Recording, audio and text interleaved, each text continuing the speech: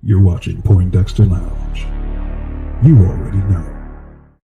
You're watching Poindexter Lounge for the unity. Why don't you set aside an hour or two? We'll have a few drinks and a cup of coffee. I don't drink. Hi, you're watching Poindexter Lounge. I'm choking on chicken. And now I'll make the point better. This joint's clever. In the lounge with Poindexter. So Poindexter Lounge, you know that we can get it in. And now I'm headed up like I'm Led Zeppelin. Hi, you're watching Poindexter Lounge. Do you like nerd stuff? Yeah? Then you'll love this. You never know what might happen or who might show up at the lounge. Poindexter, you're getting all excited. I just want to thank you for being here and being my friend. It's always good to have someone you could count on, and I'm glad you're that for me.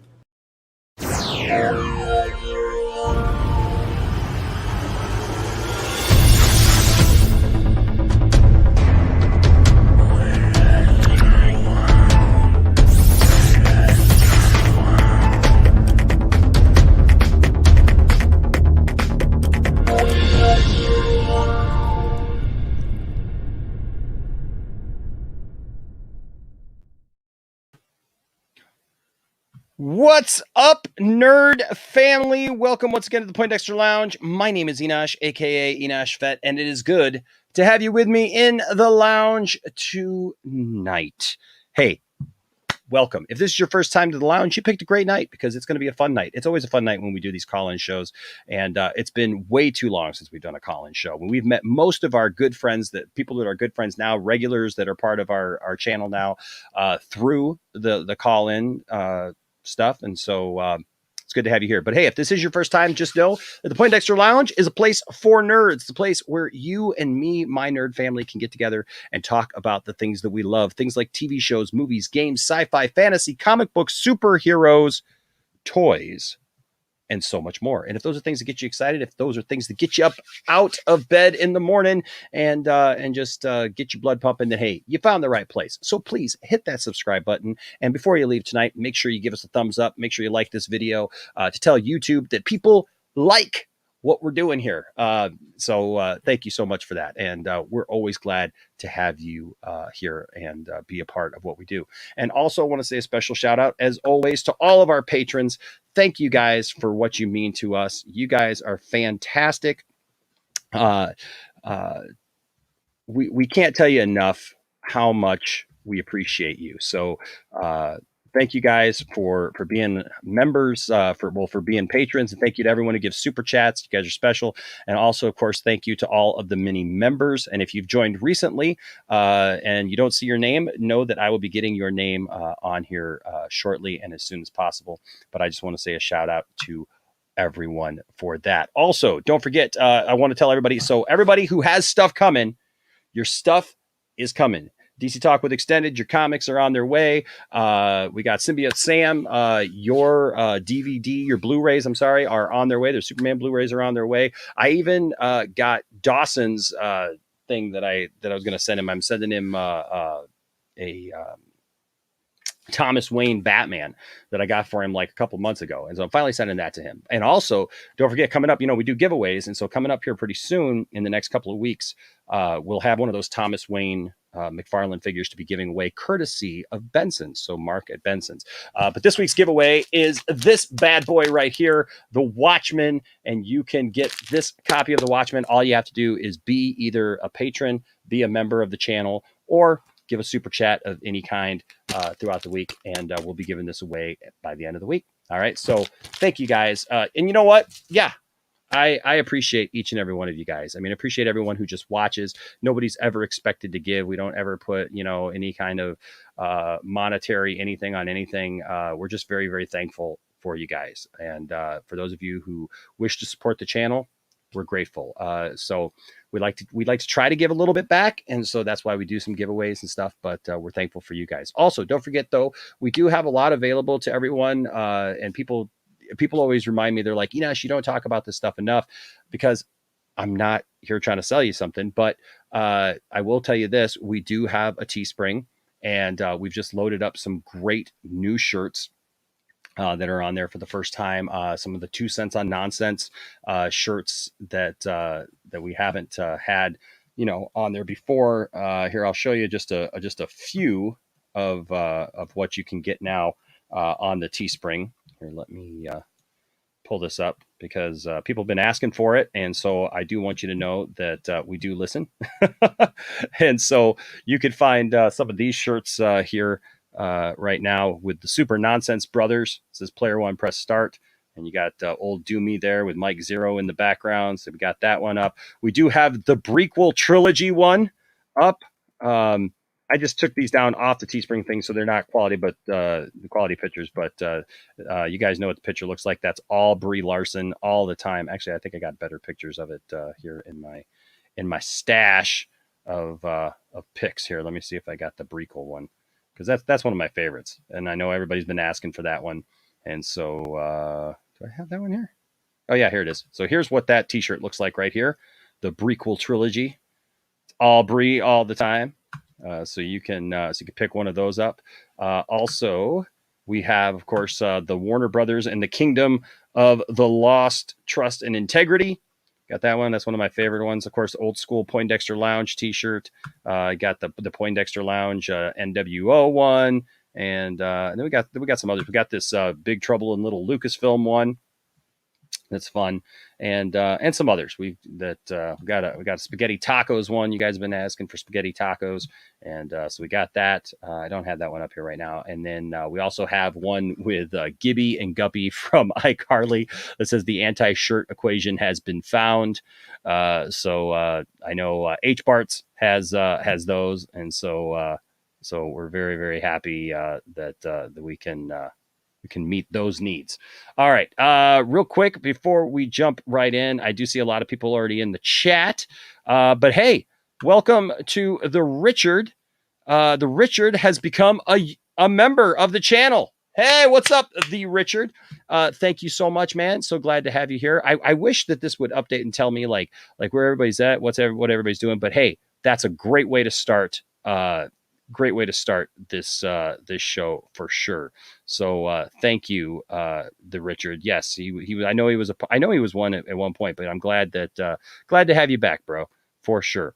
And don't forget, with all of these T-shirts that I just showed you, with our membership of the channel, I mean, you can go and buy one of the shirts, and one of the shirts is, like, we've got them priced to sell. I'll be honest with you. Other channels, they'll and Teespring wants us to sell all the shirts for like $25 a piece, but we don't do that. We don't do that. Our shirts come in, they start at like $15 or $16 because we're not in it about to just make a ton of money. So we just cover some costs for it and stuff, and obviously Teespring takes their portion of it and they handle all that. But yeah, so our shirts started at a pretty good price, but our membership level, actually, if you go the full on out, and we do have some full Poindexter people, that's $29.99. You get a free shirt every month. That's what you get. So, a couple of months pays for a shirt. And then I have people like Tony, aka Ray. And what he'll do is, because he likes to wear sweatshirts, he lives up in Canada. And so what he'll do is he's just told me, he says, hey, can you save it up for like 2 or 3 months and then let me get a sweatshirt? And so that's what I do for him, because he wants to do it. So like, we'll work with you, like, we'll have some fun with it. But I just like to make sure that people are aware of that, because I don't talk about that a lot. And so, people do ask me about it, and the people who do take advantage of it, they're like, Enosh, you should talk about it more. Hey, Derek has just become a new member too. 2 new members this channel, this one. This is a great way to start off our call-in show for sure. So thank you guys so much. That's awesome.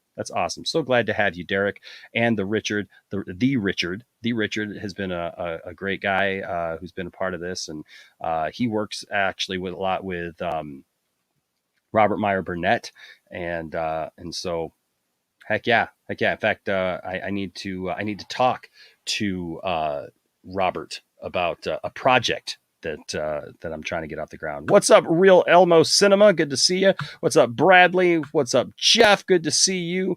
Hey, what's up, Richard Gilbert? What do you think of the Hawkeye trailer for Disney Plus? So I'm going to be honest with you. I've been way out of the loop this weekend, And that's one thing I've not seen. And I meant to see it before the show tonight because I knew somebody was going to ask me, Richard. I knew somebody was going to ask me.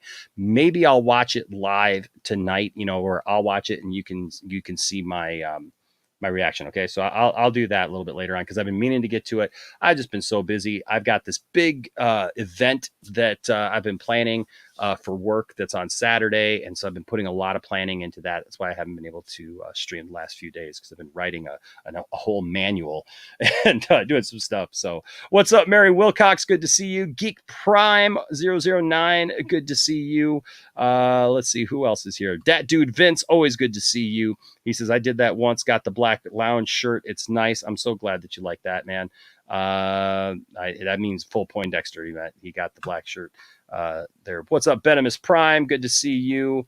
I did not, Abel. Abel says, did y'all see Andrew Garfield on Jimmy Fallon? I did not. I did not. What's up, Cherie? You know what? I have to actually, that's another shirt actually that we want to put up is the Exactly shirt. So you just reminded me of that. Let's see what's up. Christopher Buckley. Hey man, we've actually done a couple of videos on this already. And you know what? Yeah, it's dumb. It's dumb. It's really dumb at this point. We've talked about it actually quite a bit. Look, I've seen the movie. The movie's fun. I enjoyed it. And I'm not even a big Kung Fu movie guy. I like old school stuff, but newer stuff it's not as close. It's not as impactful sometimes to me, but I love this movie. I thought it was great. I thought it was very well balanced out. It's not woke. It's not about, those same people are trying to say that it's about his sister instead of him. That's all a bunch of, BS, and we know it. So, so we don't, whatever for them. What's up, Zentet? What's up, Zentek? Good to see you. What's up, Jeff Glafelty? Anthony Chobot in the house. Oh, I'm so sorry, man. I'm so sorry to hear about your aunt, man. Our thoughts and prayers are with you, man. And I hope that I hope the best for your family for sure. What's up, Nerd Cosa Nostra? Sent me the Snyder Cut, and I had him send it to my work. So today was my day off, so I'm gonna get in there tomorrow and make sure that we got it. But thank you, bro. Good to see you. What's up, Tony? Good to see you. What's up, Sean in the house? What's up, Jared in the house? So all the links, yes, reaction and reviews, all the links to everything are in the descriptions of our videos. So you can find all the links to everything. You can find the links to the Patreon. You can find the links to the Teespring. You can find the links to all of our, like our PayPal. And we even have a Cash App. We did that as a joke at first, but people asked for it. So we did it. So anyway, that somebody wants to support the channel, you can find all that down in the description below, and then many other things too, like our social media handles and all that stuff too. So yes, thank you, Reaction Reviews. Thank you for asking that. You do suck. Good to see you as always.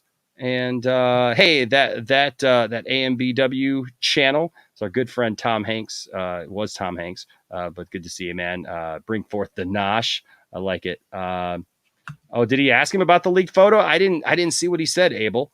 So maybe we can talk about that. What's up, CAS Graphics in the house? Another member. There's a lot more going on with Hawkeye that wasn't revealed in the trailer, and I mean a lot. Well, I can't wait to see that. Hey, Kinky Sphincter, good to see you. Dark Star, the Terminator, good to see you. Resident Justice, as always, RJ, it's good to see you. What's up, Ryan? Good to see you.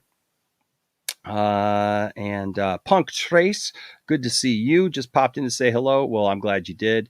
What's up, Ultimate Marvel Stan? Says Hawkeye Christmas, love it. What's up, Patrick? Good to see you. Says I go bed to tomorrow to see Woman in Love, and is cool.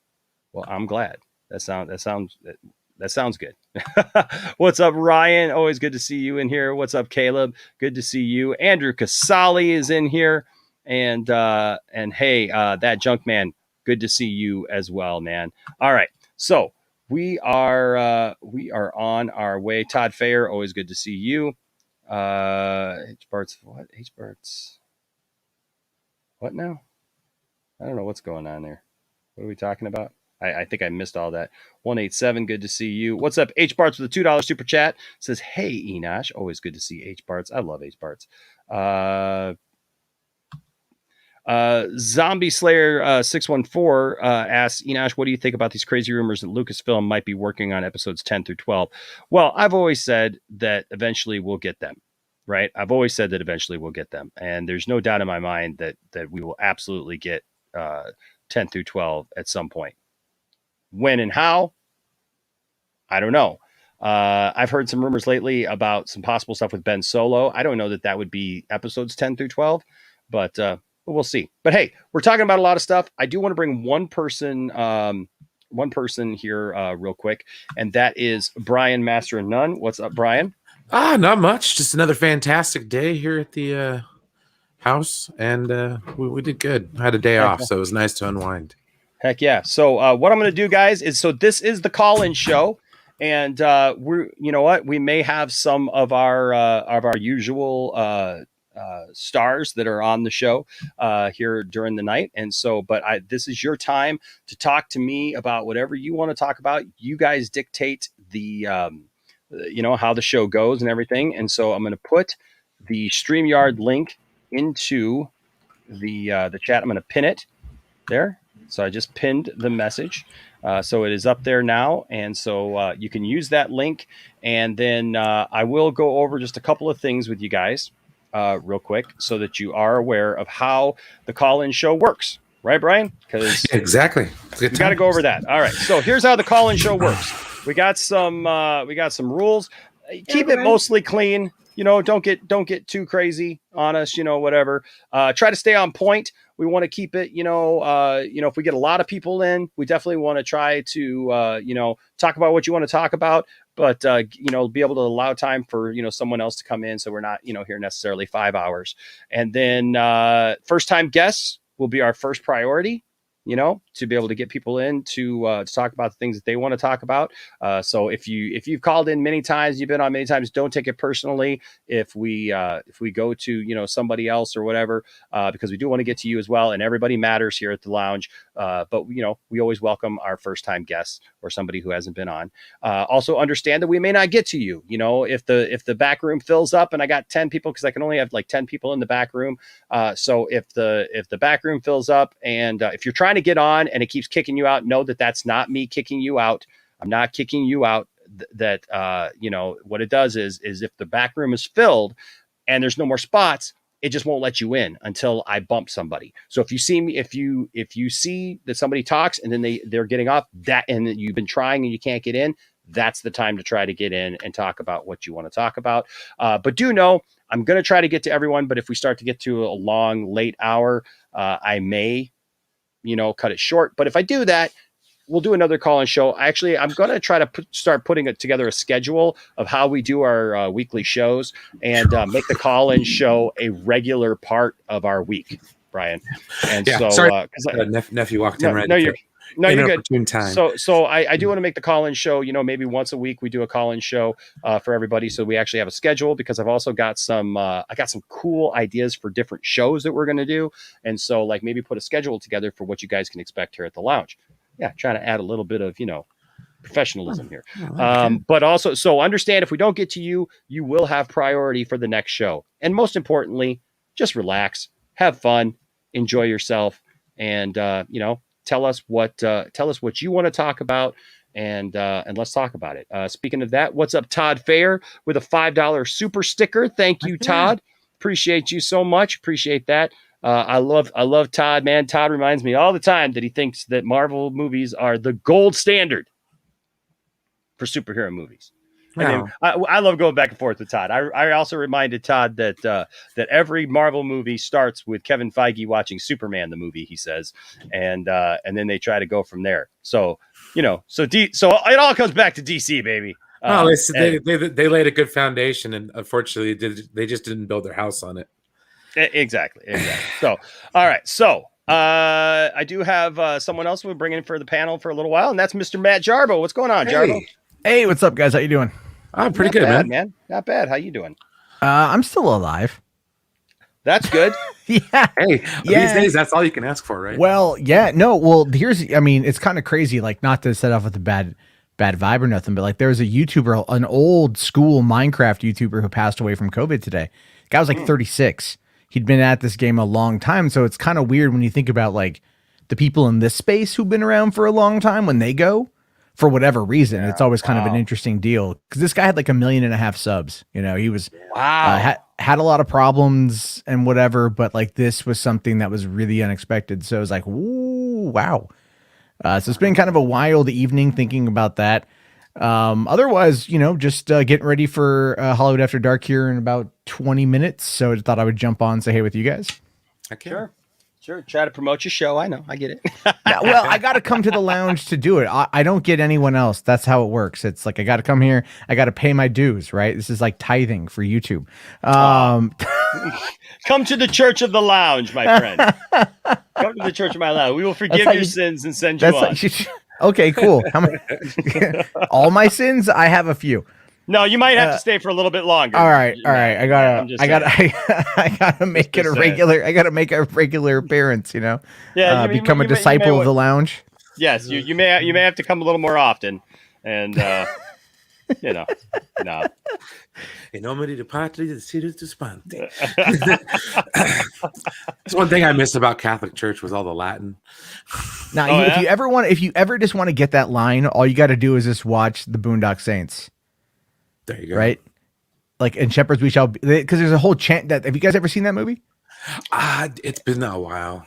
Oh man, it's good. It's really solid. The story behind the movie is even crazier than the movie itself. And there's a whole documentary about it, but it's basically, Enosh, here's the gist of the movie. 2 Irish Catholic brothers, Sean Patrick O'Flaherty and Norman Reedus. Okay. And they are living in Boston, and they end up basically being told by God to hunt down and kill evil men. And so they start taking out like the local mob. And, it's very dark humor, very bleak humor. And the movie, like it has Willem Dafoe in it, Billy Connolly in it, Ron Jeremy is in it. The movie had like an $11 million budget back in 99 is when it came out. Wow. And it didn't get popular until a couple years later when it went into Blockbuster and a bunch of college kids started, renting it. And back when word of mouth on home video actually meant something. Yeah. And it kind of created this Boondock Saint revival. So much so. I've heard of the movie. I've just never seen it. Yeah. It's a solid. The first movie is really good. The second movie, not so much. Because it got so popular that they greenlit a second movie. Oh, really? Yeah. And but that's not like Boondocks. That wasn't like Boondock Saints Part 2, was it? It was All Saints Day. Okay, it was called something else though, right? Yeah, it was Boondock Saints 2 All Saints Day. Oh, really? See, I've never heard of that one. Yeah.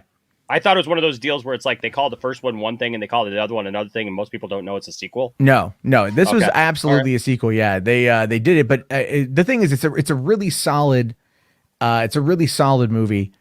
It's one of those ones that, like, when I first saw it, it was recommended to me. Then I recommended it to all of my friends. Like, they did like a special screening of it one night, like with Fathom Events, way back in the day. And like, I went to it in San Diego, and I swear I could recognize like half the people in the audience are people that I already knew. It was like local idiots around San Diego, like, yeah, let's go see Boondock Saints. So, that's awesome. Wow. I really recommend it. I just don't think it's streaming anywhere right now. I just checked. It's on Amazon. It's on Prime. Really? Is it on? Oh, good. Is it just the first one, or is a sequel there too? Let me see. Speaking of Fathom Events, you know what's coming up next week on Fathom Events? Transformers the movie, the animated one. It is also on Amazon. The sequel's on Amazon as well. Okay. Oh, there you go. Because aren't they doing a 4K release of the 1985 film? Of Transformers? I don't know. I don't know. Ooh. 4K. Because I thought that they were doing cool. like, I know they're doing like was it like a 35th anniversary or some crap like that, right? Like a maybe or is it 86? I think, yeah. But I think that it's like movie came out in 86. Yeah. Yeah, I think it's like a an anniversary release or something. Which, yeah, I mean, go to the theaters, listen to Orson Welles as Omicron. Absolutely, Omicron. Did I say it right? No, it's not Omicron. It's no. Unicron. Unicron. There you go. There you go. Omicron. See, Omicron is from Futurama. Oh, that's right. Yeah, that's right. Omicron Persei 8, I think, is the name of the planet. I know and that's the great. Yeah, Omicron Persei 8. Yeah. That's also screwed where me the up. crystalline entity in Star Trek: The Next Generation. Ah. Omicron Theta. Hey, real quick, Ryan Hartwell here with the $5 super chat. Thank you, Ryan, so much, buddy. Says, just want to show some love and wish you and your family the best. Thank you, Ryan. You're the best, man. I appreciate you, buddy. Excellent. So, so we got Matt here. You know who else we have here? We also have Saggy. What's up, Saggy? You brought on Jarbo before me. I'm still waiting for my delivery, dude. This is what you're doing with my food? He was here before you. I don't know what to say. I ate it. Why would you do that? I'm hungry. All I wanted was my tacos, dude. Yeah, I wanted more, and like your tip was terrible. And then I looked up your profile, and I was like, she doesn't need them. I tip. First of all, I tip amazingly. Thank you. Everybody gets $5 or more, okay, depending on how far it is. And I really wanted my tacos. Well, I got this to say. I've got a clip of Saggy that I can never play. She was on a stream the other day, and she was talking about watching hentai with her friends. And she repeated something that's in the hentai, and I have the clip, but I don't know that I can even play it. It's like so far. I can summarize it kind of because I think Saggy likes the tip in the taco. I think that's kind of where it's at. I mean, I just made a rule to be like Brian's face. Oh no! Look at Brian's face. He DM'd it to me, and the first thing I said to myself is, "Why are you even watching this stream?" I was like, "Well, I know those guys. I know, guys. But like that was the most weird, you okay, Brian? random time Yeah, to be I'll get there. watching that stream. Have you heard this drop? Any of you guys? Like, were you watching that stream with her at all? Okay. Well, you know what? I'm just gonna do it, and then we're gonna start bringing people in so that we can. Oh God, why? Because you guys are stars of the show. People want to talk to you guys as well. But yeah. So this right here, I just, man. Oops, I got to change it to an MP4 real quick. Hold on a second. So about those Red Sox guys, how they doing? Good this season? No, they're awesome. I don't know. Niners won. Oh yeah, go Niners! Yeah, the Niners. Woo! Baseball, football. Mind you, this is from the girl who has told me to eat the meat. She has blamed everything on me. According to her drops, we have many drops from Saggy here on the channel that have been classics. I mean, Saggy is a regular classic here on the channel. I mean, we got such great things. I blame the Poindexter Lounge 100%. And I can still call Enosh out for eating the meat. And he'd look at, well, you ate the meat too. Okay, but that still doesn't negate the fact you also ate the freaking meat. But can you imagine tuning in to see your friend? Ambassador was there too, by the way. But tuning in to see your friend on a stream and hearing these words, I'm loading it right now. Hearing these words come out of your friend's mouth because she was watching. First of all, I don't know why. When I told Tiffany this and I showed this to Tiffany, Tiffany's like, why would you sit around and be watching hentai with your friends anyways? That's kind of like. No, hold on. Pause. The context was we were telling stories about how a situation that is like normal ends up turning sexual. And I was telling a story how me and my friends were hanging out watching anime. And then one of them brought up hentai. And it was the first time I heard of hentai. And then they asked if we wanted to watch some hentai. And they were like, I was like, yeah, I'm curious that this is a real thing. And then we were just sitting there watching hentai. So yes, that's what the conversation for that stream was.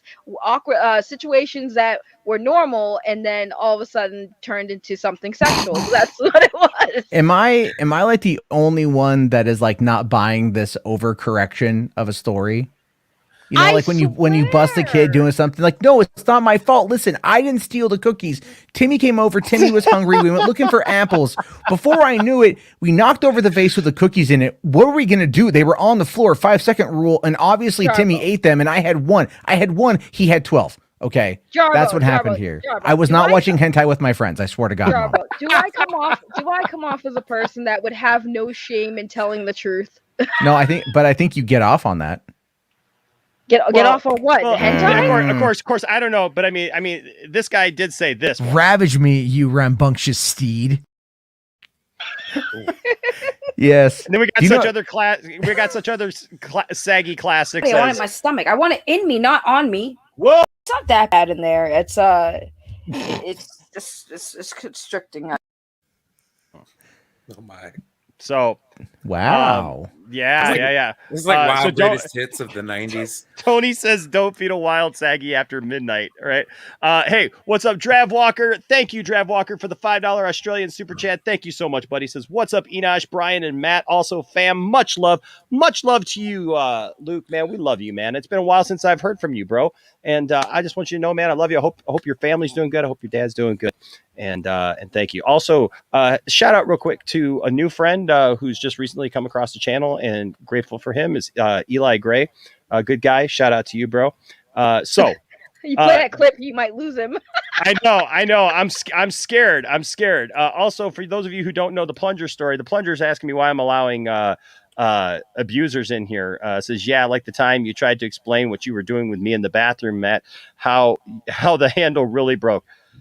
Matt, listen, I can explain that, and I've been very consistent on this subject. I'm not into butt stuff. So obviously you broke in the line of duty. You were a hero. He said Don't duty. sully your good name, and for the love of God, stop planning to storm the Capitol. We don't need another insurrection. Yeah. You want to tell everybody who doesn't know what you did to the plunger? Wait, what? Sorry. Yeah, I broke it because I was pooping and I needed it. And then I was on stream. I had to run off to go use the bathroom. I left Mad Max in charge for like 5 minutes. And then I just came back. I was like, I broke my plunger. And then that kind of spawned a meme. Yes, but I had to poop. Somebody has created the plunger, and it's on Twitter, and it's here. And every time Matt's on, the plunger it's so says funny duty that was definitely part of it. The plunger doesn't follow me to my account, which is really funny. The plunger doesn't come over. Do you blame the plunger? I wouldn't follow you at either after you broke. Free Book Theater.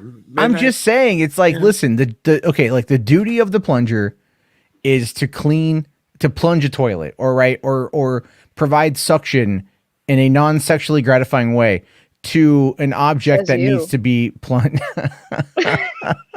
Wow, how are we talking, like hot dogs in the hallway?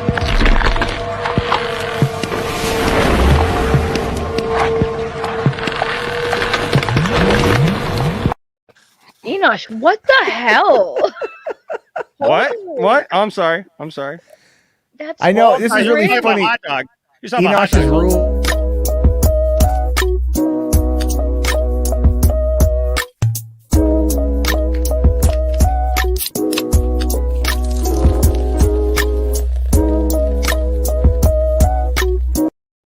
I swear this is an ad for a tampon. It's it's just kind of weird, like that is what it is. But okay, so here's the clip. Without further ado, so this is what I click on, and I hear our good friend Saggy talking about this. Well, I want you to put it in my ass. Excuse me? Oh my.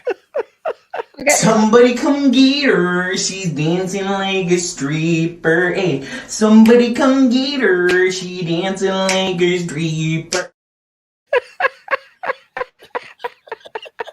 Okay. I thought I would save this with Matt here. Zack Snyder. I actually am going to be talking about Zack Snyder tonight on what? On my stream. No. Yeah. No. Canceled. Yeah. Canceled. I got a lot to talk about tonight. It's going to be a wild night. Anthony but- Chobot is a new member of the channel. That's the third member of this stream. That's awesome. Anthony, welcome, Anthony, to membership, buddy. It's good to have you here, bro. And I'm so glad that you are here, man. That's freaking awesome. I'm not glad I'm here anymore. You should be. We're glad to have you here, Saggy. We're always glad to have you here, hon. Let's see. Also, Real Elmo Cinema. What's up, buddy? Good to see you, man. Good to see. I've met that guy. That's a good guy.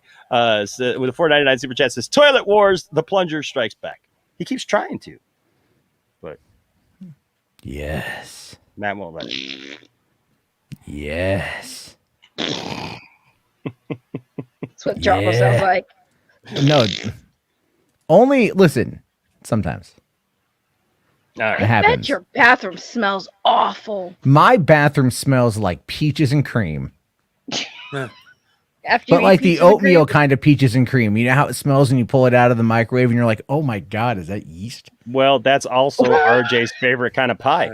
Well, you can't go wrong with a good cream pie. No, you can't. You know, his face like. So this is why I'm off camera most of the time. It's just That's why I the like facial- cheesecake. It's better. Cheesecake. RJ's like, why?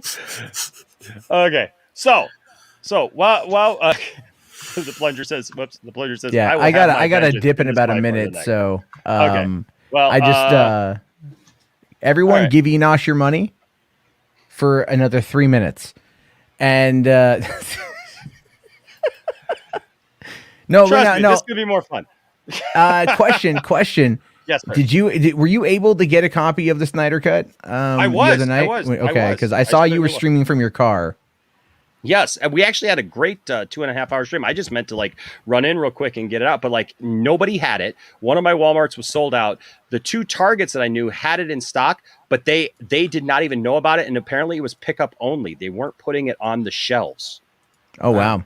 Yeah, because the guy in the electronics section didn't even know it was out. He told me the first time that it wasn't, and then I went on the website and it said that my Target had it in stock. And then when I called him back, he looks it up. He's like, I can't even see it from our perspective because it's a order and pickup only.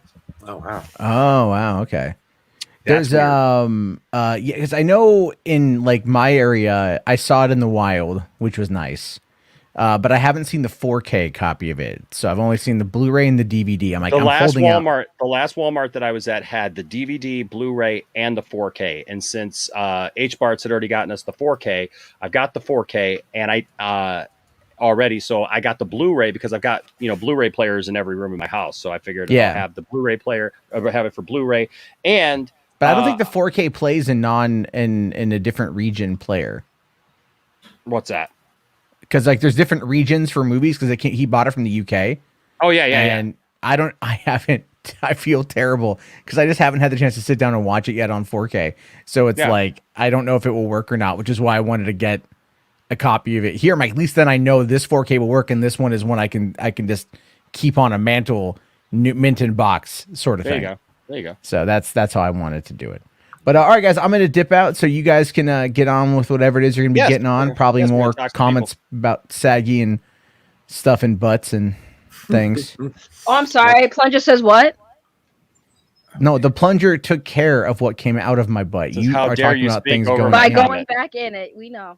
Hey, listen. All right. Don't kink shame me, Saggy. I don't kink shame you with putting those tips in those tacos. All right. You do kink shame. Go have fun on your Eli Gray with a comment says, tell Jarbo, as a quarter Chinese American whose family had to leave when the communists took over China, is not looking for war. They are trying to become isolationists. I never said they're looking for war. I said they're becoming more isolationist. I did say that.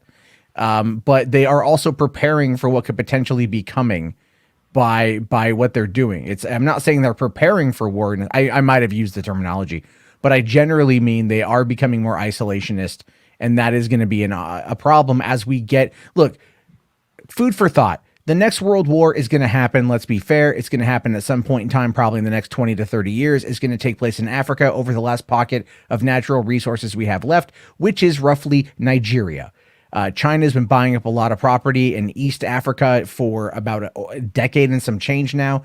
Never mind a multitude of other countries like Australia and even here in the United States. So that's what's going to go down. Mm-hmm. Yes, they're going to go isolationist while they build up their resources. Think of it like an RTS. You know, you kind of like StarCraft. You go off in the corner, you build up your guys, and then you send them off into whatever conquering territory you want to do. You heard it right here, folks. Matt Jarbo's planning World War III. Thank you. I knew I was finally meant for something. I just read it in a book, actually. So bam. And H Bart says, by the way, 4Ks are region free. Yep. Why is everyone telling me to get a 4K player then? That's anyway. Sean Okay. Sean also says 4K discs are region free. Okay. Well, that I know I have to go to Zavvi.com. So all right, I have. You know what this means. You know what this means, Matt. We've just proven the point that we kind of always knew. And you know what that is? I get a lot of takes wrong. Jarbo Damas. I called it before the clip. I did. I called it before the clip. Just because you know I have the clip. No, I forgot you had the clip. But still, Jarbo Damas. Well, Matt know how to make an exit. That's good. He does know how to make an exit. I just hope he's careful when sitting down on that computer chair.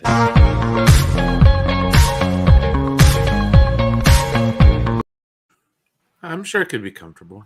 Probably. Ryan Hartwell with a $5 super chat. Thank you. Ryan says, that's nothing. When Saggy and I were talking about Beastars on her stream, I accidentally called taste buds taste balls. That's true. Wow. So, well, then this one's for you, Ryan.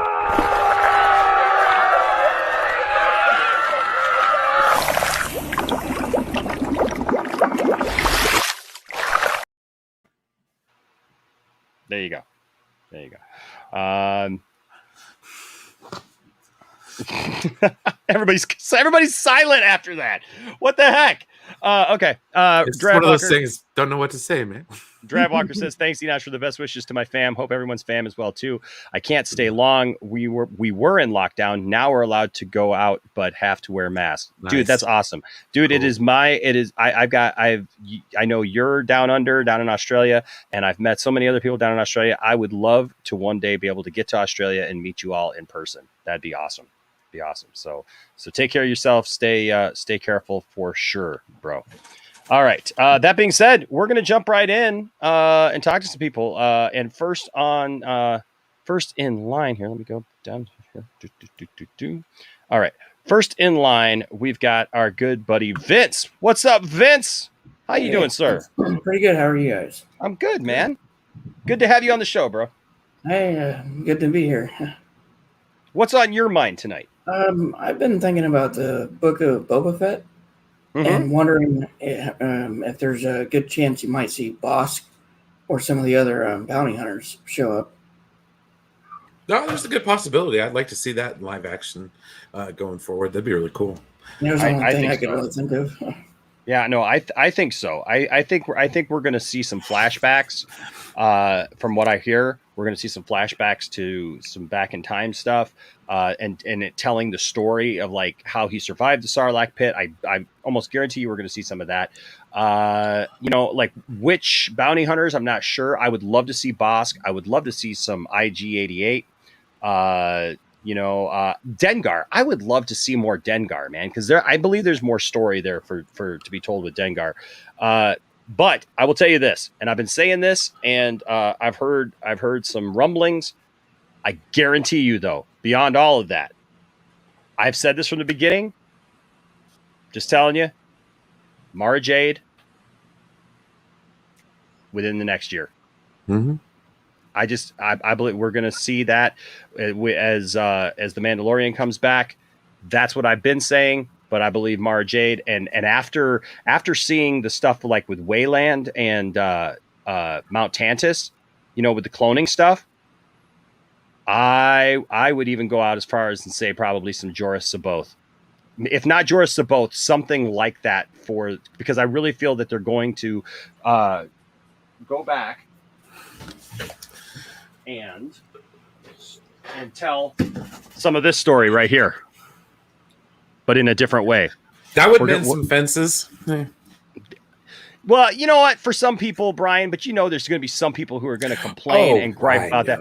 I was just on with Dawson yesterday, man, and we were talking about Knights of the Old Republic getting this new update and everything. And dude, there's just those people who are just angry just to be angry. Seriously, like they're complaining about that, even saying that that's all going to be woke because one person who's working on the writing of it or whatever, or is involved in some of it, like was involved in something that, that they don't agree with the politics on. And it's like, whatever, whatever. Yeah, exactly. Sean, they'd still cry. They'd literally still cry. So this is why we can't have nice things. Sorry, guys. It is. But I guarantee you more of this story is coming. I've been saying this now for months, and that I believe we're going to get the Thrawn saga, as it were, and told in some way. It'll be updated, but it'll tell that story. I mean, what do you think, Vince? Yeah, I agree with you. I don't know. I think I'll probably definitely see Mara Jade. I'm sure some people will end up complaining of whoever they cast for her. Mm-hmm. Oh, I'm sure. Oh, I would love it if they just did it and actually did a Brie Larson swing for the fences. My goodness, They might as well. I would have been. You'd consider me the happiest person on the internet. I would laugh my butt off, man. Just seriously, sing songs. Oh man, it'd be so awesome. The entire prequel trilogy, man. Mm-hmm. Can you imagine? But no, man. That's what I think. Now I noticed you got a Shang-Chi shirt on there. Have you seen the movie? I have. I bought this the same day I saw it, and I really liked the movie. Excellent. Cool. And yeah, I enjoyed the movie. I enjoyed it a lot, and I'm looking forward to seeing what they do here coming up. I think we got good things to look forward to as nerds. What do you guys think? Well, absolutely. It kind of got me more excited for the Eternals. That and the trailer before the movie.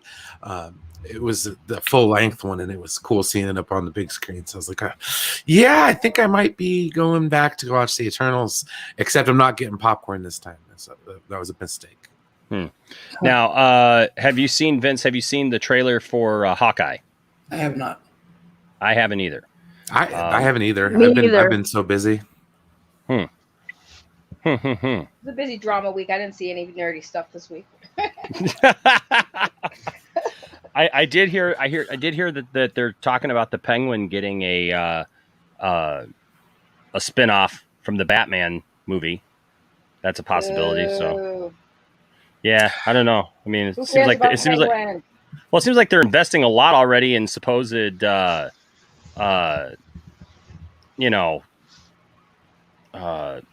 spin-offs already. So I don't know. I think they should just do more with the Titans. I'm almost caught up to season 3, and I think that they have a really good series on their hands, and I think that they should probably focus a lot of those side stories. If they're going to introduce the Penguin, do it in Titans. It would be really cool to see instead of just doing these movie projects with these characters that, to be honest, I like the Penguin, but I don't want to see an entire movie made on the Penguin. Just put him in Titans. Titans is really on a roll. Titans is on a roll. That show is great. Have you seen Titans, Vince? Are you watching Titans? I haven't seen any of it. Okay. You're going to love it. Do you have HBO Max? Yeah. I need to catch it. Or I was thinking about watching it. And I need to get around to that. You're gonna Titans love it. is really good, man. Titans is really good. I'll tell you what, it's some of the best. Obviously I love the Snyderverse. That's my go-to. But man, I'll tell you what, it feels like Titans could exist. It's in that Snyderverse adjacent, and not only that, but that's one of my biggest complaints about DC, and I will reiterate it here: the fact that they don't connect their good television with the movies. Mm-hmm. I think that's dumb. I mean, I'm a Star Trek fan, okay, and what did they do best, in my opinion, is when they did the original movies, they brought back the original cast. You know what I mean? So it's if they could expand on that and give more weight to it, I would love to see that. I mean, a Nightwing movie with Brendan Thwaites in it. I mean, what the heck, dude? Like, that'd be awesome, dude. I get in trouble every time we start talking about Nightwing. People are mad at me because I didn't want Dick Grayson to be dead, but you know, what are you gonna do? Well, Zach killed him. I mean, I know. But Vince, back to your original question, man. What bounty hunter would you most be looking forward to seeing? I mean, outside of Boba Fett, obviously he's like my favorite Star Wars character ever. So I'm super excited about the show. I would say Bosk and IG-88. Okay. Let's see. I've got my. Where is he? Oh, here he is. So I've got. Dang it! Knocking stuff over. I got an Empire Strikes Back shelf right up here, and so I just happen to have my original Bosk right there. Awesome. Love that guy. I'd love to know more about him. Now, I would say Asajj Ventress, but I know in Solo they confirmed that she was dead. But I guess she could always be in a flashback or something. Did I miss something? They in Solo they did? Yeah, he said something about thanks for taking, or maybe I'm getting the name wrong. Because he thanked Lando for taking care of somebody, or no, Lando told Beckett, thanks for taking care of this other character. I'm pretty sure it was Asajj. I don't remember that. Dang, I just watched Solo again the other day. Now I'm gonna have to go back and watch Solo. Thanks, Vince. Now I'm gonna have to have to pay attention to that. Holy cow. I haven't heard anybody talk about that, so that's interesting. But you know what? The thing is like you never know though. You know what I mean? Like honestly. I love Asajj Ventress, to be honest with you, and I'd love to see her character in live action for sure. I can't wait to see more Fennec Shand though. Oh yeah, that's gonna be great. Heck yeah. Well, is Cad Bane still alive around this time? Kind of interesting. Well, yeah. Well, that's the rumor actually. That Cad Bane is going to be in Book of Boba Fett. That'd be kind of cool. Live action Cad Bane with his droid. That'd be sweet. Heck yeah, it would be. Heck yeah, it would be. Find out if Omega survived. Yeah, come on now. I think they're setting up for that too. Well, theories abound. I heard one that was like potentially that could be like Rey's mom kind of situation. Mm-hmm. And I could get behind it, and the math lines up. So that who could be Rey's mom? Omega. Wait, hold on. Yeah, but that would hold on. Wait, that would mean. I don't know. I don't know if that works. Does it? Yeah. Easily. Maybe. The math lines up. As long as she survives and hooks up with Palps. See, I imagine it's going to have something to do with the mountain. Second, third season of Bad Batch. We'll see it. I'm telling you. I think I get where you're going. Okay, maybe. All the cloning and we find out what happens. I mean, you guys have seen the end of the Bad Batch, right? With what they did to Camino and all that stuff. Yeah. So I'm really interested to see what they do with Lama Su and that angle. Like, because that's the stuff that's got me interested, especially even that part in Mandalorian where they're like, I want to find out the Snoke clone part. Like, how the hell does that work?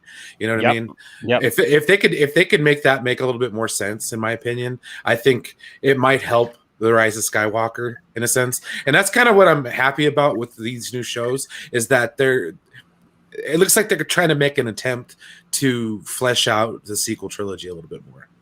Yeah. Just to correct something, I guess I'm tired. I meant Aura Singh, not. Oh yeah. Okay. I didn't know that one either. But dude, Aura Singh, I'd love to see more of her too, man. I'd love to see all those bounty hunters, man. Like, you know, it'd be sweet. It would definitely. Yeah, she was the one mentioned that Tobias Beckett had apparently killed or something. Okay. Now I'm gonna have to go back and watch that. Dang it. I literally just watched that too. That would be another character that I would be interested in seeing.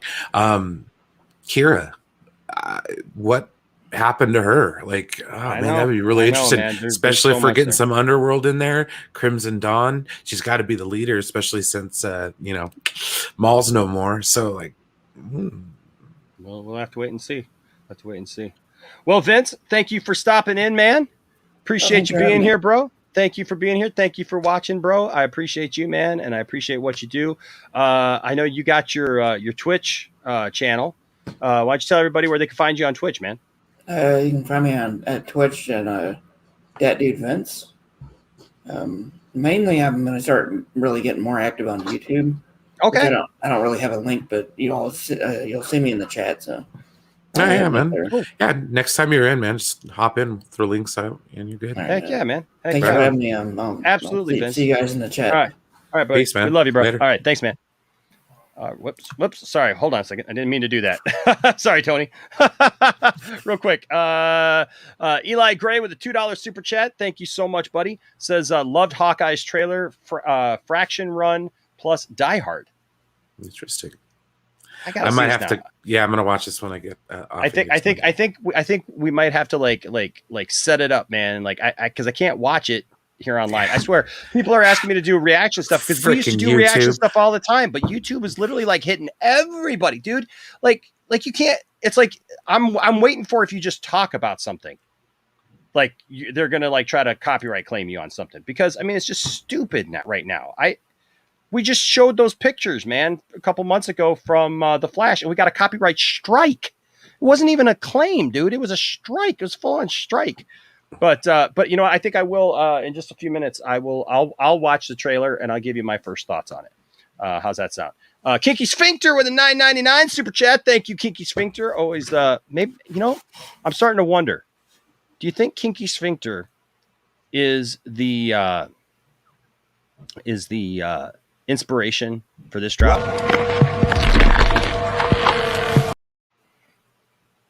Potentially. He says, you think there's a chance for Mace Windu if showing up, especially if they put him as the one that saved Grogu during Order 66. Look, I've been on record. I know a lot of people love Mace Windu. I love Mace Windu. He did.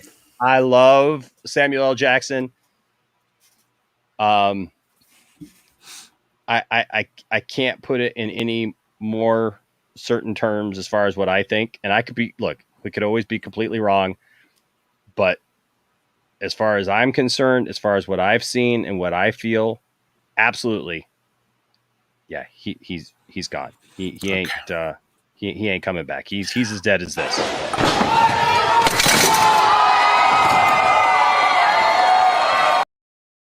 That poor chair never had it coming, or never saw it coming.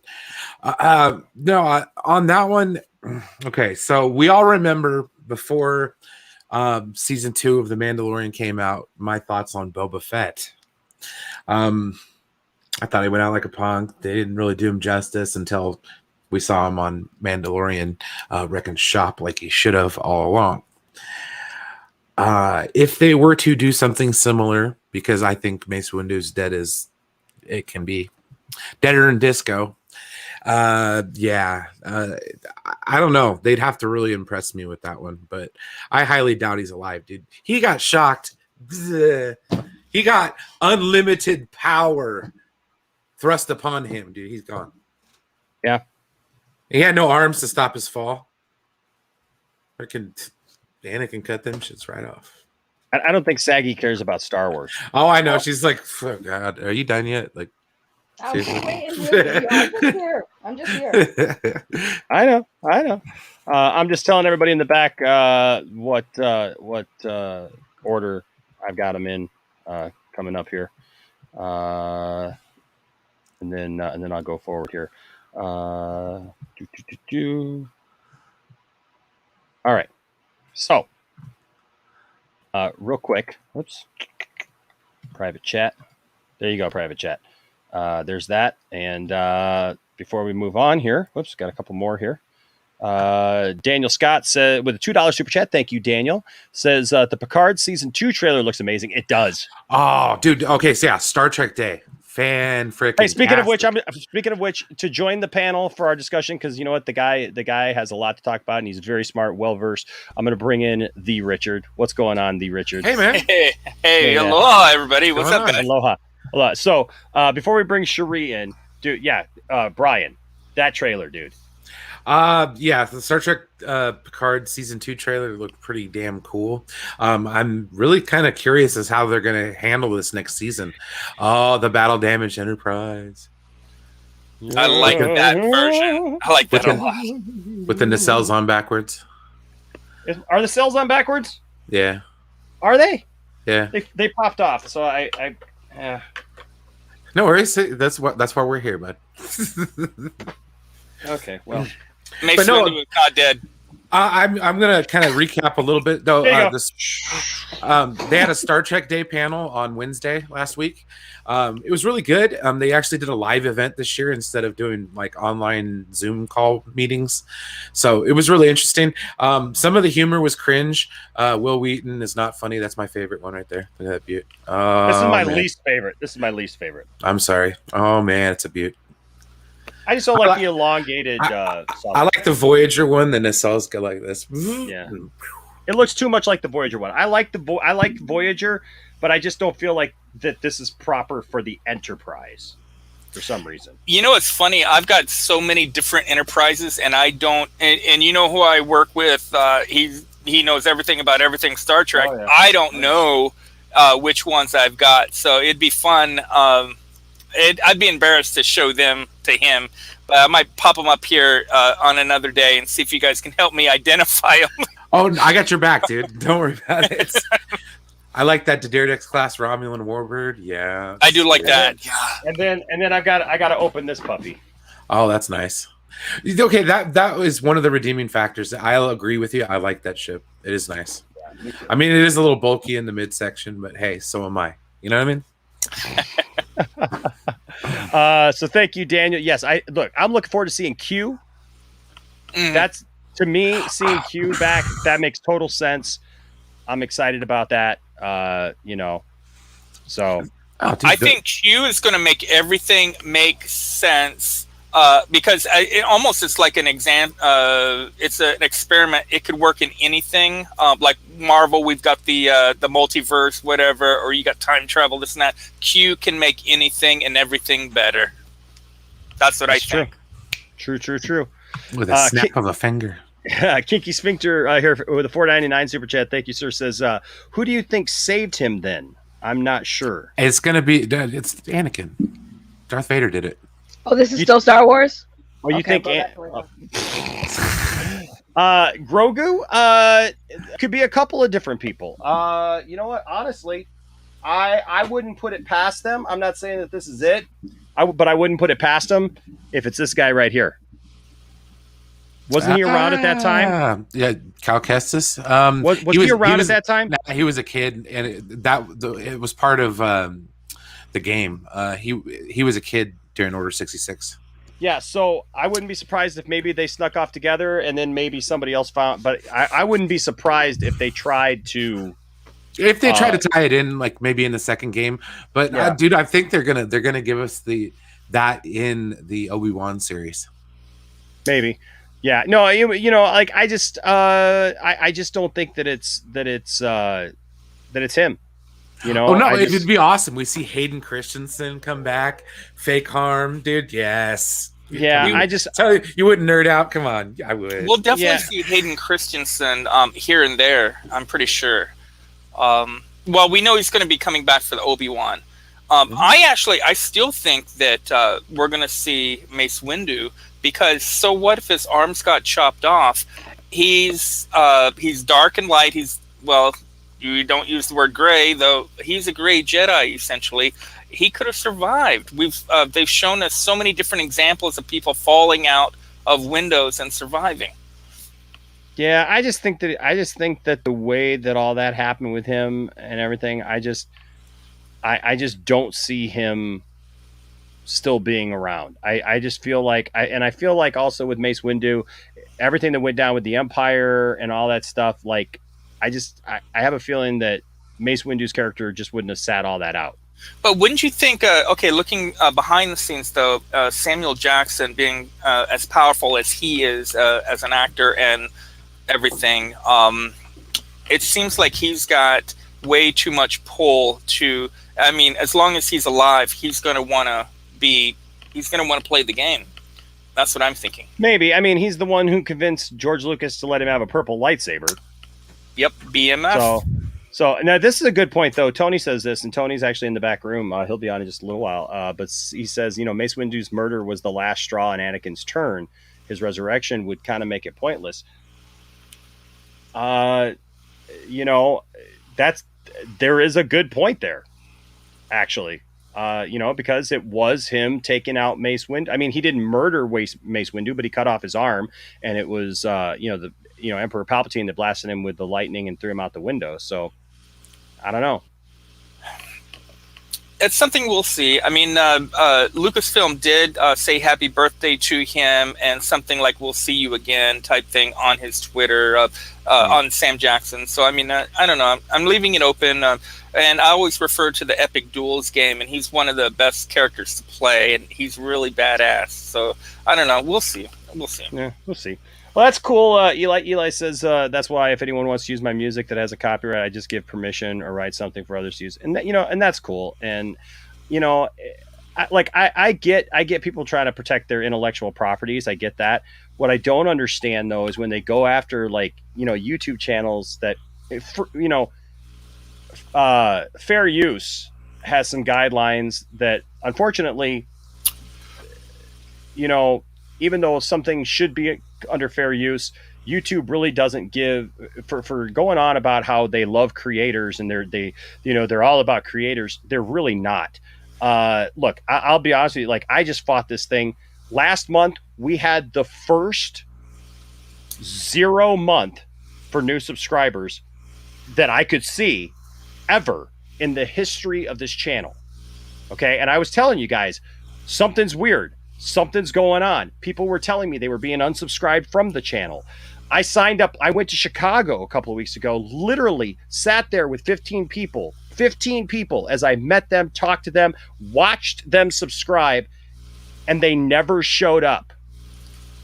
Literally never showed up. I wrote to YouTube. I talked to YouTube. YouTube tried to tell me, no, you're just not popular. People just aren't doing it. I'm like, no, dude, literally. I watched 15 people sign up and they didn't show up. And I got people who are on the show with me who are members of my channel who you have unsubscribed right in front of them. RJ's talked about it, that RJ was unsubscribed right in front of me. He was watching and all of a sudden it went from subscribed to unsubscribed. And I know that they did the same thing with me with Dawson from Nerdy in Many Ways. I'm one of his members. I was his first member of his channel. And all of a sudden it just had me not subscribed. I was literally on the show one day and I'm like, what the heck? And so I went back and forth with them. They tried to give me every excuse. They put me in a round thing, where it's like I contacted the right people. They just didn't answer me, and then I contacted them again, and they told me, yeah, no, you just have to do things, content that people want. I'm like, trust me, we're doing content people want. It's not that issue. And then I got a hold of them on Twitter, and Twitter said, hey, well, you have to contact these people. I'm like, that's what I did. And so I literally went round and round and round. Finally, it's funny because I finally got an email from somebody, and they're like, we didn't detect any kind of unusual activity. And you know what happened that day? 50 new subscribers popped up just out of the blue. So we got it worked out. We had to fight for it, but YouTube does weird things, including hitting copyright strikes on people, and they don't give you the proper channels to be able to do it. And they scare some people into not even fighting copyright claims, which they should be able to, it's like you could do a 2-hour show about something else. It's all your own content. You do a review of something, which you should be able to speak, critique, offer your thoughts on, whatnot. And that's fair use.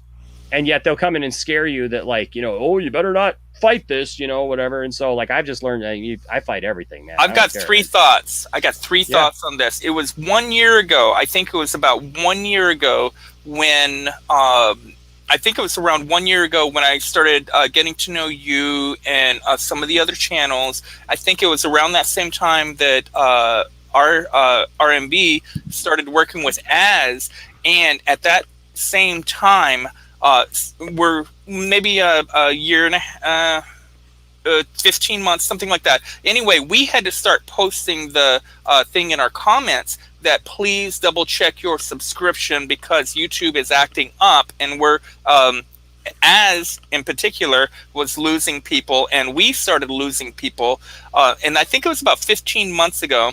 And so it looks like it may be cyclical, as in YouTube does this on a regular basis, and it kind of forces everybody to stay on their game.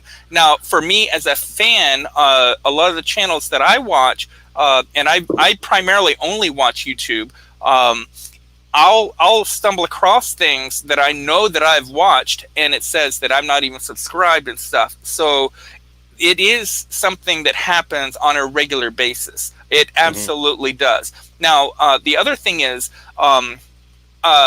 Rob was always asking, how can certain channels do play music, do music reviews and stuff like that? Well, I've been studying the Professor of Rock and other channels, and it literally, from my observation, 5 seconds, and then volume down, you talk, and then 5 more seconds of the song, and that's how they get away with it. And I told him this, I've not actually looked up the legalities of it, but I can tell you I've timed the Professor of Rock he could do a 30-minute video on The Who, and every 5 seconds of audio, then he'll say something, and then he'll play 5 seconds more, that kind of thing. So I tried that stuff too, dude, because I looked all that stuff up when we were doing because we built this thing on my family doing like trailer reactions, stuff like that, and I tried all that stuff because I was like seeing all that stuff. Oh yeah, if you could trick the algorithm by doing this and that, and the sensors, that are looking for that stuff, whatever, and then we'd still get them, and I was like, okay. I was watching videos where people were like that don't listen to music, but now they're listening to this for the first time, and they listen to the whole damn song. I'm like, I don't get it, man. And I look at people like Tyrone Magnus. Tyrone Magnus, dude, looks at everything. He's got like over 1 million subscribers. Like I'm worried about putting my channel on the line for this stuff. I study him. I study because all now they're guys. talking about going back, right? And I just saw because I follow him on Facebook, and on Facebook, like he was talking about he just now got a copyright claim on something. Oh, and he was like super ticked about it because he says I never get these, and I'm thinking to myself, dude, you got like over 1.5 million subscribers. I'm sitting over here at 11, and I'm like, I don't want to risk what we've built for just a reaction video, and because my God, we got a strike because it's unreal. I've gotten strikes for things that I've never even gotten a claim for before, and then all of a sudden I got a strike out of nowhere. So I don't know. Regarding Facebook, now I do have experience with this because I've got the Jeff Goldblum figure that I use for my Jeff Says with all my toys, and I use actual music. I've won 5 different cases against WB Music. I would get in trouble, and then I had to dispute them.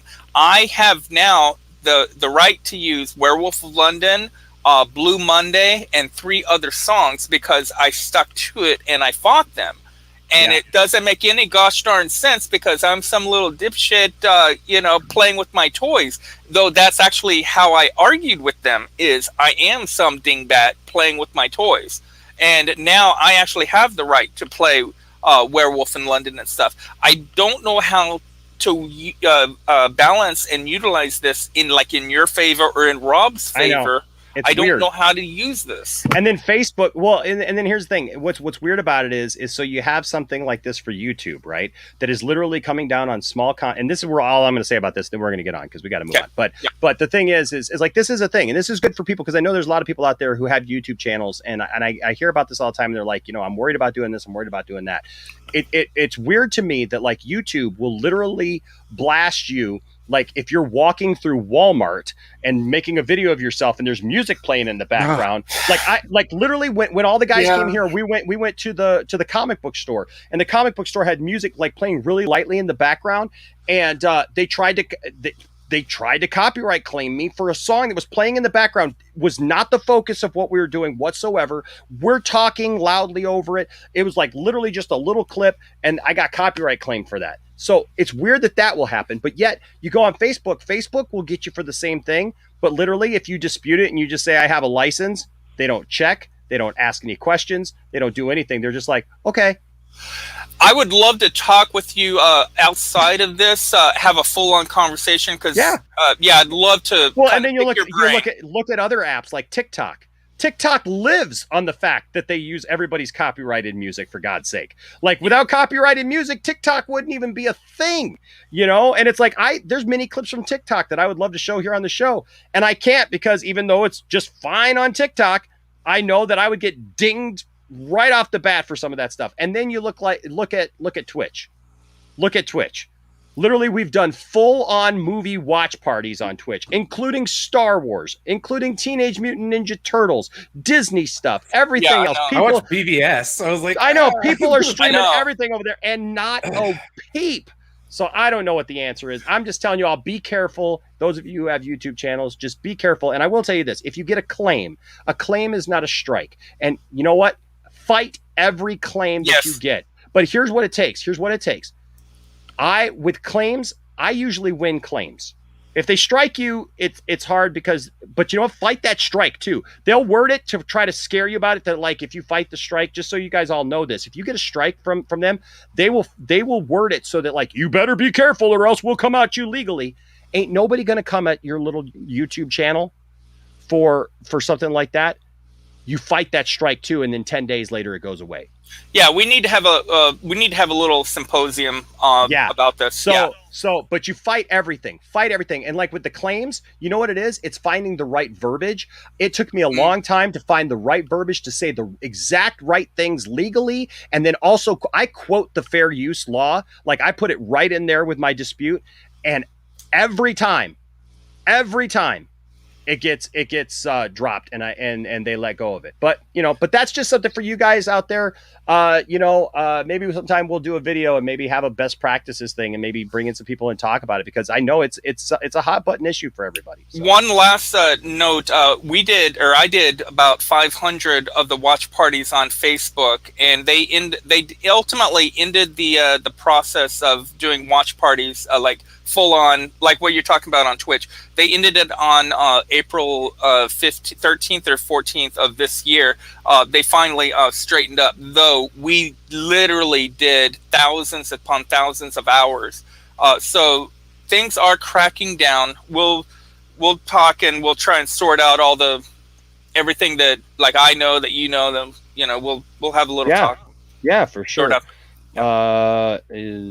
Hold on a second. I'm just writing something here for anybody. So there we go. Okay. So we're gonna bring in somebody that I love to talk to. She's great. And where'd she go? Hold on a second. She had to dip out. Oh no, Cherie. Yeah, that's why I was like, oh no, Cherie. She has to dip back. She'll try to get back. Where'd she go? I didn't see her say that. I'm sorry. We were talking about this, so I'm so sorry, Cherie. Well, Cherie, when you come back, when you get done doing whatever you're doing, if you're able to, you jump back in, and you are right back at the front of the line. All right, if you're still watching, Cherie, we love you and we're thankful for you. All right. Wondering if you wanted to watch that trailer, you could play one of your videos for. You've got some videos. You play something and then watch it. And then we could actually talk about it when you get back, because the trailer of the Hawkeye thing, it's only a minute and a half, isn't it? I don't know. Actually, I can just watch it. People like to see my my reaction as I watch it. So you know what, we'll do that, and then we'll bring in our next one. Okay, so I got it up here, and I got a commercial here for Metro by T-Mobile. Oh. They get $25 a month. It gets you one line unlimited for 5G. So there you go. All right, here it comes. Let's watch his face. I'm watching it too. Cool. I watched it a few times. Okay. Rogers the musical.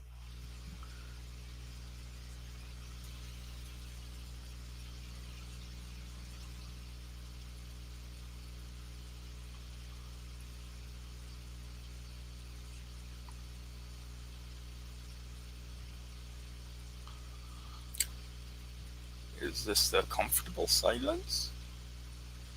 I don't know what's going on. I heard Star Wars. I tuned out. No. They're watching. They're watching Hawkeye. They're watching Hawkeye trailer. Oh.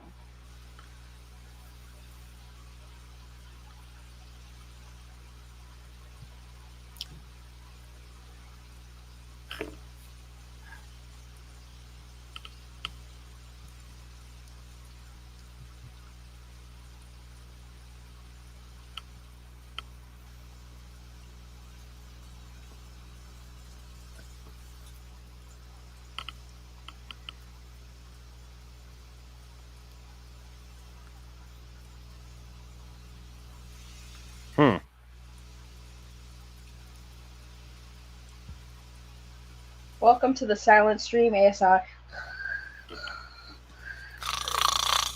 wonder if it's coming out around Christmas. I wonder. You think? Wait, talk when you guys are done. Hold on. Oh man. Okay. All right. I love this trailer, but I can already tell you, YouTube has ruined trailers for me. Is Enosh done? Are you done? I just got done. Okay. It's not All bad. right, Okay, so this is what I see when I see movie trailers now, and this is the problem with being on YouTube so much sometimes. I already in the back of my head am thinking of what the other side is going to say about it, and it's such a problem I have because it's become a programmed response, and I'm just like, oh god, that's what's like making me want to take a step back because I don't want to, enter those waters for the time being. But like, but first thoughts though. But no, what it are actually your first thoughts? Yeah, it actually looks good though. Like, I personally will enjoy this thoroughly. And who doesn't like, it's the most wonderful time of the year. Probably one of my favorite Christmas songs. Enosh, what did you think, man? Because you heard everybody mention it here and there. What do you think? Look, I'm happy for everybody else. I am. I'm not going to crap all over it. It doesn't look. It's not that it looks bad. I think, like it's what I would expect out of a Hawkeye show. Just to be honest with you, out of all of the Avengers, I don't like Hawkeye. Who does? I've never liked Hawkeye. To me, Hawkeye should have died and Black Widow should have lived. That's just my personal opinion. I'm not crapping on anybody else's holiday, literally. It would have had a little more weight to it if you think about it. Just saying. Well, I'm just saying, that's how I feel. But it's on my own personal opinion. I'm not pushing that opinion on anybody else. I'm just saying, out of all the characters, Loki is my favorite character. So when they announced a Loki series, I was all in. WandaVision, I was all in because I was interested in that relationship and how they were going to do that and how that was going to work. And I loved the which ended up for that. Pretty good. Yeah, because of the subject matter and how they did it with the city and the town and all that stuff like that. That was cool. Also, Falcon and Winter Soldier. Obviously, the source material. I'm all in for that. Hawkeye, to me that looked really, really quirky. And here's my problem. When literally the whole thing is just filled with nothing but jokes, I don't know how they expect me to take it seriously. I have two thoughts. What do you think about the Christmas the holiday element? Does that impact anything for you? No, all it does is make me sit there and think, Hawkeye's a horrible father and a horrible husband. Because he's out there literally hanging out with everybody else except for his family. If somebody like that really has a family, then you don't ship them off to some little location and when they know you're in harm's way constantly and you're just a regular dude with arrows. And look, I love Green Arrow too. Don't get me wrong. I think Green Arrow is a more interesting character than Hawkeye, not just because he's the DC version of an archer. But I'll be honest with you. I was not a big fan of I'm going to be very fair here. I was not a big fan of the Arrow TV show. Okay. So it's not that I'm just crapping on Marvel stuff. Stephen Amell did a good job on that show, though. Stephen Amell did a fine job, but I felt like even that they tried to rob Batman to pay Green Arrow. Yeah. Right. I for that show. Agree with that phrase. And so I had an issue with it. In fact, I really actually liked Hartley's Green Arrow better on Smallville, if I'm being quite honest with you. I liked it. Yeah, me too. It just is what it is. But so I'm not just crapping on Marvel here. I think the idea also is hard for me about a guy who literally shoots arrows and doesn't run out of arrows in a fight. That to me is just I don't know how you justify that really, because he has no powers. I get it. He's really great with an arrow. That's awesome. I think we're going to see something really psychotic go on because the way they're presenting this as happy-go-lucky. I think it's going to actually end up being darker than we ever expected. That's what I'm kind of thinking. I think it's going to be really twisted because they're setting it up as it's a holiday. Well, let's just say it's a Christmas themed show. And we know that she's taking over the Ronin, or she took over the Ronin after he was slaughtering people. So there has to be some hardcore killing going on here. Maybe. My thoughts. I guess. Eli here says it's straight out of the comic book and totally different vibe from the other shows. I get that, and I'm fine. Dat Dude Vin says, I agree with you, Nash. I'll watch for cameos. Yeah, I've definitely heard that Kingpin was going to be in it. But see, here's the thing. I still have yet to watch the Daredevil series. I have yet to watch any of the Marvel Netflix series. I just never got started. And then the more it went on, the less I kind of got.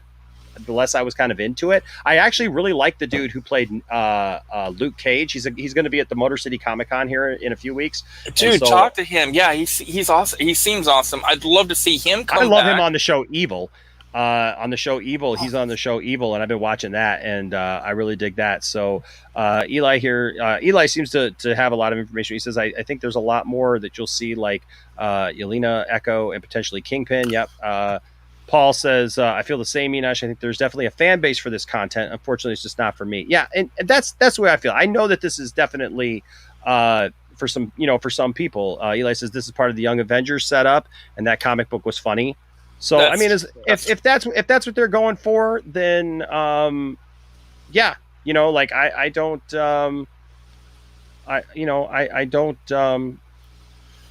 have a problem with it. Like I said, I'm not here to crap on something else, that somebody else likes. Like I always say to everybody here in the Poindexter Lounge, love what you love. Don't let anybody tell you that your fandom doesn't matter. Don't let anybody tell you that what you like, sucks or whatever. Or let's have a conversation about it. We can rib each other about it a little bit. Unless your name is RJ. No. Yes, unless your name is RJ, and then we'll give you a hard time left and right. Stinky pinky. Exactly. But other than that, it's probably just not for me. But I'm still going to watch it. I'm definitely still going to watch it because now I'm too invested in the MCU. In the overall, yeah. In the overall, not to watch it and not to know what's going on. So, so we'll watch it for sure. Well, the reason why I don't watch the Netflix series for the Marvel is the same reason why I don't really like watching the CW stuff, is because I don't consider that part of the grand scheme of continuity for Marvel. So it's just like, whatever. Why waste the time? At the moment, I agree, though, because they are going to be bringing back Daredevil and hopefully the Punisher. I mean, and the show. Daredevil's going to be in Spider-Man. Supposedly. We'll see. Everybody's losing their mind about that. No, and Eli, and here's the thing. I keep meaning to start it. Actually, I was on Netflix today, and I almost started Daredevil because today was my day off, and I almost started it, and then I got busy doing something else, and so I didn't. But yeah, I feel like I'll get around to them eventually. I just haven't yet. I rarely watch anything anymore. If you wanted to watch those, because I did see, I think the first two of Daredevil, I didn't see Punisher. I would watch them with you if you wanted to, because I need to kind of get back into rhythm of watching like actual shows. I mean, I'm just putting it out there. So yeah, maybe we'll do some kind of watch party or something. I don't know. We'll see. We'll see. But I do want to get to, because this is a call-in show, so I do want to get to some more calls here because we do have some people in the back, and I want to make sure that we're doing that. But G Cooley was next. What's up, G Cooley, my friend? What is up? What is buddy. up, Enosh, my man, Brian? Oh, Dan. What's going on? What is up? What is up, Richard, Saggy? Aloha. I'm just here. Star Wars talk tuned me out completely. Okay, well, we'll get off the Star. Maybe it depends on what G Cooley wants to talk about. Maybe he's got a Star Wars avatar. So. Okay, I'm gonna go back and lay down then. We could talk about J-horror. No, I'm kidding. Oh my! So what's on your mind, Mr. Cooley? What's on your mind, sir? Well, I can't be here for long because my dog is sick, and he's right next to me, and I gotta give him my full attention. But I just stopped on to say, just to talk about a couple of things because I love you guys so much. You guys are like some of my favorite people in this world. So the first thing is Daredevil. Just going back a little bit, and I'll say this really quick. Daredevil is the best comic book show, like live action comic book show I've ever seen in my life. Wow. It is. Good Sentai. Bless you. Okay, I'm sorry. Bless you, Saggy. Thank you. That almost sounds like another clip. Yeah. Oh no! What the 132. heck? I'm done. I'm eating brownies. Getting back to J horror. No, I'm kidding. That was a weird sound there. That was a Saggy. really weird. I have allergies. Yeah, but I don't know any allergies that make you sound like that. I mean, make you sound like you're in the throes of passion. I don't know what's going on. What the heck? Why do you go there? Why do you? Because you were all like, I was building up for the sneeze. That's what it sounds like. You're building up for something. It sounded like there. Okay, Doki. So cool. We're What are you all doing? sitting there at any moment.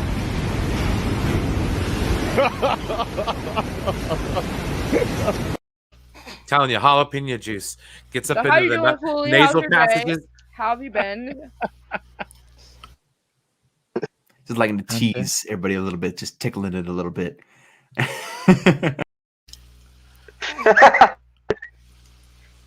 Hey, don't do my boy like that. That's my man. Oh, he's my guy. I love. Well, I mean, No, yeah, I- but you know, But we I love love doing to- Dawson like that. 133. Another clip. Oh man.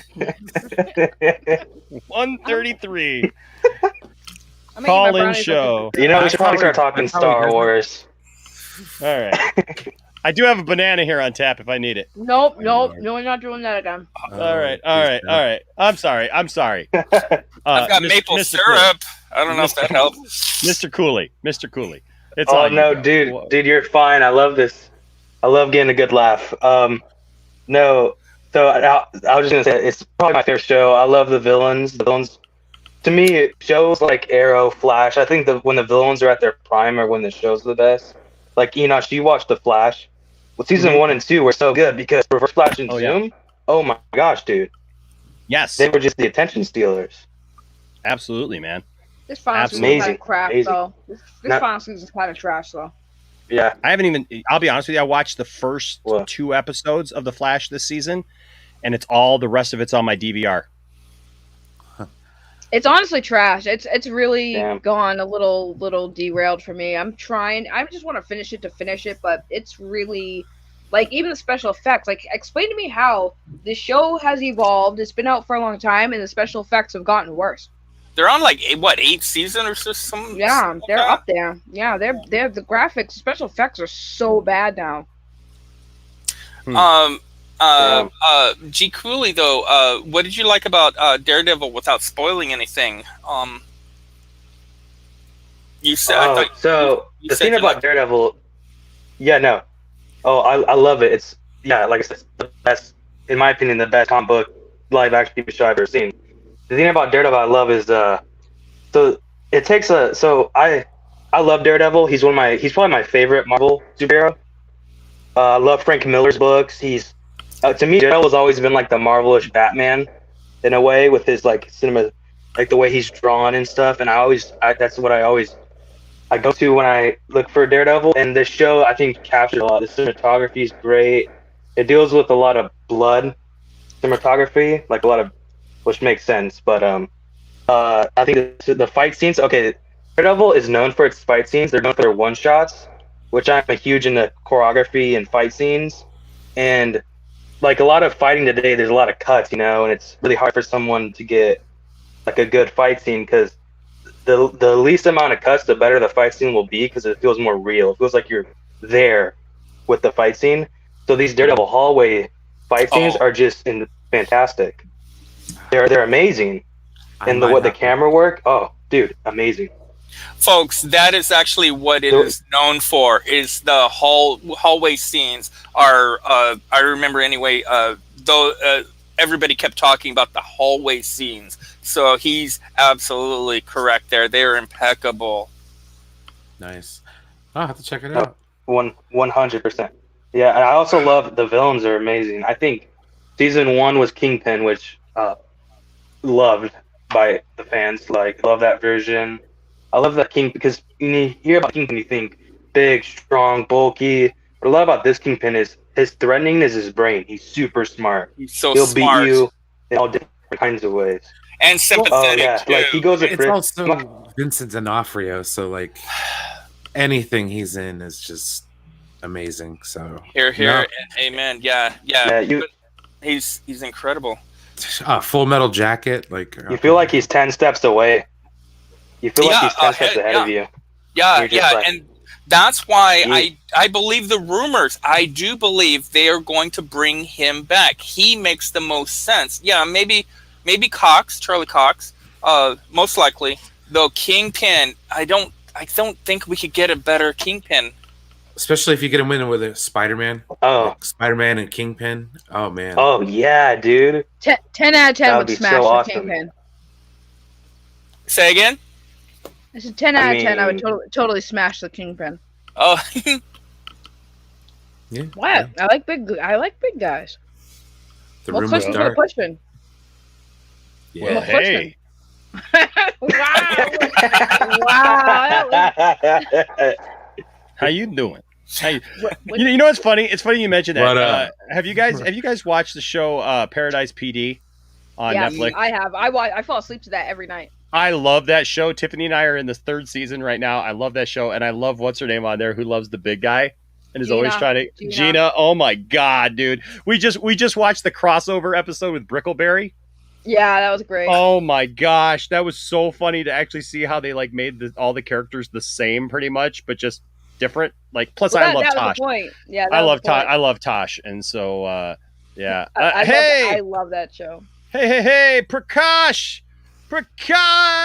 Look at Prakash! Welcome to membership, my friend. Welcome to membership. It's so good to see you, and thank you, bro.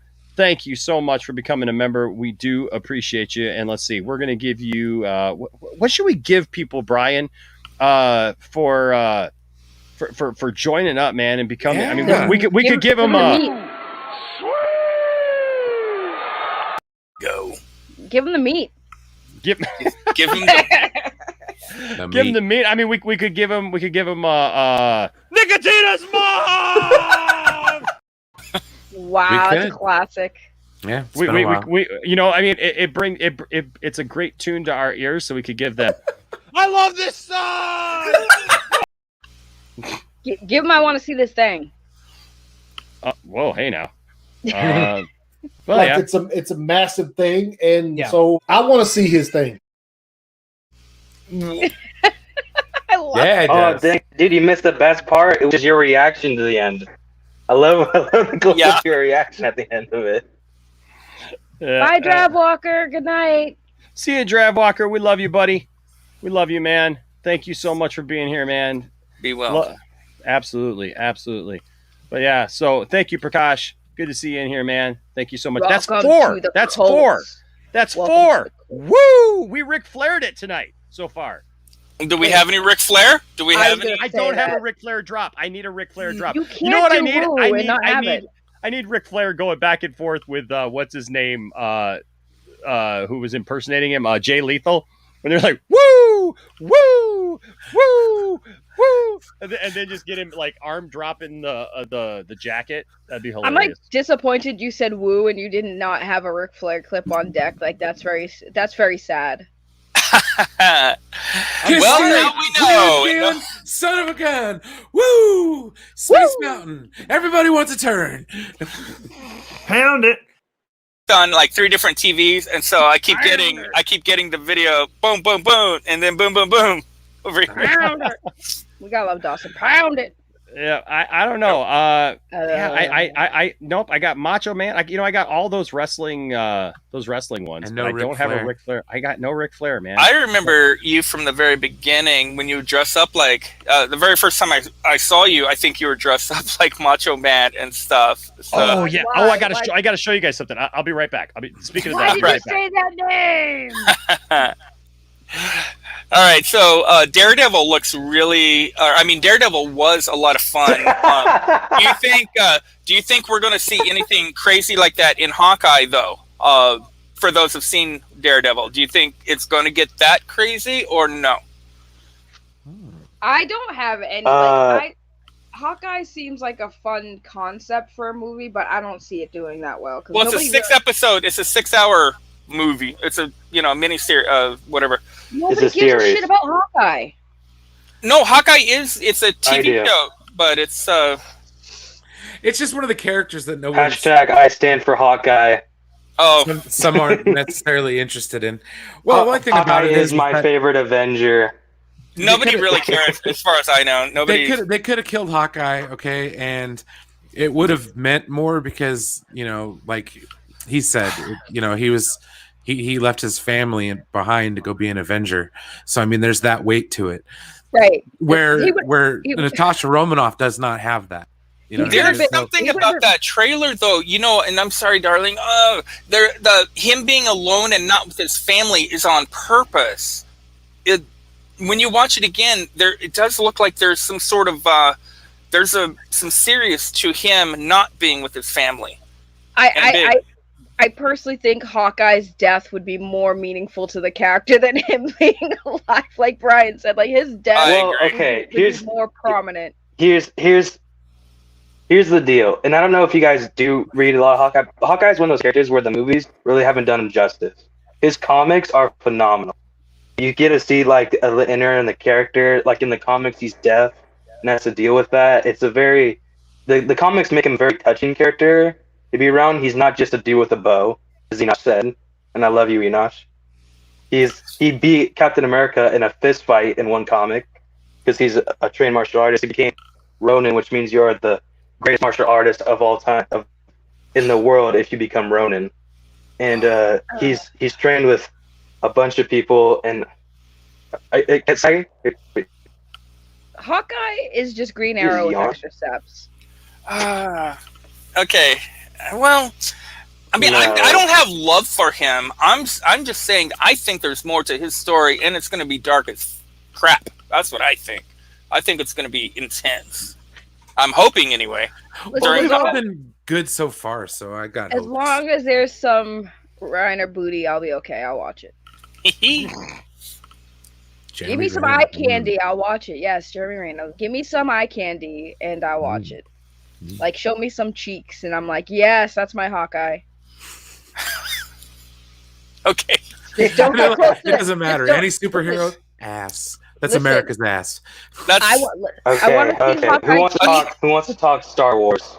I think Enosh he's got some cheeks he wants to flap here. What's going on over there? Sorry, I'm trying to save a Ric Flair video for y'all real quick because I feel like I've let you all down. But no, real quick before we do move on. So I got this the other day. Nice. Oh wow. Garbage Pail Kids. Yes, it's Garbage Pail Kids. It's Savage Randy, and it's officially licensed by WWE. So looks fat.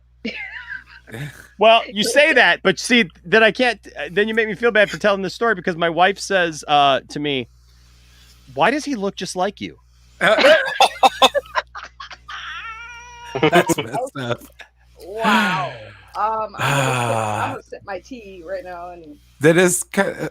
But you remember Cabbage Patch Kids? They're babies. They're plump. They're robust. Yeah, the Garbage Pail Kids were similar. Yeah. Ooh yeah. No, I see it now. It's a striking resemblance. Maybe like back when he was a little bigger with his face. No, Enosh has lost a lot. Yeah. Yeah, he lost a lot, but maybe like back when he had a little bit more thickness to him in the face. Yeah, I can see it. A little more punch. Little more. Here we go. Little more punch, a little less John, if you know what I mean. Here we go. Why? That was a Chips reference. You're right. I was waiting for it too. I was like, yes, a Chips reference. Heck yeah. I had a little less John. I had some Slim Jims earlier. I just put them in a freaking bag. Shoot.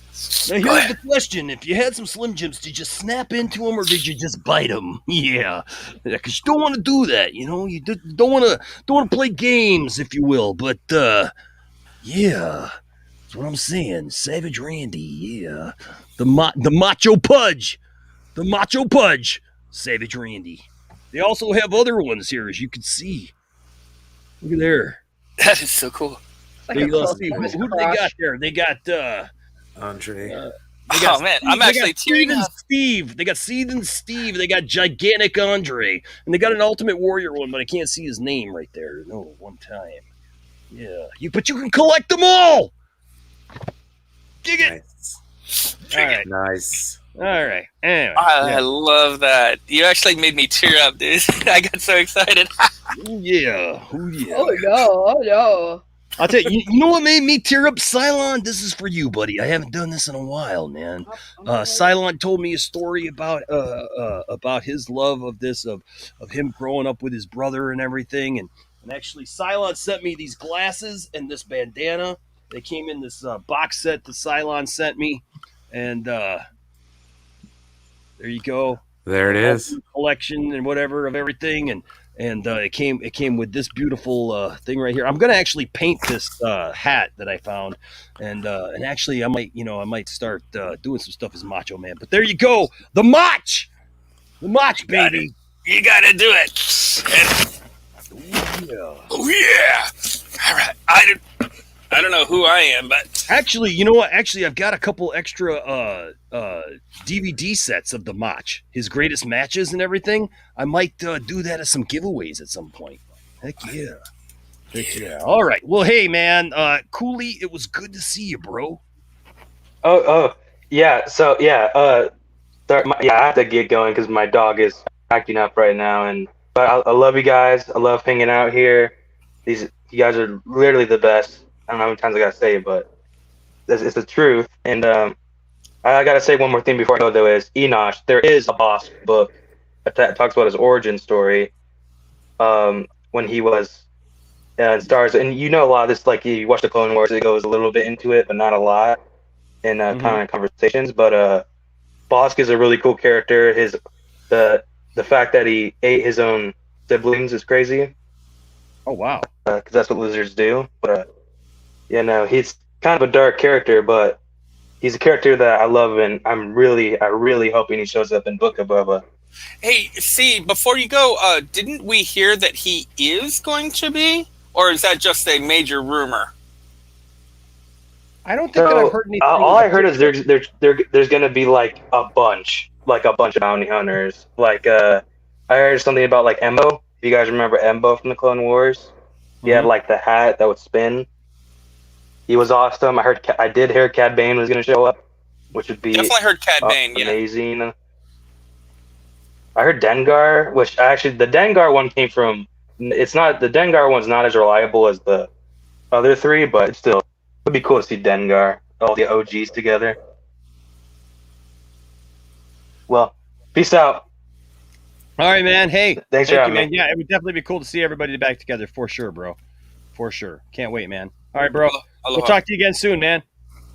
You're welcome anytime, bro. Yeah, peace out. All right. All right, so I got this here for oh my gosh. I don't think it's right side up, but that'll make it even funnier. Showtime! Woo! Woo! Woo! Woo! Woo! Woo! Woo! Woo! Styling and profiling. Woo!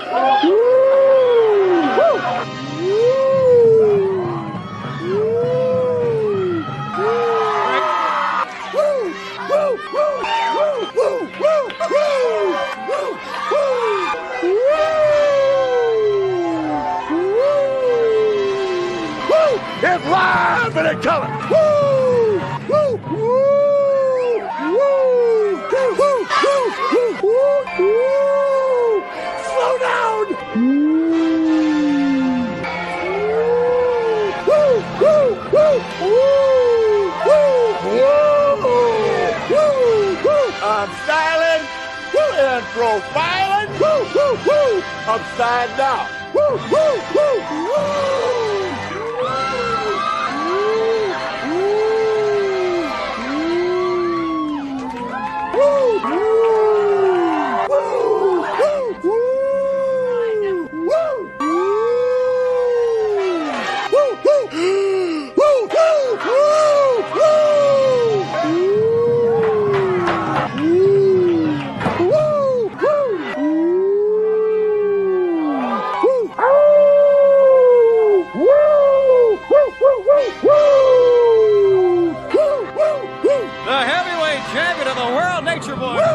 Nature Boy Ric Flair. Woo!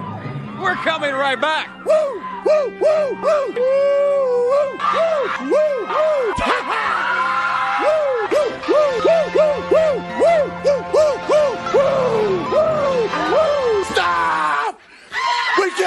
anymore. I gave you all the woo. I gave you all the woo with that one. I turned away on my phone, and when I looked on the screen, it was frozen on Ric Flair, and I was like, "What the hell is going on?" Why are you in a mask? Why are you in a mask? Why are you so glittery? What is going on? Woo! All right. You know what? I got something to woo about. We're gonna move right along. We're gonna keep things moving.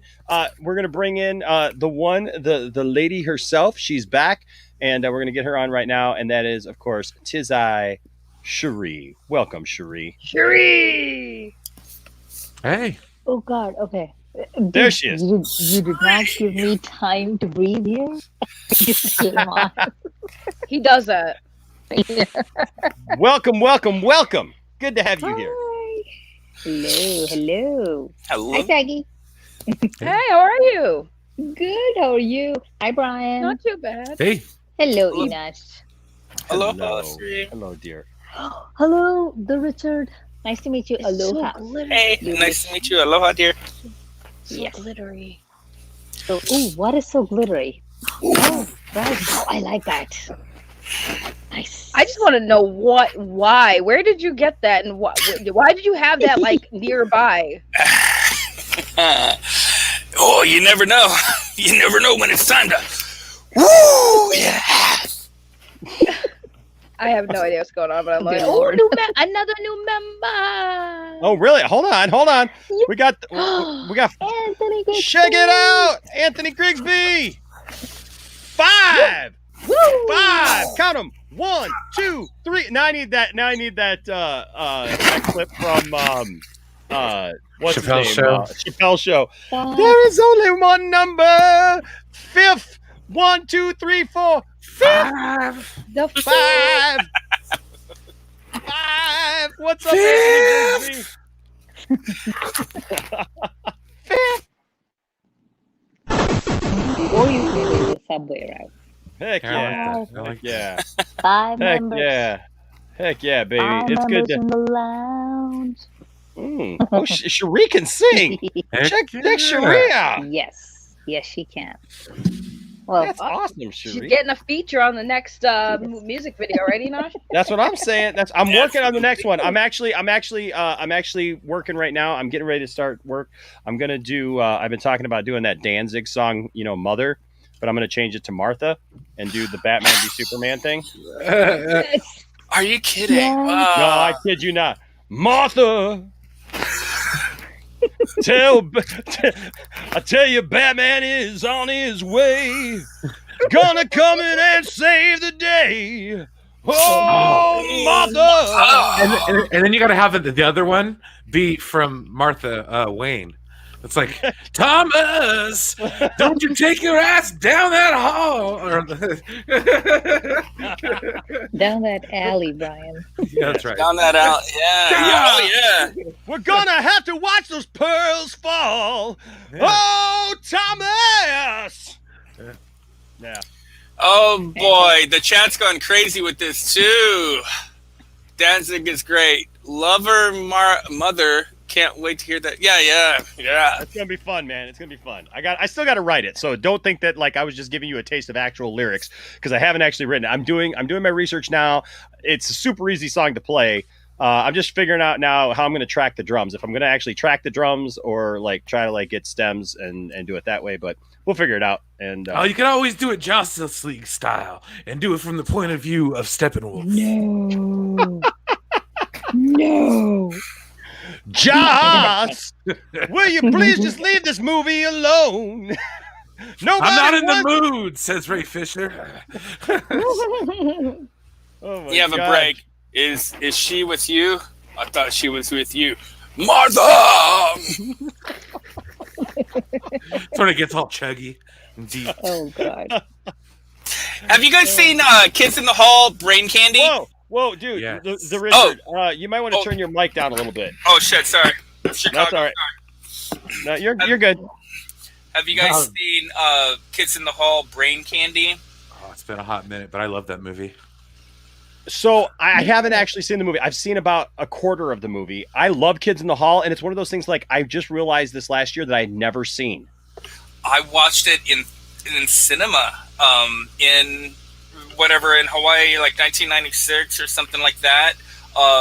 And there's the guy, I forget his name. One of the actors, you know, he plays the Danzig character, and that's kind of a major theme of the brain candy. Is the brain candy kind of affects you? So that's all I'm going to say. But you've got your Danzig character.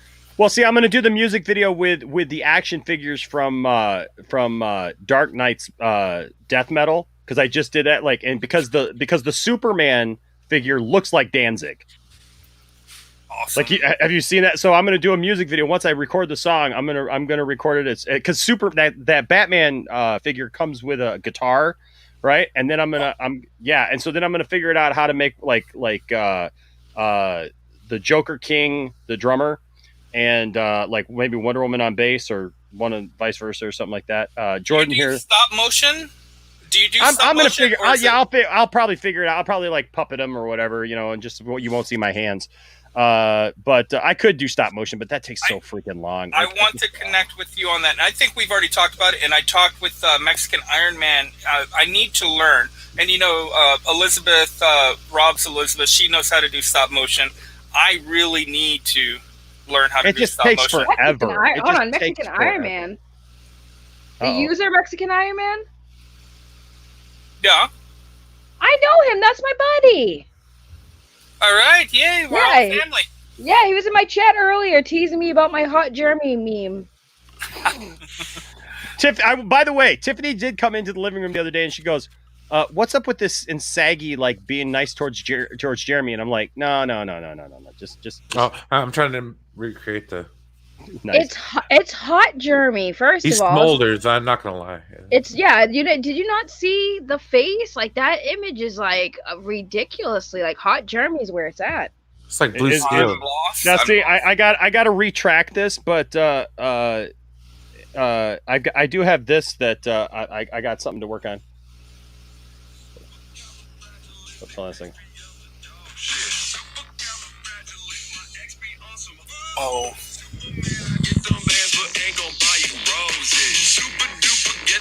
Oh, Lord. Listen, as long as you don't ruin my hot Jeremy, I don't care. But you leave hot Jeremy out of this. Okay. Jordan here asked, I know how to attract the drums. You asked them out to dinner. Dat Dude Vince asked, do you have a drum set or use electronic set? So I have both. My son, so I traded in, I had an acoustic kit. I had a nice Mapex kit for the longest time with a rack and everything. And I traded that in for some other stuff. I got a guitar that is like my favorite guitar. It's a Hagstrom guitar. I love that guitar. It's my main guitar now. But my son has a great kit. He's got a Sonar kit that he plays. And then I have an Alesis electronic drum kit that I could track him on there as well. But we will see what I do. I don't know yet. You've done some really. I haven't seen a lot of your music. Everything I've seen, though, I've been really impressed. So I think that's really nice. Thank you, man. So Cherie, our guest right now. So what is on your mind tonight?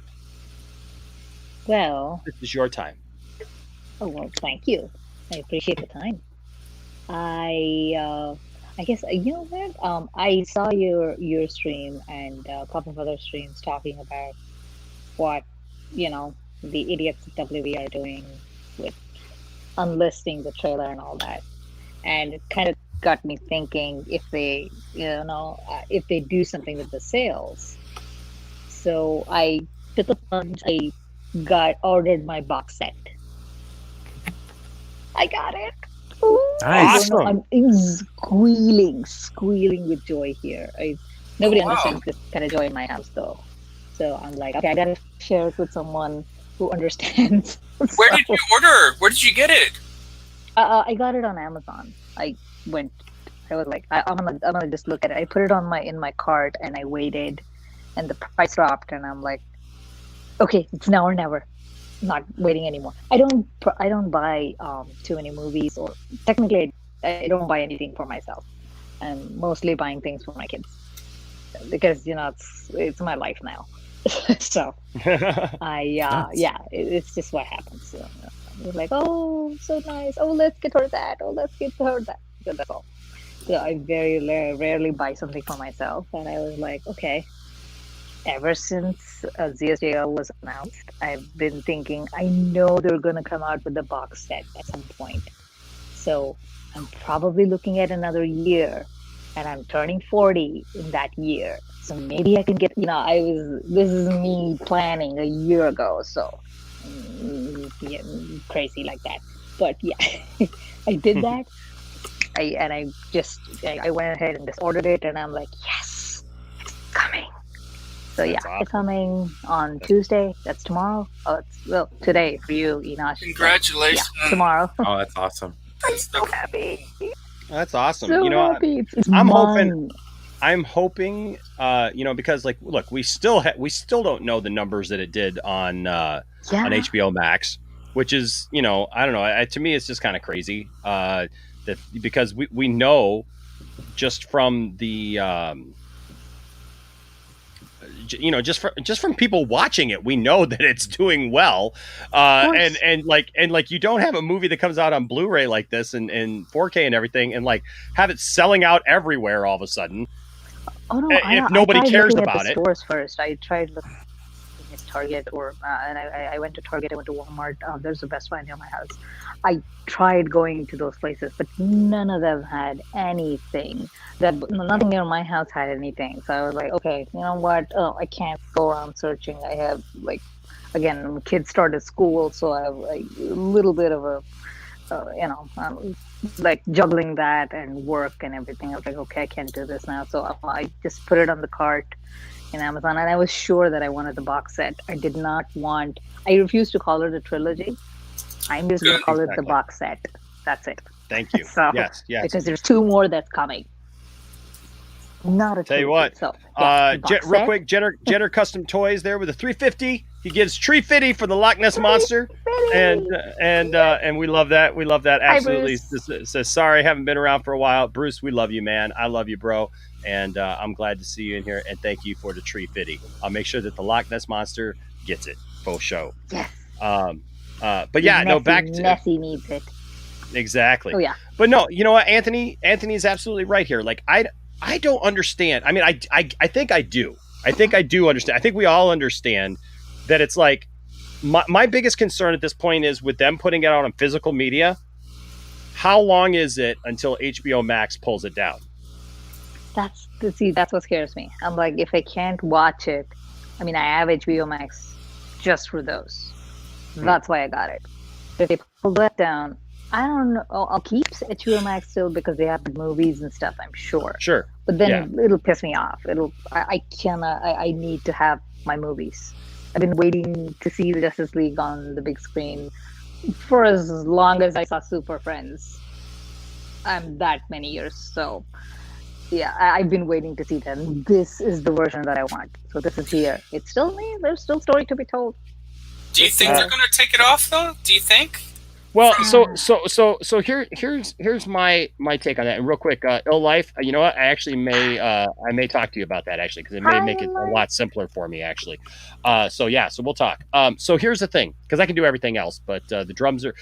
I'm not set up right now for drums. Like I could do the physical drums and everything, and I could do it all, but I'm not set up for it right now. So that's my problem. So like that's a hindrance to me actually doing it. You know what I mean?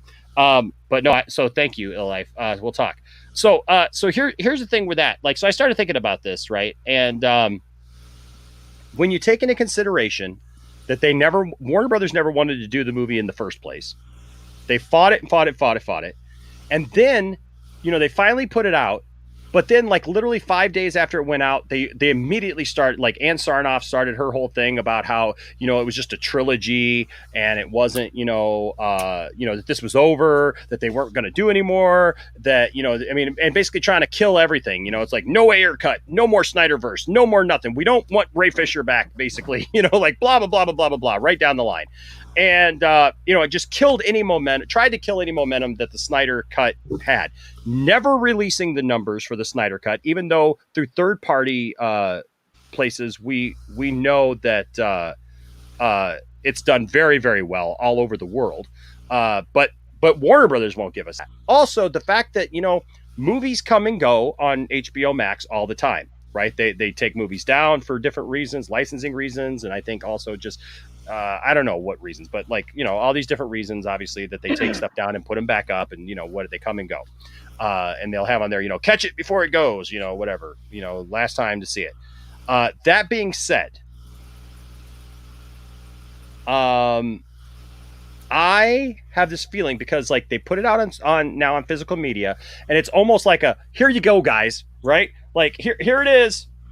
You know, here it is. Take it, because you know, we know that the only people right that want it are just the people who follow this whole thing around, and, you know, like that's the only ones who want it. Then all of a sudden now it's selling out. But then here's the problem. I didn't want to buy into these conspiracy theories. I'm not a conspiracy theory guy. I'm not one of these people who do that. But here's the thing.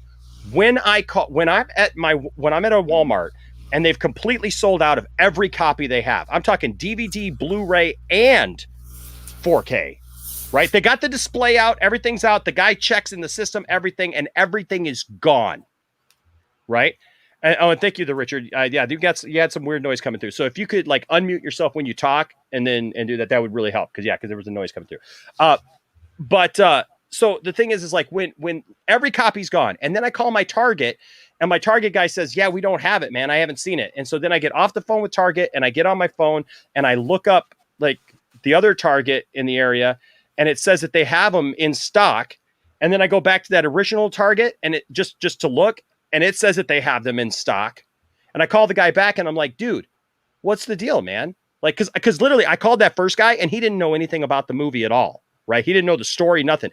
And I literally told him the story. I felt like I was like, I felt like I was somebody going like door to door to tell somebody about my religion, because like I literally started talking to this guy about Zack Snyder's Justice League on the phone as I'm telling him the story. And he's like, really? And he's a young guy. And he's like, I had no idea any of that. He's like, now I want to see this movie. Right. He's like, I love that you do that. I totally want to see. I totally want to see this movie. He's like, I didn't realize that all that stuff went on. He's like, I had no idea. He's like, I knew that I didn't like the original Justice League. He says, but I haven't seen Zack Snyder's Justice League. He said, and I didn't realize even what that was. He says, I thought it was just like a director's cut. And I'm like, no, man, it's a completely different film. And he's like, well, now I'm going to watch it. Thank you so much. And so, isn't that what we were worried about?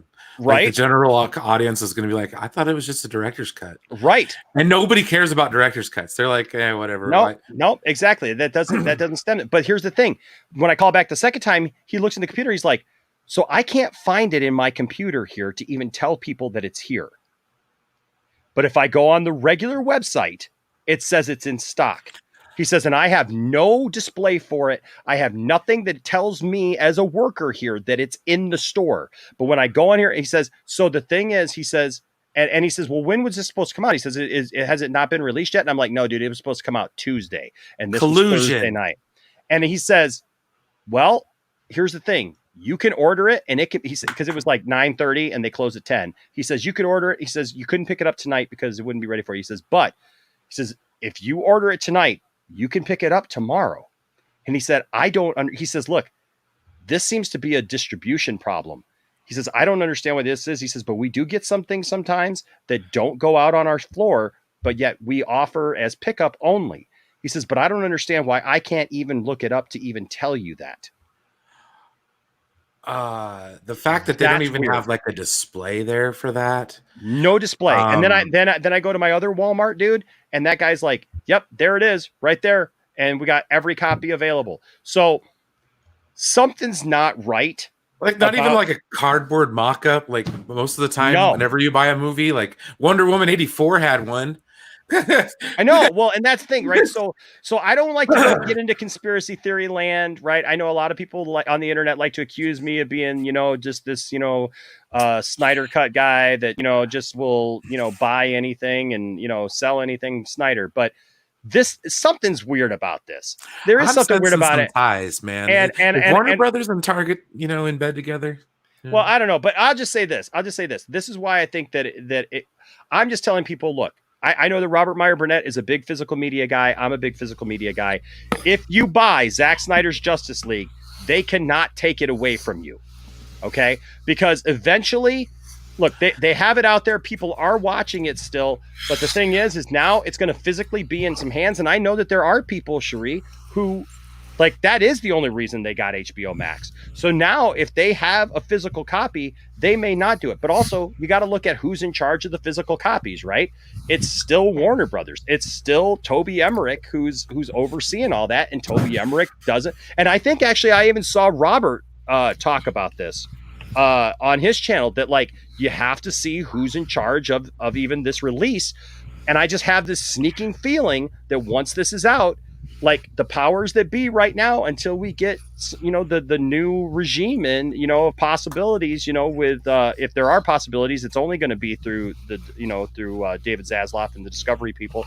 That's our only chance right now, because like these other people, they don't want it. They don't because it's like Robert said exactly.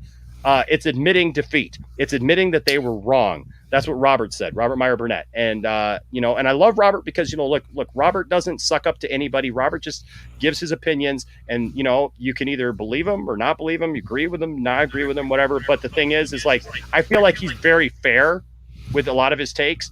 And for even him to say, look, you know what? No, there's something about that, you know, like I just, yeah, I look at it. I look at it that way, where it's like, I would not be surprised if in the next few months now after this release, all of a sudden they're like, hey, thanks for watching, you know, Zack Snyder's Justice League and making it great or whatever. And now look, here's this movie instead, you know, like, you know, watch it before it goes away, you know? And real quick, before we talk more about that, Kimmy Jennings, thank you so much. That's Bruce's wife. Welcome, Kimmy. Good to see you. Says, hi, it's Kimmy, Bruce's wife. And then thank you, Kimmy. Kimmy gave $5. She outdid her husband. Yeah. She added another $1.50 because the Loch Ness Monster came back for another $3.50, and then she's like, well, you know, Loch Ness Monster, you're gonna need another $1.50. We just know that you're gonna need another $1.50. So I'm gonna throw in another $1.50 for the Loch Ness Monster. Bonus, yes. But I don't know. I mean, I just see. Oh, thank you so much, Kimmy. You know, I don't think we've ever actually talked. So Kimmy says, "I love you and your wife. You guys are awesome." We love you and Bruce as well, and I'm very thankful to Bruce. Bruce has been awesome to me, and as I look at my wall of Bruce and his action figures that he has made for me, and so I appreciate you, Bruce, for sure, and you, Kimmy. That's awesome. That's awesome. Yeah. So, but yeah, I mean, so I don't know. I just look at it as I would be very cautious, because my son even asked me, because my son, you know, Landon, he's made a big deal about like he's wanted to have all the DCEU films on DVD or Blu-ray, right? He doesn't really care which. He just wants them all on, you know, some kind of physical media. And he asked me, he says, well, Dad, do you think I should buy, you know, Zack Snyder's Justice League right now, or do you think I can wait? And I said, well, dude, I'll be honest with you. The way that they're all selling out, I don't know that they're going to like reissue it, right, to come back out again. And I'll be honest with you, dude, I said, because we were at that Walmart that was all sold out. I said, dude, they're all sold out here. I don't know where we're going to find it at that point. You know, I said, so I would get it, man, because once you have that physical media, they can't take it away from you. It's yours. It belongs to you. You own it. They can take it. Yep. You can take it off HBO Max or do whatever you want to do with it. But they can't take it out of your cold, dead hands, right? So it does say property of so and so, that you cannot pass this on to anybody else once you blah blah blah, whatever. It's a physical disc. It's mine, bitch. You know? Exactly. Fine print, schmine print. Yeah. See that monster? That monster keep coming back. Yeah. The monster's coming back for another $3.50. Damn it, woman, I told you not to pay the Loch Ness Monster. Paul Smith here has the comment. This is awesome. Damn it, monster! I just gave you $3.50 5 minutes ago. Paul, is that how you sound? Hey guys, I should probably wrap up and vacate my seat, but I want to show you a couple things. You know, the Richard Show and Tell kind of thing. He says, he says, now I'm $2 ahead of her, which means with her $1.50 extra, now y'all just gave him another $3.50. $3.50, bitch. Monster's on a roll today. Jeez, that monster's getting all kinds of 350s around here. 350s. Do you know who I am? Do you know who I am? I can't understand you. I can't understand. I do sign language. Oh, that's cool. Super unicorn zombie rock star politician. Wow. Oh, that's a lot of that's a combo lot of right there. Vote for me. 350. Vote for me. 350. I saw this. Hope I'm not speaking too loud. I saw this and I couldn't afford it. I think it was like $3.57 or something like that. And I went home and I told my mom about it. Guess what I got for Christmas? Yeah, nice. Zombie rockstar, super unicorn zombie rockstar politician. This became my mascot.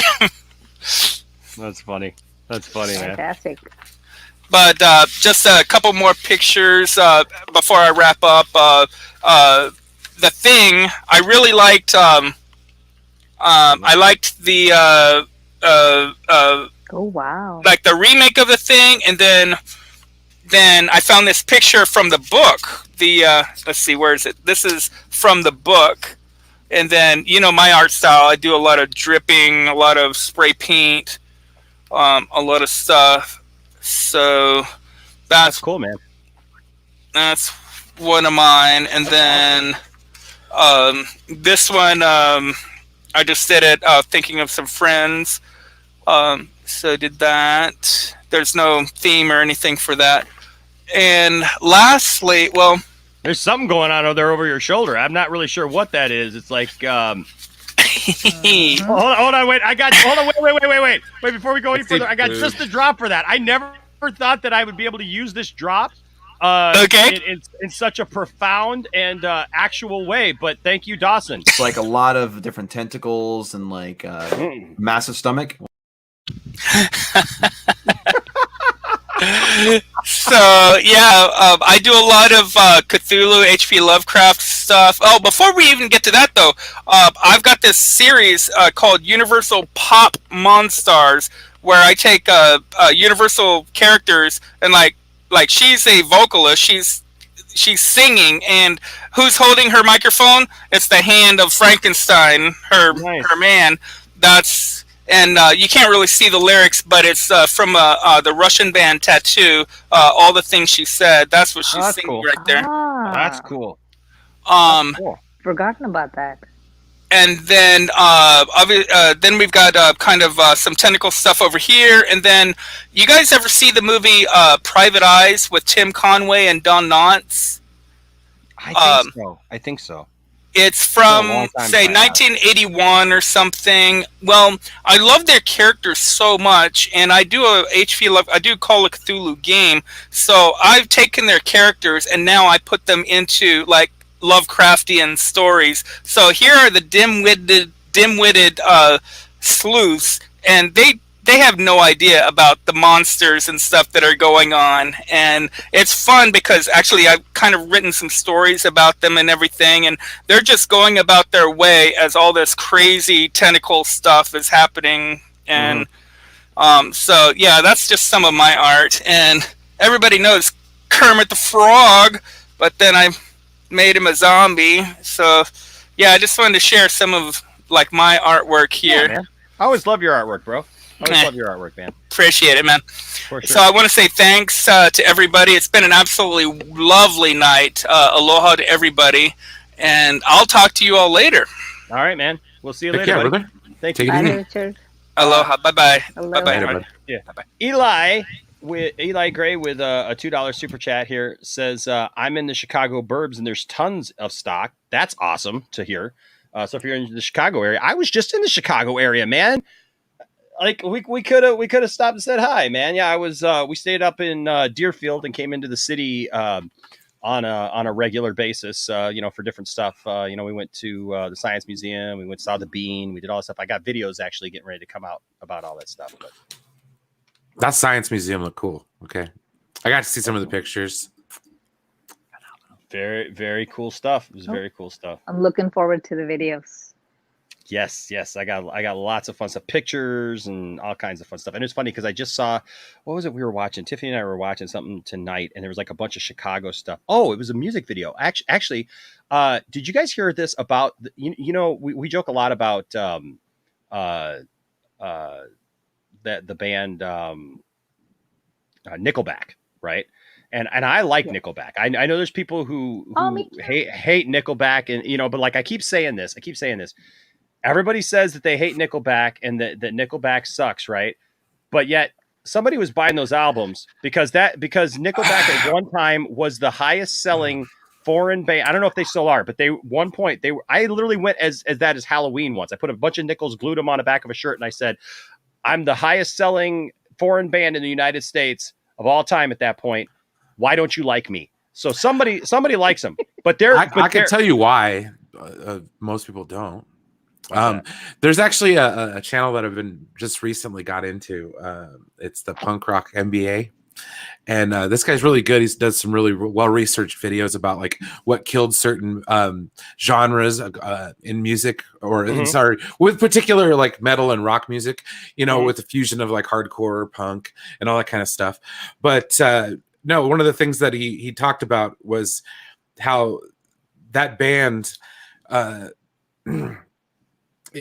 See you, Anthony. Love you, bro. Oh, later, bud. Take it easy. Hi, Anthony. Oh yeah, see that dude Vince. He's seen him. He knows. But oh gosh darn it, no. But the like different kinds of fusion. But the reason why people don't like Nickelback is because the singer's a douche. Yeah, in real life. He's like literally been like he's been vocal, like just not a very nice guy, and that's why most people don't like him. But other than that, like I mean, I get that. Look, I get it. Like I'm not going to ever speak for somebody like on a personal basis of like what they are or whatever. But like as far as being a band. Like there ain't nothing different about Nickelback than any other band that was. Well, it's the same thing with Scott Stapp and Creed. Right, right. I mean, look, they had good songs. Look, I still like Creed. I know it's popular to hate on Creed and Nickelback, right? They're the butt of a bunch of jokes. But my point about this is their song Rockstar, right? Ooh, their song I love Rockstar. that song. So there's a guy who's suing them just now for that song. And I got this. I don't have the article right here on me, but they're suing them because he says that his song. He wrote a song called Rockstar, and he was on the same label as. He had the same like something or another representation or something as Nickelback or something like that. And he claims so far there hasn't been any evidence to show this, but he's claiming that somehow they heard his song and wrote their song Rockstar. But the article has copies of both songs, and actually I will tell you, like after the show or after you guys leave, go check this article out because it's got a link to the song. It's called Rockstar. They're both called Rockstar, but one is by obviously Nickelback, right? It's Nickelback's version of Rockstar, but the other one is by a band called Snowblind Revival. And if you listen to their song, he tries to claim that this song sounds the same, that it's dude, completely different sound, completely different structure. He's trying to claim some harmonic like structure semblances and stuff. Absolutely not. Nothing even close. Like as far as I'm concerned, like, and I've been a musician for a long time. I've written music and stuff, and I'm listening to this going, I mean, there's the pattern's even different. There's one part where it's like it'll start out in a root and then go to the next and like that and kind of back and forth, but it's completely different. He's trying to claim that the song deals with the same subject matter, which it doesn't. Just in his song, he's claiming that he just wants to be a rock star one day, and the song Rockstar by Nickelback is just saying, hey, I want to be a rock star and do all these things, right? And so I was listening to both those songs, and that's what I hadn't seen the Nickelback video for that song in years. And most of it was shot in Chicago. And so like, I'm seeing all these places that I was just there. I'm like, hey, I was at the Bean and I was at that place and I was at this place. And I was like, that's super cool. I was just there. Like, it's awesome. So, and you just took pictures and you're like, every time you pick a picture, look at this photograph. Nice. But yeah, but no, and then I forgot about all the cameos that were in that video for Rockstar, because like they literally have cameos from tons of celebrities in there.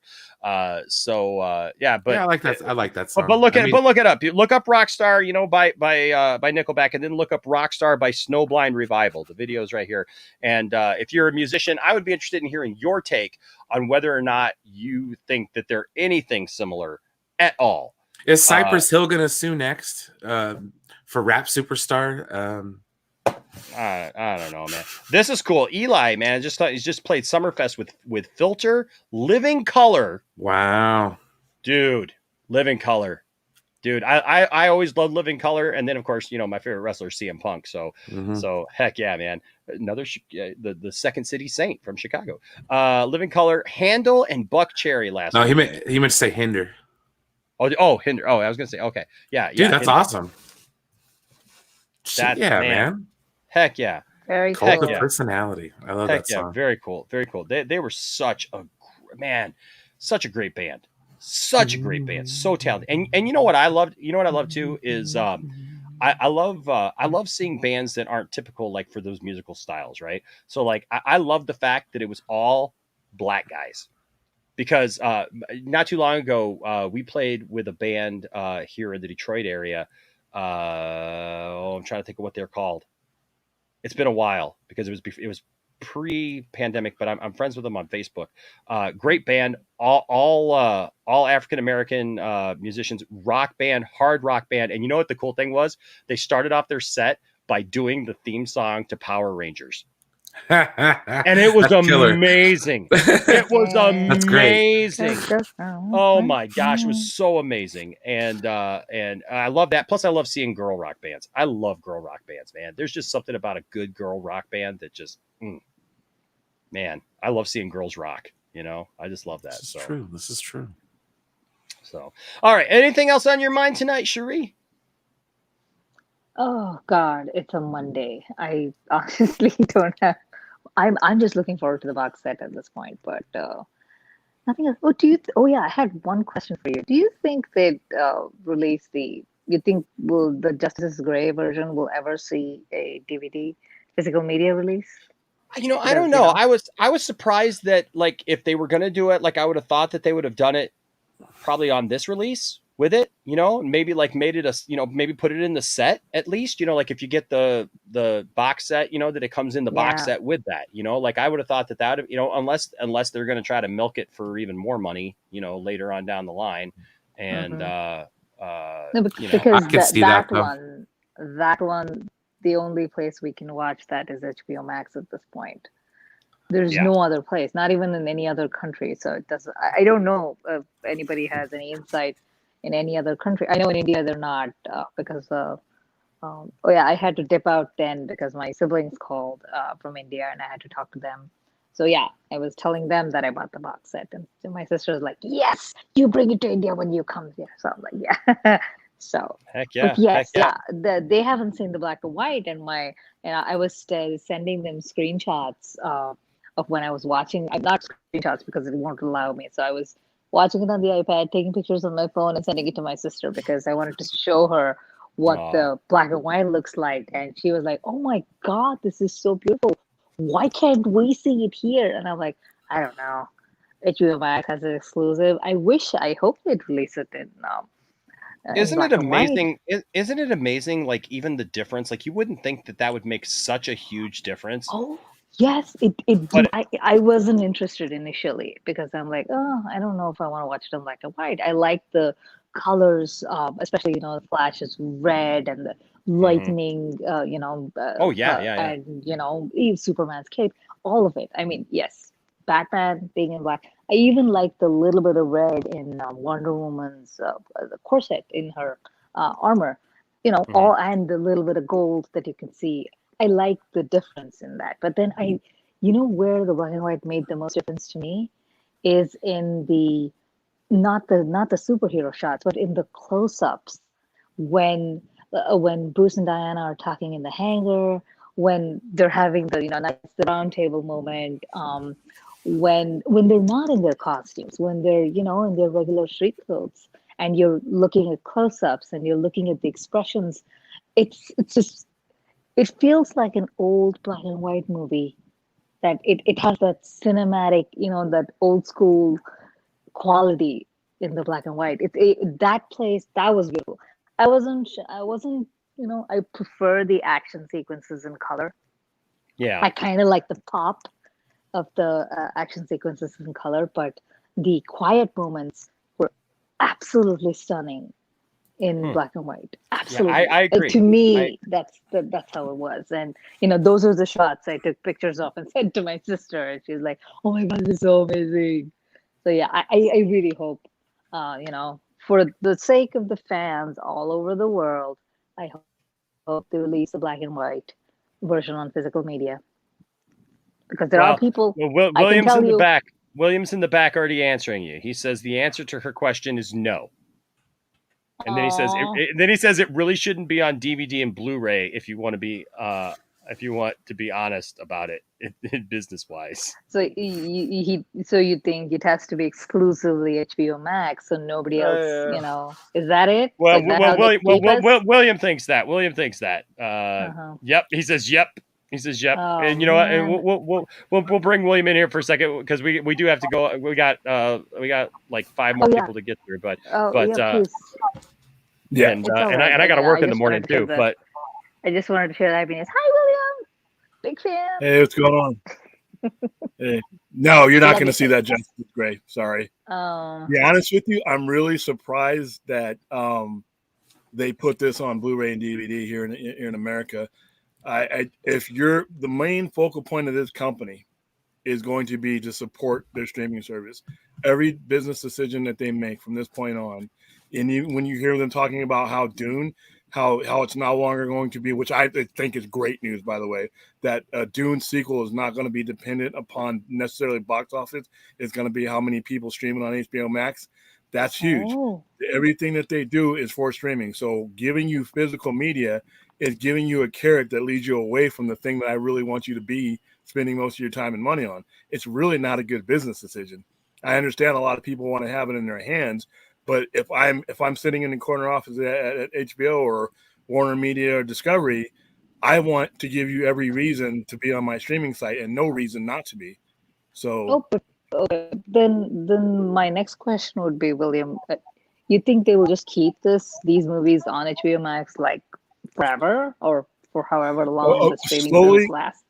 Slowly but surely, you're going to see things not show up on DVD and Blu-ray, and when you do see them, they're going to be limited as far as like how many things are made available. So you'll see things selling out a lot quicker, and you won't see them again. And then eventually, you won't see things on there at all because, like I said, it just gives you a reason not to be on their streaming service, and that defeats the whole purpose.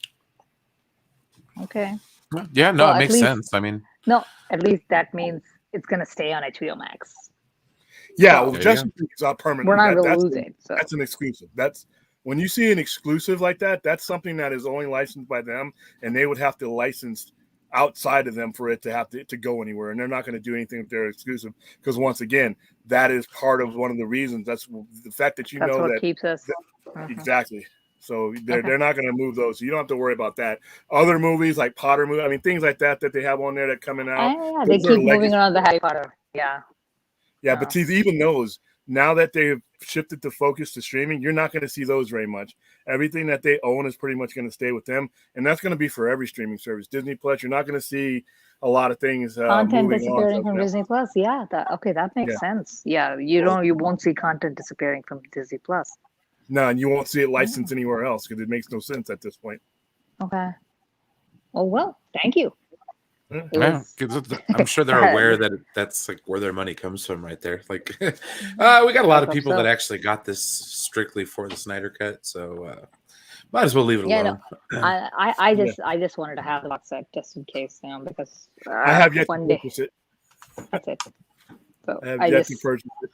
I don't even have a I was just telling them I took the plunge over the weekend when I was listening to all the streams talking about WB doing stupid things. We were like, I like having. There are very few ones that I collect, so this I've been planning for a year. I decided, okay, I'm gonna get myself a birthday present. It's gonna be the wax set. So I got it.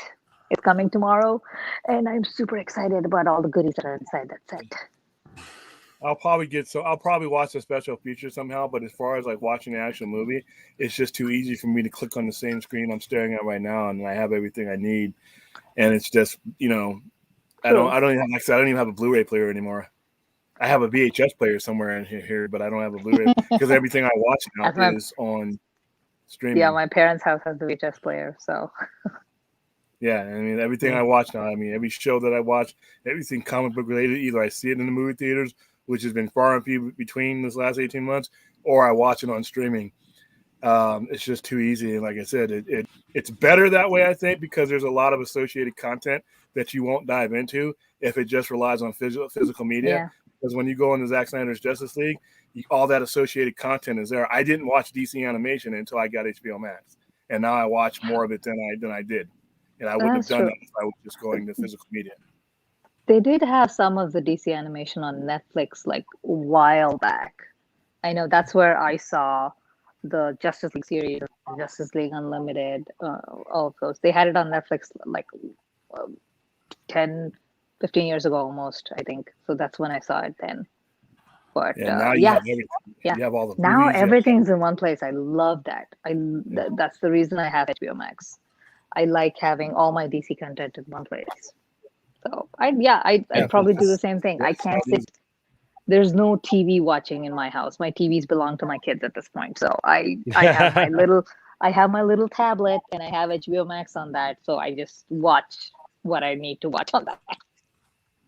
Yeah, that's what it's the best streaming service out there. I mean, I have them all. I literally have every streaming service, which is kind of sad. They're right off. I just canceled Hulu because I'm like, no, I got the bundle. I'm not watching it. It's just sitting there. So I got Disney Plus, Hulu, and the ESPN bundle. So that one's cheap. But I got Netflix, I got Paramount Plus, I got Peacock Premium. You got Paramount Plus. HBO Max. A mountain of second Warner Brothers. Sorry. Yeah. I can't think of I got way Paramount too Plus many. without saying that. Yeah, but I need them all, so it's I know, just makes it no easy. cable, so I might as well have And all I got those. cable. Yeah. Oh, I got no cable. We got rid of cable like a while back because again, kids, nobody watches it. We're not just paying. It just doesn't matter. So Yeah, I'm gonna Mostly phase it out. streaming. It's just cold turkey was probably killed me. All right. Well, hey, Cherie, thank you for joining us tonight. Always love thank talking you to you. so much for having me. I was- love you in the chat and you're Oh, you'll keep just seeing me always there. a bundle of joy. You're always a bundle of joy. It always brings a huge smile to my face when I see you there. Thank you. So tell the kids I said hi. I'm looking forward to all the they were asking me today. They're like, "Are you?" I was watching a different stream, and they're like, "Are you watching the stream where they gave us a shout out?" And I'm like, "No, not that one."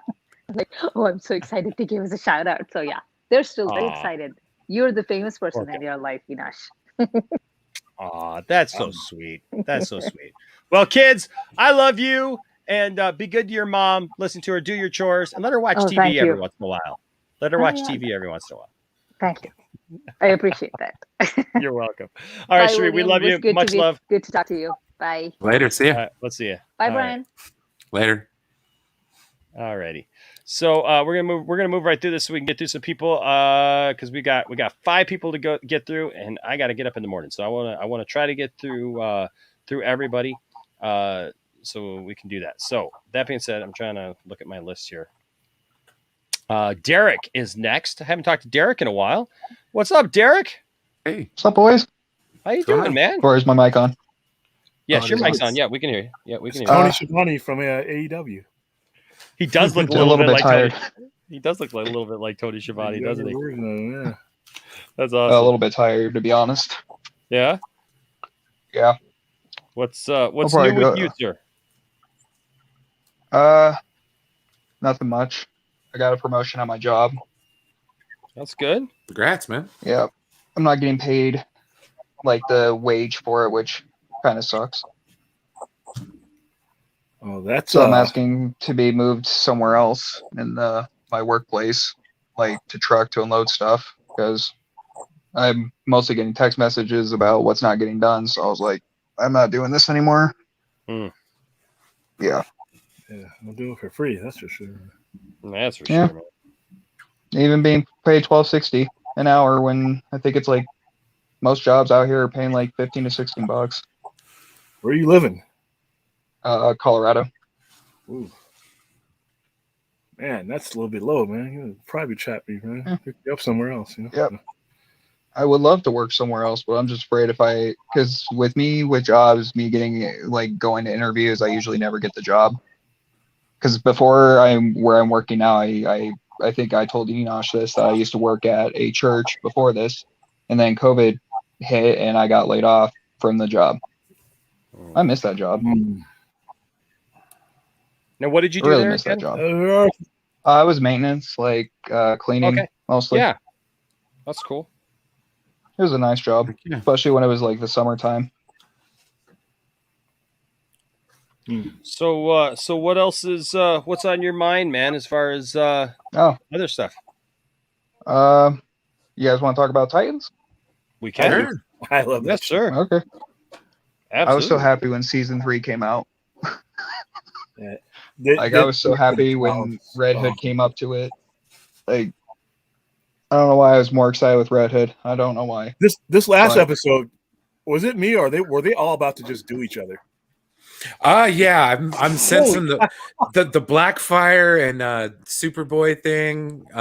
Yeah. And what's Yeah, his they're face totally and gonna was hit it off. Long Leg, Barbara Gordon, and then even Mr. Beast Boy at the end knocking on the door of the hot chick. I'm like, what's happening with this episode? That's why I said Dick Grayson is like a man whore, dude. He's like everybody on that show. Hey, like- he's the equal opportunity ADA. He doesn't discriminate, man. That's right. That's right, man. They were clearly going to hook it up. Oh man, no, dude, Barbara Gordon. He hooks up with Dawn. Shit, Starfire. I mean, come on. You got Starfire. Yeah, I'm like, damn, He's bro. an old woman. Yeah, I'm respect the game. still wondering. He's like a Captain Kirk of superheroes, man. Right? Props, The show's great, Nightwing. though. Props. Nightwing, man. Nightwing gets around, dude. That's Dick Grayson. That's Dick Yeah. Grayson, man. Yeah, throwing that boomerang around. I really loved when they did the last episode of season 2, and I was like, we finally got our live action Nightwing. I was so happy. Like the many times we've seen like a live action of all these characters, except for like the Titans, like real life Titans, that's where it gets exciting. Mm-hmm. They actually have the best visual interpretations of characters that I've seen in a TV show. I mean, the WB Even the suits are awesome. CW stuff is good, but the content of the story in the CW stuff hurts me so bad to watch that the costumes don't really make up for it. But Titans, you get both. I mean, Titans for me is what the CW could be when I take over Warner Brothers. No, you take on that talk. Yeah, when I take over the merger, Zasov's going to let me in, and I got my list, and I want all these announcements to stop. Stop it with the announcements. I don't want to hear about any more announcements of any more upcoming projects. No, I don't want to hear it anymore until the new regime takes over. Because I hear a lot of people getting excited about it and be like, "Oh, aren't you happy that you're?" No, because that's what it reminds me. Yeah, it's the same people that have kind of messed things up the last 7 or 8 years. I don't want them handling anything. I don't want any more announcements until the new regime takes over. Or you need to let me know that the new regime has actually got their fingers in a lot of this, because a Penguin show. Yeah, I mean, I didn't even watch the Pennyworth show. I never even watched that. Well, that and at least they're not, like I was telling Film Junkie. At least this tells me that they're not basing everything on box office and that they're making long-term commitments to things. So if the Batman doesn't make $1 billion, which is probably not going to, but if it makes decent money and a lot of people watch it on streaming, then we're fine. I wouldn't be surprised if the Batman. I think they're lying about the day in and day in streaming. I think they're going to continue to do it. They're just going to restructure the contracts, but I actually think the Batman is going to be released on HBO Max the same day. I just can't believe it's going to be rated R. That's what I'm excited for, because how I see it with the DC movies, some of the DC movies should be rated R. Because when the Suicide Squad came out and that was rated R, for some weird reason, that movie did pretty good. And I think it was because of that R rating. The Suicide Squad did not, though. That's the thing. The Suicide Squad technically was a flop if you look at it by those standards. But if they're shifting the game to its streaming numbers, then the box office flops doesn't matter. All you got to do now is adjust your budgets. Don't spend $200 million on a movie. If Zack Snyder can make a zombie movie in Vegas that wasn't even in Vegas for $90 million, these guys can make good movies for less. And then you just worried about keeping your subscribers. If you can keep me as a subscriber and you give me 4 or 5 reasons to stay on your platform, then that's your money. You don't need to make $1 billion. If you get 70 million or 50 to 70 million subscribers, you multiply that by $14.95. That's almost $1 billion, 600, 700 million a month. That's almost 10 billion a year. There's no box office that's going to give you that. Even with Disney's not releasing $10 billion movies, $10 to $12 billion, no studio is. And once the $1 billion trend is over, you're still left with your subscribers that are going to hold you up. So I think that's the future of the business. And you can do it. You got the volume. You can do. There's ways to make movies way cheaper, and that's why HBO Max is doing great with what they're doing, because now, like with the whole Warner Brothers side to it, everything that's a Warner Brother movie gets premiered on the same thing. So I don't have to go to a theater, like, because I work a 40-hour-a-week job, so there's barely ever any time for me to go to the theater, watch the movie. I just go home, watch the movie. I even when it's a Wednesday, like when it hits midnight on a Wednesday night, or technically 1 o'clock in the 1:30 or whatever. That's when I watch the new episode of Titans, because it hits Thursday, and then I watch the new episode. I get it too. So with everything that's going on with HBO Max, I'm happy that everything's DC is going on to there, so I can watch it. I can't even. Even Dune. Did you guys hear? Yeah, even Dune. Like everything Warner Brother movies, like anything that's a Warner Brother movie gets premiered onto that thing. Like I've been an HBO Max subscriber since December of, I think, last year, when they released Wonder Woman 1984. And then I'm still paying for it till this day because of the whole Titans and then all the good movies that are coming out. That's that associated content. And see, Dune, I've been saying from the start that Dune is going to bomb. But now here's the thing, though. A lot of people would have never given Dune a chance if they had to take a family of 4 and spend $125 to $130 at popcorn, soda, and snacks to do. And they just wouldn't take that risk. And they would never get people involved in an IP, and you could never justify a sequel because you would never have the interest. But if I can not take that big a risk, I can sit down and watch it and get engulfed in it, then maybe I will come see Dune 2 or Dune Part 2 in the movie theaters.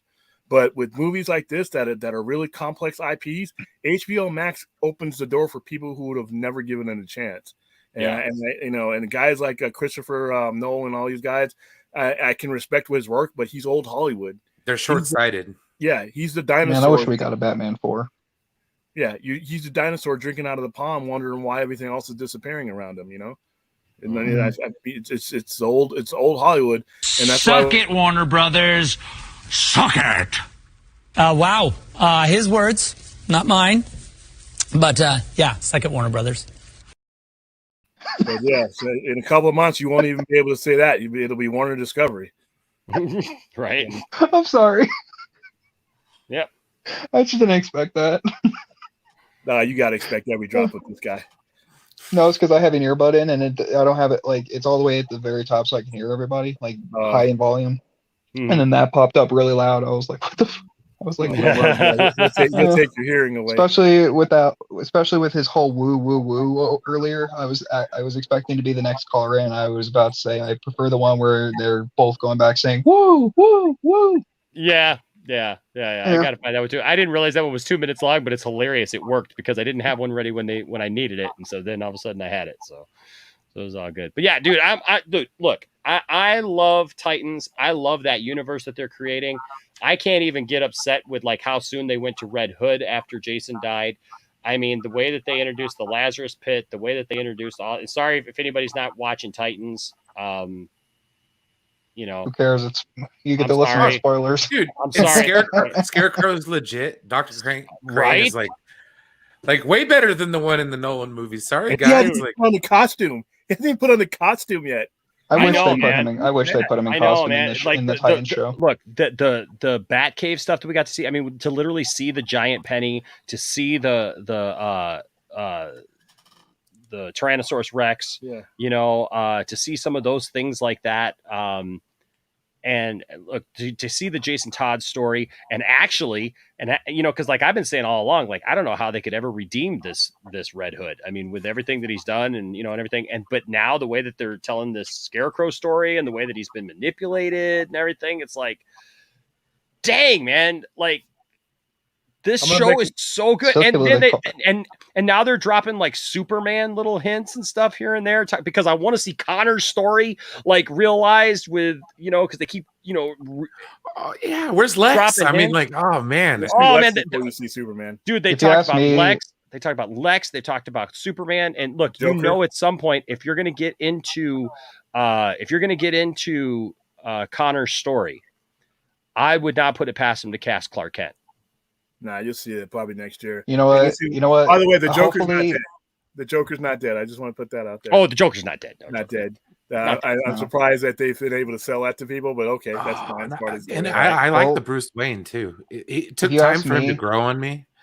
Yeah, I agree. Well, they make sure that you never see these guys in their costumes. They want to keep the focus on Titans themselves. So you never see Bruce Wayne in the Batman costume. You never see Aquaman, even though you saw Aqualad die. You never see Wonder Woman, even though obviously you have all these sidekicks in there, but they keep the focus on Titans, which is Diana's alluded to, but she's real quick. Jenner Custom Toys with another Tree Fitty Loch Ness Monster getting paid tonight.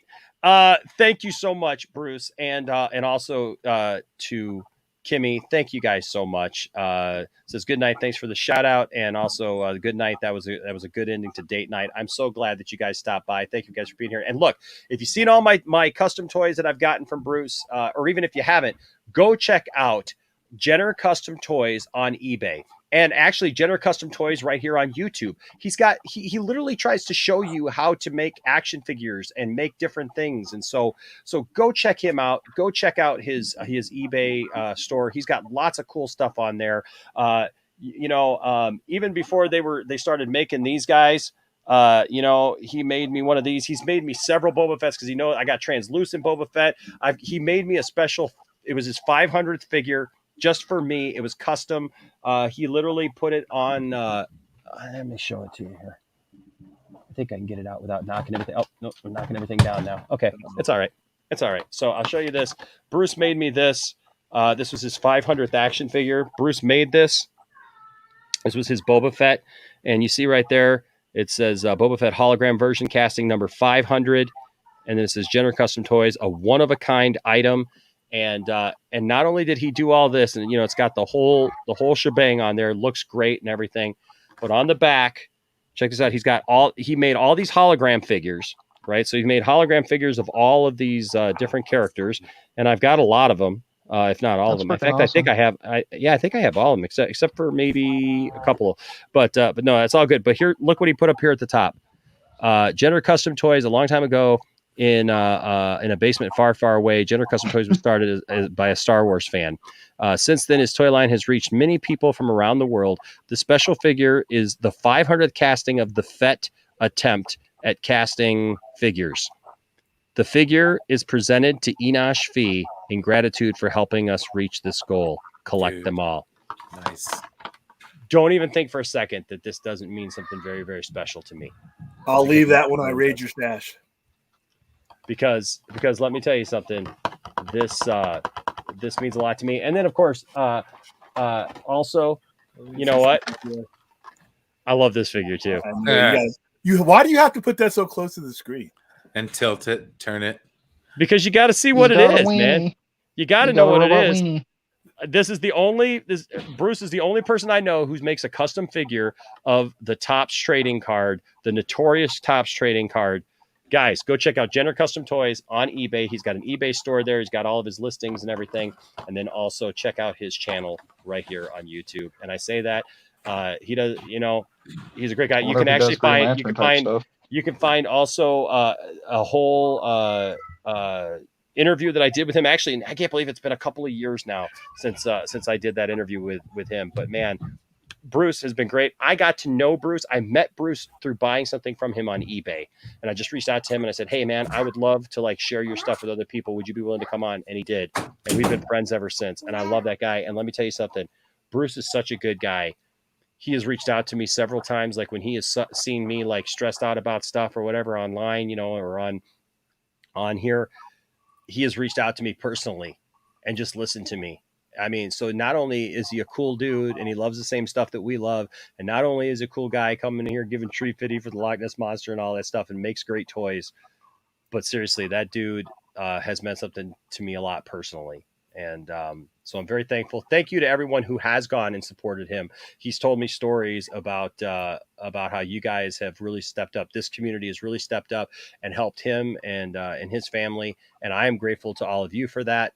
And so, yes, if you haven't already and you love some custom Star Wars stuff, go over there, or, you know, if you need pieces even to something, you know, like I collect all these pieces and I don't always have, you know, all the pieces of stuff. And sometimes it's really hard to find or they're super expensive. And Bruce will tell you, like, Bruce, you know, like even his action figures here, like Bruce is such a stand-up guy. Like, he can make figures that are fully functional figures. Okay. But Bruce doesn't do that. Bruce doesn't want anybody to ever fall from. He makes a yak face that, if anybody knows anything about the original yak face action figures for Kenner, they're worth a lot of money. And somebody literally pawned off one of his figures as an original. And that Bruce is such a man of character that he said, you know what, I'm never making those again where somebody can just pawn off something that I did, because he took it very seriously. And he says, I'm never going to do that again where somebody can take something I do and fool somebody or whatever again. So like, you'll notice, like, these don't have working arms. They're strictly for visual only. And but, you know, what a stand-up guy, right? To say, like, look, I don't want anybody to be taken advantage of just because I make something, you know, that's cool for somebody, you know, whatever, because that yak face, you wouldn't be able to get that normally. And so yep. So, I think he does make, William, I think he does make Falcon parts. So you guys go check him out. And then, of course, you all know, see if I got it around here. Where do I put it? I got so much stuff that I brought here. He made me another one of a kind that you guys have seen here on the channel many, many times. And that, of course, is this guy right here. This is one of my prized possessions. And every time I pull it out, it's Doomcock. Even when I have had people from the Fandom Menace here, they have thought this was hilarious. And so there you go. The other guy. You ever had him on your show? Who's that? Doomcock. No, Doomcock wouldn't come on the channel. No. Well, the one dude did. Jeremy came on your channel. I know Jeremy. You know what? Who knows? Doomcock might come. Like, I don't know. Like, I don't know if he would or not. Maybe, you know, one day. You'd be surprised. Boy, that would be a debate, wouldn't it? Oh, wouldn't that be a debate, dude? I think we'd break all box office records with that. I'll just say this: he did mention our little, you know, these little channels that annoy him. At this point, I'd like to add that there are a few sad little YouTube channels who hate me for being vastly more successful than they are. Amazing. Every word of what you just said was wrong. So thank you, Bruce. I just wanted to say that to Bruce there. Thank you. Hey guys, I gotta take off. Okay, no problem, man. My room got invaded. Oh, that was you. Yeah. I just want to stop by and say hi. The kids are everybody's leaving. Oh shoot. He's got other people that got to get filtered too, though. So yeah. Have a good night, everyone. All right, guys. You have a good night, man. Oh yeah, on that talk earlier with the whole Justice League thing. Yeah. You could easily still buy the regular version and just go on your TV and turn the color to gray, the opposite. But there is something though about that with the way that he made it into black and white, because it's not just black and white. I think it's the way that he also just like did it. So you could watch it in black and white, but I have seen that. There's just something with the way he did it too. You know what I mean? So you'd have to play with it, maybe though. But anything else on your mind tonight, Derek? I started collecting the DC multiverse stuff. Oh, like did you? Figures and stuff, yeah. That's cool. Who's your favorite figure so far? I think the DC's Rebirth Flash. Nice. Right now. But before, I have two versions of them. I got so basically the first version I got was the 2-pack with Red Death and the other one. Yeah. And the problem, I feel like they should have came with the alternate head and the hands in the first place. That's kind of what I'm kind of having. I don't know. I don't know what I would feel about it, but I feel like they should be coming out with the alternate stuff anyway, instead of having to go out and buy the other one. I've got both. You know? It's over the single Flash is over here in my corner, but I can't get to it because I got a stack of toys here that I still have to review and get sorted and stuff. But I got that, and I got the 2-pack as well, and I haven't opened either one. I plan on opening those pretty soon and doing a review of those. So I'm just gonna tell you right now, the Flash is really gonna be hard to balance if you're gonna do like the only pose that I could seem to do is a running one, and it's not really a good running one. Huh. Now, did you see? Like it doesn't look that terrible, but from what I've seen, like when they released the Justice League ones from the 2021 movie, yeah, apparently he has a better running stance. Huh. Well, the new Justice League movie one, dude, is fantastic. Like I've got that one up on my shelf, you know, and I tell you what, I've got him perfectly posed, you know, just like Ezra Miller, like with his hands out, you know, kind of, you know, like with the different, you know, because he runs a little differently, you know. Yeah. And I'll tell you what, man, he looks great. Now, have you seen this Flash real quick? Oh yeah, I actually was at Second Charles in my at my Flatirons yesterday. Well, technically it's Tuesday, so Sunday. I saw the Hot Pursuit one and the red suit variant. Yep, I got the red suit, and I'll be honest with you, I like this white suit better. I think this figure looks 100% better than the red suit. I got the red suit around here somewhere, but I heard that they're coming out with a Godspeed version of these. Like there's Todd McFarlane's coming out with a bunch of them. Like I just saw two versions of Lex Luthor. The Superman, him and his I just pre-ordered those. Yep, I just pre-ordered those. Yep. I need to pre-order the green one, but I wish they gave the head sculpt from the green one onto the Superman one, the Sword of Superman one, because I don't like the Darkseid one that much. Because, you've seen, for some weird reason I'm bringing this up, but when I played the Lego DC supervillains, I think he had that suit in there, but he had his normal face, no Darkseid eyes or anything. Mm-hmm. Yeah, I know. I wish that they had done a regular Lex head for that too, because I've got the original the Mattel version of that Lex actually right up here behind me, and I really love that Lex figure. He was a Build-A-Figure, and I put him together, and then I got the alternate head, but I've never put the alternate head on Lex because I like the original Lex head on that figure. And so I'm a little worried about that. I hope that at some point then my guess is to you, my guess, because the one that's coming with doesn't come with a cape. So the Darkseid would be cool because he didn't have a cape in that when he was Darkseid and he sat on the throne and all that stuff. It was literally. Oh, I thought it was the idea of him actually having the cape.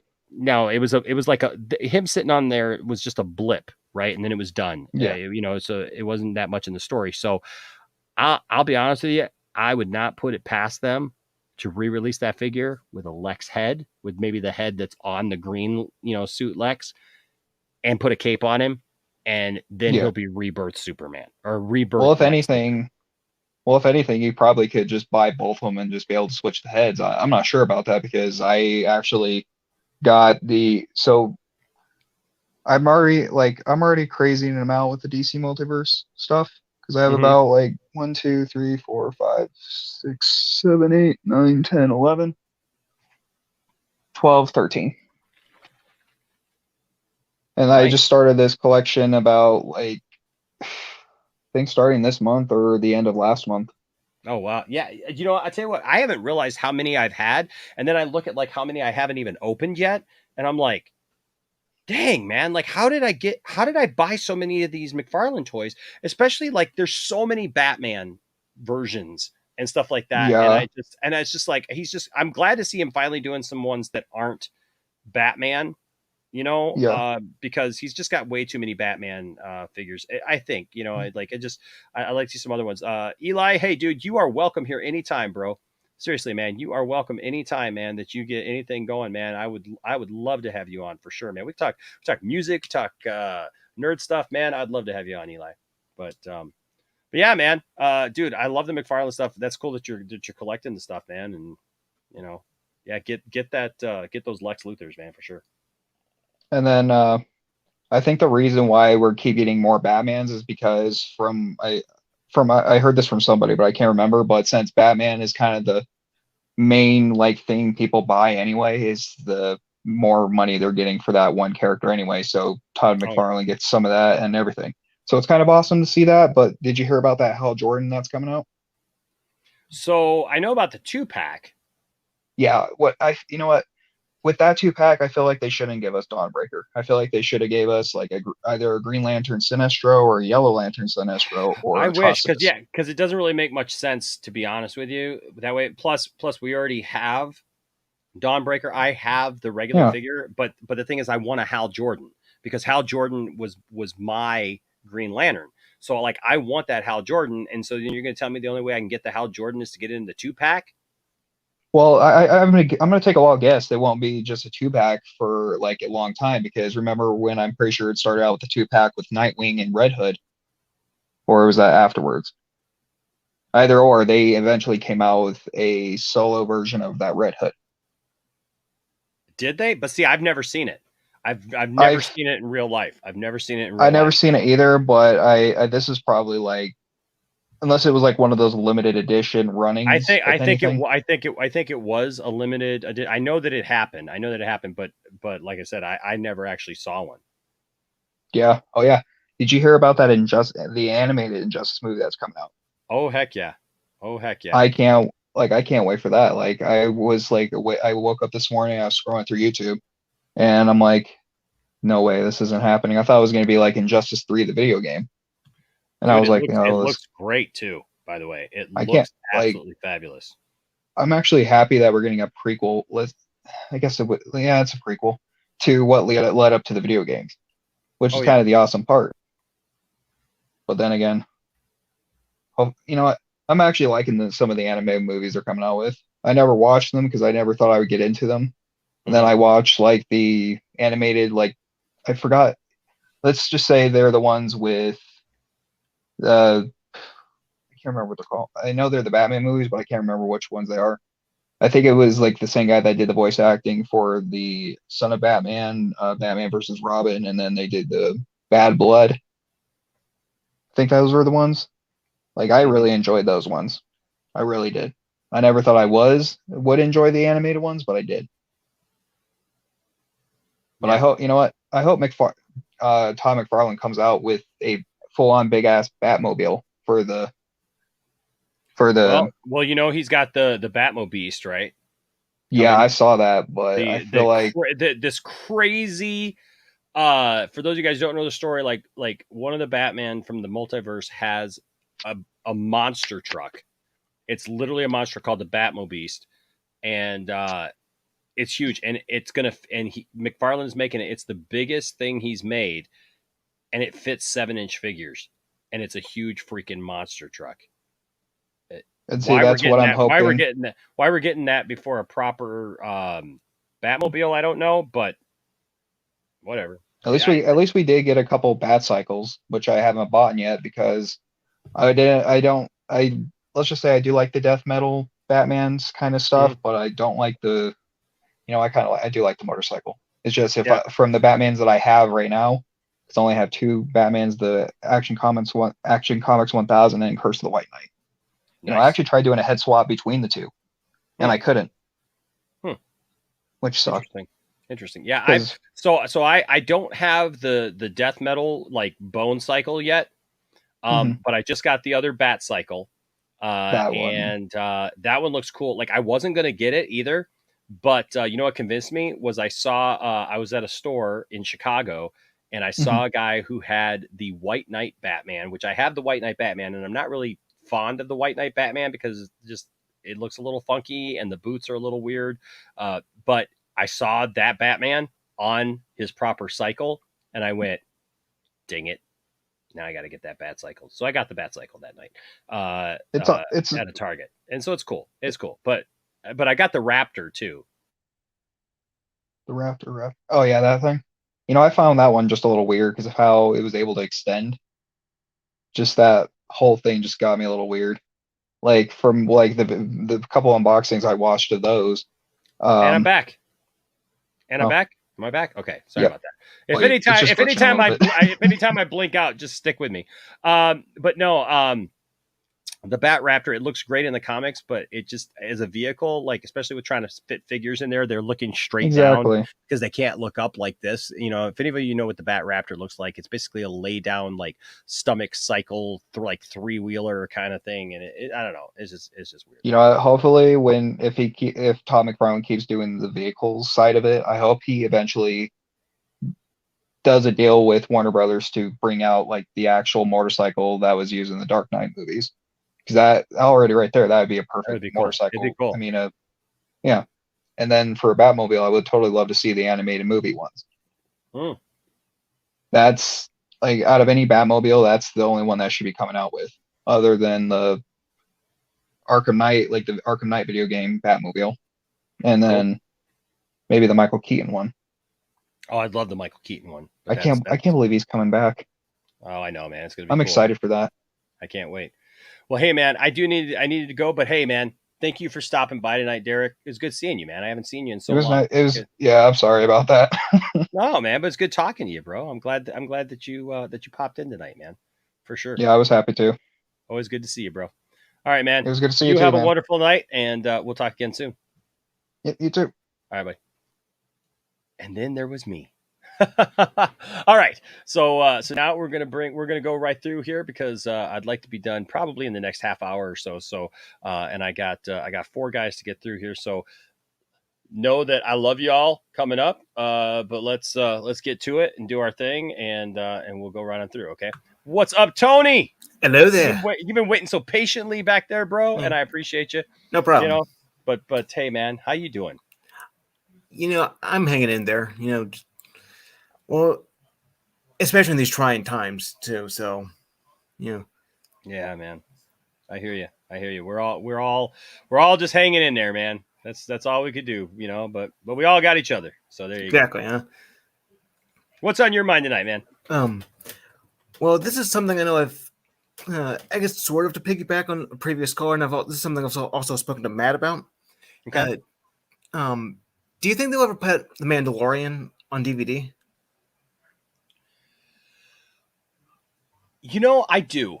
I feel like at some point they will. I don't think it'll be anytime soon. Now, I've heard rumors that it's possible that The Mandalorian might wrap up with season 3. And if that happens, I feel like eventually we may see The Mandalorian on physical media. If it is, I don't think it'll be anytime soon. You know, because of the stream, because kind of what William was talking about earlier, you know, like they're gonna milk that all. And plus, you know, Disney loves The Mandalorian. You know, unlike Zack Snyder's Justice League, which I could see, you know, Warner Brothers and, you know, everything just trying to sweep out, you know, as soon as they could. Disney loves what they're doing with The Mandalorian. And so, and one of the big pushes to the channel is to watch The Mandalorian. But as season 1 gets further away, you know, where right now I'm, you know, because now we've got, you know, a couple seasons in and, you know, people are still going back and watching those, right? There's still rewatchable value in it right now on the streaming service. As you get further and further away from it and you start opening up the other shows like Ahsoka and was it Rangers of the New Republic? Rangers of the New Republic. You know, and some people are saying that show's not going to be what it was because of Gina Carano or whatever, you know, and who knows? Yeah. Who knows? They haven't made any announcements about it. So until they make any announcements about it, I'm just going to, you know, wait and see what happens.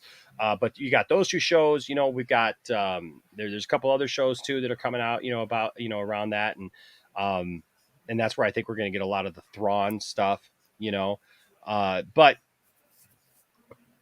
as we get further and further away from season 1 of Mandalorian, where it's not like as close to it is as it is right now, where, you know, it's like if you tell somebody about it and we're like, yeah, we're getting ready to go into season 3, you know, but you can catch up because, you know, all 8 episodes. It's not like it's and that's the other thing. It's not like it's like 24 episodes, right? Like a season, you know, it's almost just like watching, you know, a movie and a half, right? you know, or a couple of movies, right? So it's not that hard of a watch. So so I feel like the further we get away from it, the more likely it is that they'll want to cash in on it again, and people will want to own that because they'll want to add that to their collection, you know. So I can see it, but it may take a while. Yeah, it's because it's interesting that they haven't done so already, especially since we're 2 seasons in. You look at Star Trek Discovery, all 3 seasons are on DVD. Streaming show, Picard, same thing. True. And do you think COVID had anything to do with it potentially being delayed? I don't think COVID did. I just think that it's a different beast than Star Trek, right? Like because yeah, there's people who love Star Trek, and I love Star Trek too. I mean, look, I was showing everybody my my Enterprises earlier, right? And I love Star Trek too. So I would never take away from Star Trek. But Star Wars is a different beast, and I think The Mandalorian is a completely different thing when it comes to that, because people who watch Star Trek, they're going to watch Star Trek, but I don't think that there's a lot of and I could be wrong, but this is my opinion. Like, and I don't really even know how to express this, because I think that definitely people want to go back and watch, you know, some of those episodes, you know, and they want to own that, right? But I don't think it's got the wide mass appeal that Star Wars has. Star Wars has more of an appeal to like the normies, right? Like I hear people talking about The Mandalorian who don't even know what a Star Trek Discovery is, you know? So I have a feeling that they're a couple of different things. And I feel like, you know, where Disney knows that when people sign up for Disney Plus, they're going to go for The Mandalorian. They're going to watch The Mandalorian. I think something like Paramount Plus, like Star Trek Discovery isn't necessarily going to be the first thing people go for. They got, you know, other programming. They got some other stuff they're trying to do. Yes, Star Trek is a huge part of that, but it really doesn't surprise me that they would put that stuff on Blu-ray or DVD or whatever, just because they want people to be able to buy it, and they need other streams of revenue because of, you know, the size of those streaming networks. You know, like Disney's much bigger, you know, and so I don't think that COVID would have had any. I can't think of any reason why COVID would have had an impact on that. I mean, do you have something that you're thinking, or? Well, I mean, given how badly COVID has affected us on all that, and it's done terrible for like smaller businesses, especially brick and mortar. So. Oh well, yeah. I don't know that would have a you know, that kind of effect on like whether or not it came out on Blu-ray at this point. I just think that it's just because it's a different beast, and I think that Disney has a better handle on knowing what people are coming to their channel for, you know, and I think that they want to be able to exclusively say, hey, you come here. This is the only place that you're getting, you know, these Marvel shows, you know, for example, this is the only place you're going to get these Marvel shows right now. This is the only place that you're going to get Star Wars, you know, the Star Wars stuff that we put out right now. So you have to come to us for it. So you need to sign up for Disney Plus, you know. So and that could potentially be why they've been a little slow to do it. I mean, if you go to the store and pick up a DVD copy, all you do is just grab and go. Whereas you don't even need to subscribe to any like streaming services. Exactly. So, no, yeah. So that's kind of where I feel like that. Paul, thank you, man. Good night. You have a wonderful night, brother. And do you think the Bad Batch and season 7 of Clone Wars get releases too at some point? Oh yeah, I think season 7. I think it's just all just very fresh. You know what I mean? Mm-hmm. Even season 7 of the Clone Wars. I mean, everything else is out on physical media. So I feel like it's at some point, yes. Clone Wars especially will come out on physical media, so people can complete their, you know, their collections or whatever. But it is interesting that they haven't done so with Resistance yet. The show only ran for 2 seasons. Season 1 came out a few months before Disney Plus launched. So you'd think with only 2 seasons under that show's belt, they would have, all right, let's just complete it, you know? Maybe, but you know what? I'll be honest with you, dude. Like, so I'm the huge Star Wars fan that I am. Mm-hmm. And I just didn't get into Resistance. I just couldn't get into it, man. I've tried to revisit it. I've gone back to it several times. People tell me that it gets really good. you know, towards the end or whatever. And, you know, and I'm interested because it's got the Phasma stuff in it. Apparently, you know, Captain Phasma shows up and it's got different things and people keep telling me, yeah, it's good. You know, you got to finish it. And I'm just like, I don't know, man. I've had a really hard time with that, Tony. It's certainly one of those like hit or miss entries in the saga. So like, because I only have one toy from that entire show. Like that's the only thing that I don't have toys from. And like those things all got discounted like and everything. And I was still like, yeah, nope, don't really care. The only thing that I got was the gold Stormtrooper Commander Pyre. Yeah. I got Commander Pyre and that was it. And I also have the Black Series of Commander Pyre. But that's it, man. Like I couldn't bring myself to buy like sets of the stuff because, and look, and I love the voice cast. The people who are in the voice cast, I love those actors. Moynihan from Saturday Night Live is like one of my favorites, dude. I love him. And they were all in there, man. And it's just like, I don't know. It just, and I've loved everything else. I love Rebels, you know, Rebels is probably my favorite animation or animated show, Star Wars animated show, even more so than Clone Wars. Because Clone Wars had a lot of great stuff, but Clone Wars started off so rough. Yeah. So rough. I took my son when he was, I think he was like 4 or 5 when Clone Wars started. I took Landon to the movies because I thought, this is a big deal, right? I'm going to go see this, you know, cartoon with my son. And I just remember sitting there just bored out of my mind out of that first Clone Wars thing. Now I know Clone Wars got much better. You know, I mean, I know all that, but Clone Wars was like, to me, it was either really, really good or it was just kind of there, you know, like it wasn't, I don't think it was really bad. The first season was really rough. Kind of hard to get through. But even subsequent, you know, seasons, like stuff would be like really super good. And you'd be learning about stuff about the Force and, you know, the Anakin and Obi-Wan relationship. And that was, I think, perfect. That was awesome. But then there were just times where the show was just kind of bland. It just kind of would like kind of flatline for a while. It didn't really dip, but it would just be kind of there. And then something really cool would happen again. But for me, Rebels, see, that first season was slow, but it was all set up and I could see that and I was really enjoying it. And then when it paid off, finally, it really paid off. It really paid off. And so I was really glad I stuck with it, you know, through that whole first season. Cause there was a time actually with Rebels that I almost dipped. And I was really glad that I didn't because once it paid off, I was like, this is so good. So good. Like prime example is the season 2 finale. You know? Oh, dude. It doesn't get much better than that. That's some of the best Star Wars. I tell people so to this day, like that Rebels amazingly is some of the best Star Wars you'll ever see, you know? And the stuff to deal with the Force and the lore and the Jedi, and I mean, dude, it's just so good. And knowing that, like I'm looking forward to, man.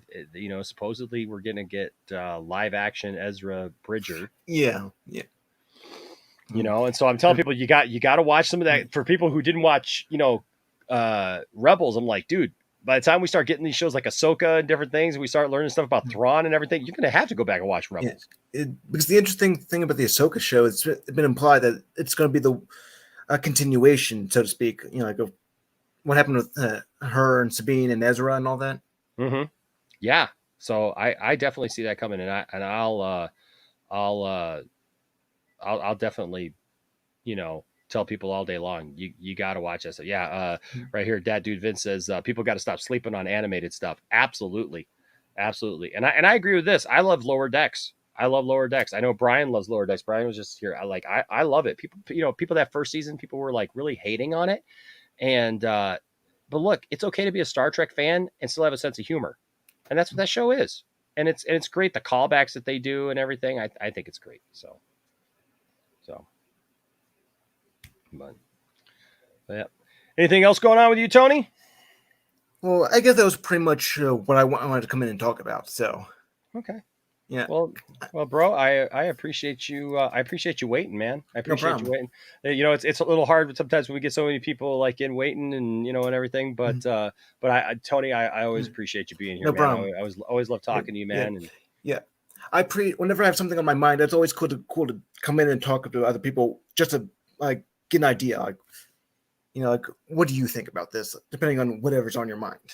Absolutely, man. That's what we're all about. And that's why I want to do more of these call-in shows. Like I used to do a lot of these call-in shows, especially when I started streaming like this, like overnight like this. And so I'm thinking about putting a schedule together because I got a couple of other ideas for shows and stuff like it to actually do like shows, like to actually have some different shows that people can look forward to throughout the week. And, and then we'll, still do movie news and stuff like that too. But I think also it gives people like a sense of like, oh yeah, hey, I know on this day, Enosh is going to do, a call-in show and I can be ready for that. And if that way, if you have something that's on your mind, you can like say, hey, what's up? What's your opinion? Yeah, exactly. You can come in here and be like, hey, Enosh, what do you think of this? And I'll just be like, that Marvel thing, I don't care. No, I'm just just teasing.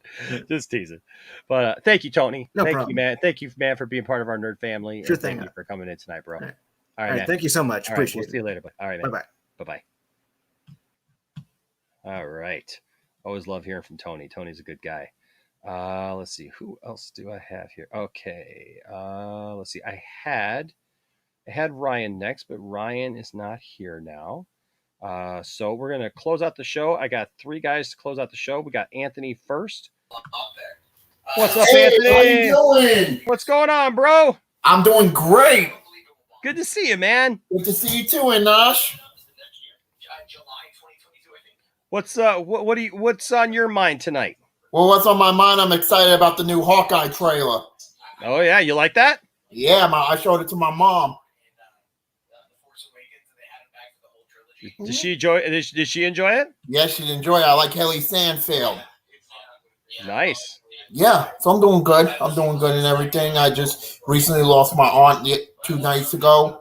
Yeah, man, you said that, man. I'm so sorry to hear that, bro. She died of a heart attack related to COVID. I got my 2 vax shots. Did you? Good. Yeah, and I celebrated my 38th birthday. Well, man, happy birthday. Yeah, man. You just celebrated your birthday, didn't you? Yeah, 38. Well, happy birthday, man. Happy birthday for sure, man. I got 254 subscribers on my YouTube channel. Well, way to go, man.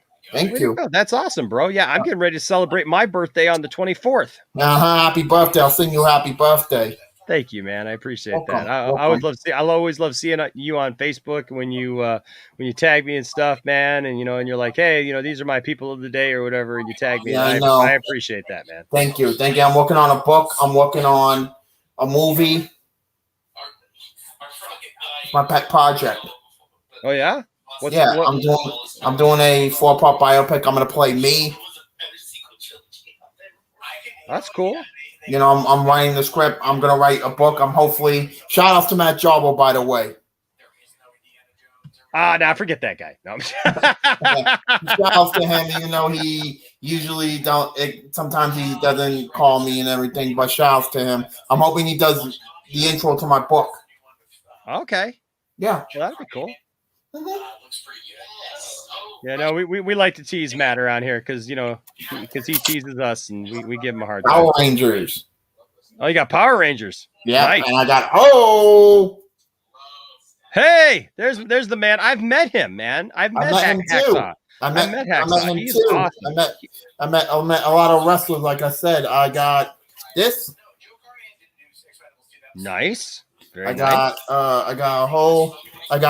my first ever signed autographed DVD. What is that? Return to Nukem High. Nice. I met the actresses and actors that were in the movie. They were very nice. Very nice, man. I always want to dream to be in a Trauma movie. You're funny, Zentek. Thank you, Zentek. That's funny.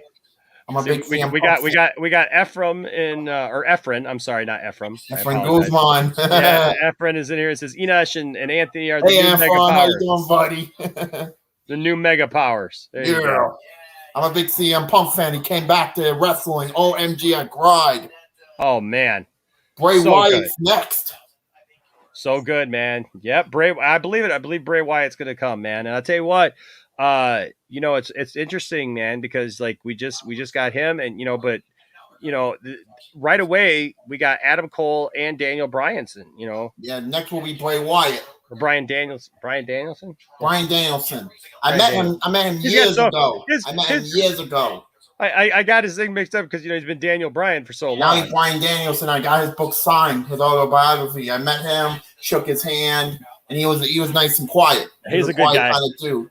You want to see one of my most prized possessions? Nice. CM Punk. I want to wear that shirt from AEW. Dude, I tell you what, man, it's the colors and everything, man. I love these colors. Wow. From there, it's got the Chicago. It made me cry when he came back. Oh, for sure, man. Yeah, for sure. By the way, to anybody looking for it, you can actually find this shirt for like cheap on eBay. I've been looking for it. My mom told me get me that for Christmas. I want a printer, Zack Snyder's Justice League, and Inspector Gadget tape from 1984. Oh wow, nice. I want that. Da da da da da. Dun dun dun dun dun dun dun dun dun dun. Oh, Inspector Gadget. Oh, that's awesome, man. But that's very rare, though, the tape. Yeah. Mm-hmm. Yeah, man. Mm-hmm. Mm-hmm. So I got this. Oh, that's cool, man. Street Fighter. Heck yeah. Yeah, I got the video store when they were closing. Nice. Yeah, so I'm doing good and everything. I can't wait for Christmas. We're thinking about buying a house. Okay, cool, man. Well, I hope that works out. Yeah, well, it will work out. I'm doing good and everything. I lost some weight. I lost a couple of pounds. I can't believe Big E's the new champion. I heard about that tonight. I didn't watch it tonight, so but I heard watching it right now. Shout out to Matt Jarbo. Shout out to Saggy. I became a new channel member. I know, man. Welcome, bro. I'm so glad to have you. you, man. Thank you so much for becoming a member. I want Nancy O'Dell to play my mom. What's that? Nancy O'Dell as my mother. Oh, really? Okay. Yeah, my biopic. All right. I'm gonna play the older version of me. Nice. Yeah, I'm hoping Trauma does it. That'd be interesting. It'll be interesting, but they haven't contacted me. They're busy right now with hashtag Shakespeare Shitstorm. Shakespeare Shitstorm is like the movie version of The Tempest. Okay. Yeah. Mm-hmm. Yeah. I shout you out on my review of Power Rangers. I appreciate that, man. Thank you. I like your toy bin. My section is collecting movies, DVDs, shirts, everything. Yeah, I know, man. I see some of the stuff that you get, man. That's awesome. Yeah. I got a lot of collection of items in my room. I like my apartment, but we're not going to stay here that long. But I've been working out and everything. I saw Snake Eyes. Did you? What'd you think of Snake Eyes? It was okay. Yeah. I saw a little bit of the Suicide Squad. I like the Suicide Squad. I didn't like Snake Eyes at all. Snake Eyes was not that good. Snake Eyes was not that good and everything. Snake Eyes was a waste of time and everything. They didn't fit his origin. How he got in the comics, he had his neck taken off. Mm-hmm. Yeah, being a G.I. Joe fan, man, I tell you what, I was not impressed. They had 3 opportunities to do that. Well, I never thought I'd say this, but I mean, both. Look, the second one actually I liked a little bit because it was very much similar to like a episode of G.I. Joe, with like Cobra Commander and all that stuff. The first one didn't feel like G.I. Joe, and I never thought that I would sit here and say that both of those were like they look like masterpieces compared to Snake Eyes. Snake Eyes was garbage. Eyes was garbage. Hey, man, if you're looking for an Inspector Gadget, the Richard just said that he thinks that he has Inspector Gadget on VHS. And he said, stay on him. And he says, and he'll send it when he finds it. We can get it to you.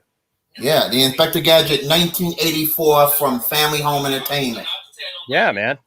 Yeah, and I got the Inspector Gadget Kiddio video. I love Mask. I love old school. I grew up going to a VHS video store in Ridgewood, Queens, New York. I got some Mask here for you right there. Nice. And actually, I've got here. Hold on a second. I got Switchblade back here. Hold on, just a second. Mm-hmm. Give me just a second. I'll come right back. Okay. Mm-hmm. Yeah, it was a lower one. And then also like the whole joke, because So I've got some other mask stuff, but it's in a case, kind of like the case that I've got behind me here. I got another one of those cases, like this case that's back here. It's like a showcase. I got another one of those cases right here that lights up. The only problem is that you have to load everything from the back, right? So I have to pull it out and put stuff in it, and then push it back and hope it doesn't fall over. Like when we get a house, we're gonna get the whole storage is coming with us. The whole storage unit. So the thing is I've got the Thunderhawk, you know, the Camaro. I got that, and I got the green helicopter motorcycle, and I also have Sly Rax's Piranha. Nice. I got that right here, and I just haven't pulled it out to put these in the case with the other mask figures that I've got, because I got the figure in there. But they're making a mask movie. I hope so, man. They keep talking about it, but they haven't yet. But here, right here, dude, I never had this as a kid. I had the Thunderhawk as a kid. You know what I almost got a couple of weeks, last year, I found a guy on Marketplace, Facebook Marketplace, that was selling you remember the snake oil rig? Dude, I had a guy who was going to sell that to me for $10 complete. I drove 45 minutes to go pick it up. Told the guy I was coming. We were talking and everything. I got there and he says, "Well, hey man, you just missed it. I just sold it to a guy 10 minutes ago." I was so ticked off because I had that when I was a kid. Also, I've got I haven't set it up yet, but I've got Boulder. I got the Boulder Hill Station. Boulder Hill's awesome. I got to set up all my mask stuff, but this is, and I never had that when I was a kid. But I had some other things when I was a kid. But check this out, dude. Wow, nice. Check that out right there. Nice. That's Miles Mayhem. Yep. And I'm almost done with this book. Oh, nice. I'm almost done with it. Very nice. But yeah, I was huge into masks, dude.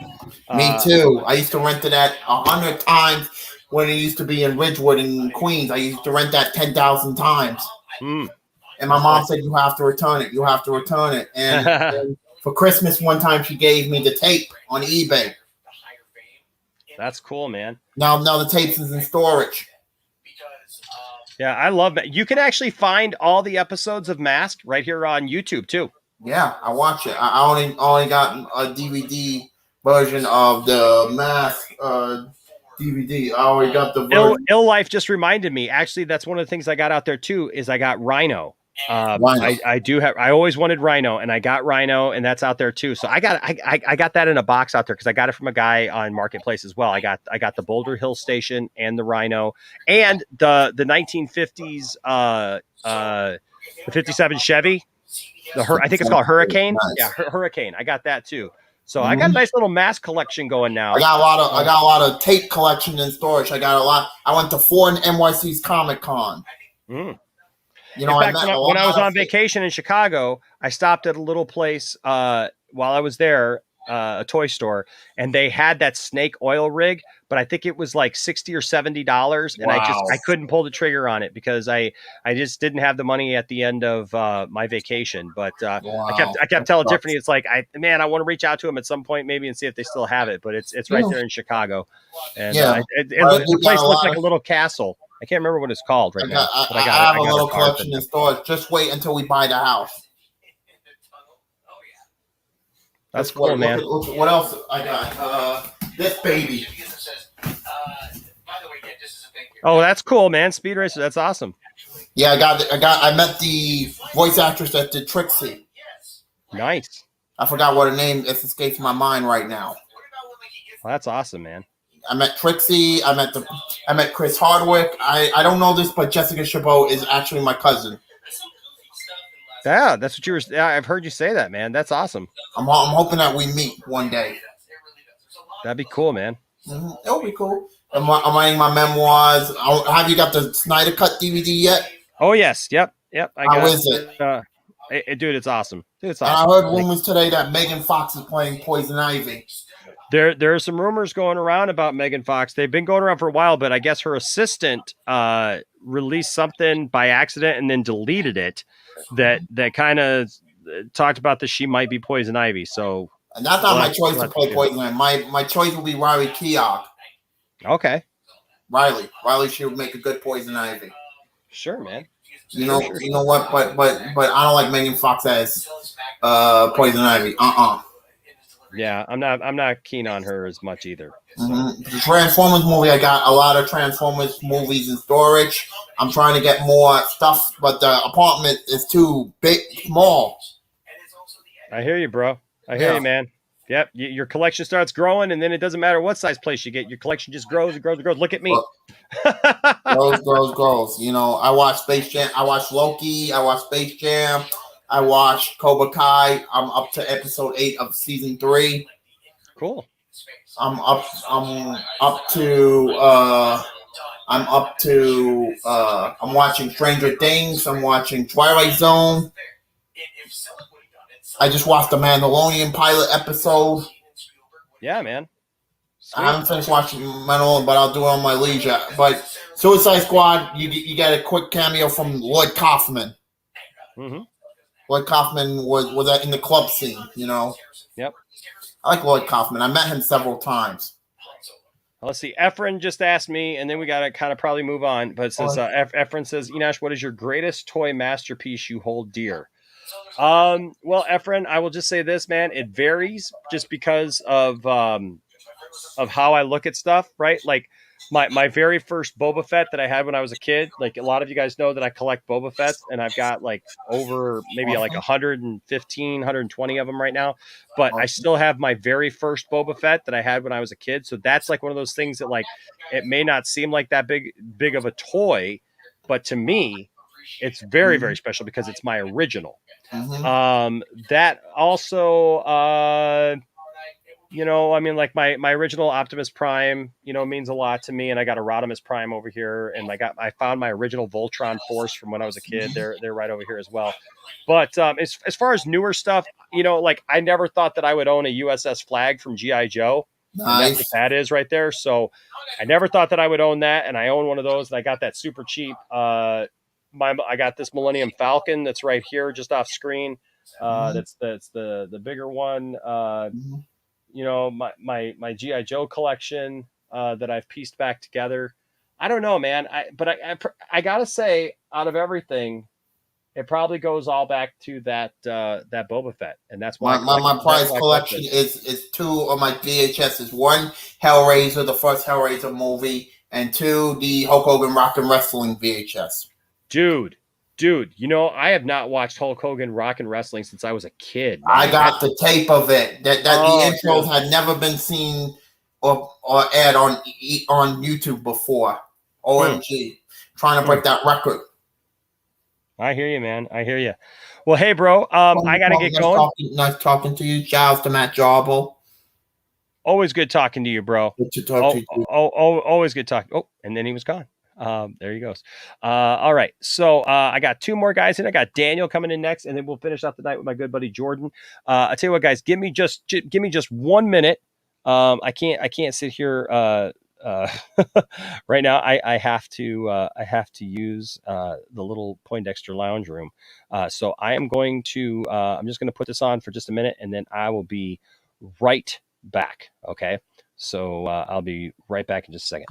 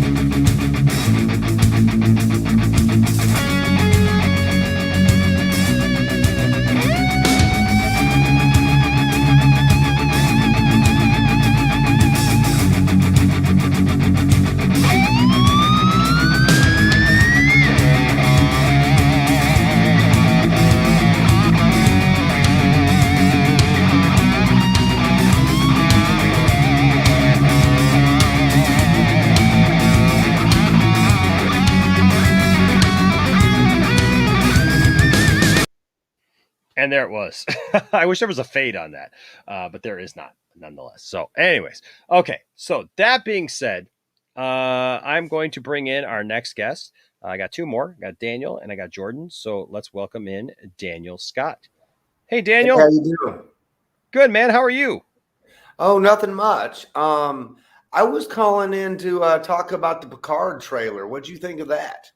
Dude, I love the Picard trailer. I love the first season. Now, the first season, I especially loved the first half of the season. The first half of the season I thought was really cool. The last couple of episodes got a little weird and got a little slow for me, but it didn't like deter me. I mean, honestly, so when CBS, what was it called? CBS at the time it was called All Access. Now it's Paramount, but at the time it was CBS All Access. I think. CBS All Access, right? So so I actually got, because I didn't have CBS All Access, so I actually got the I've never watched Discovery. It just never has interested me, really. And I keep saying that I'm going to start it at some point, but I just haven't. But look, when they announced Picard, like, I'm a huge Next Generation fan, dude. So, so, you know, like, so as far as that goes, I went out and I did the free trial for a month, and I just binged all of Picard, man, in like 2 days. You know, and I was just like, give it to me. And I loved it. And man, that trailer, it looks like I feel like they've really stepped up for the second season. This is absolutely a dream come true for me. How you're fairly well versed in Star Trek, I'm assuming. Oh yeah. Yeah. Probably my favorite episode from the classic series is the one they go back in time to the 1960s and they pick up the Air Force pilot.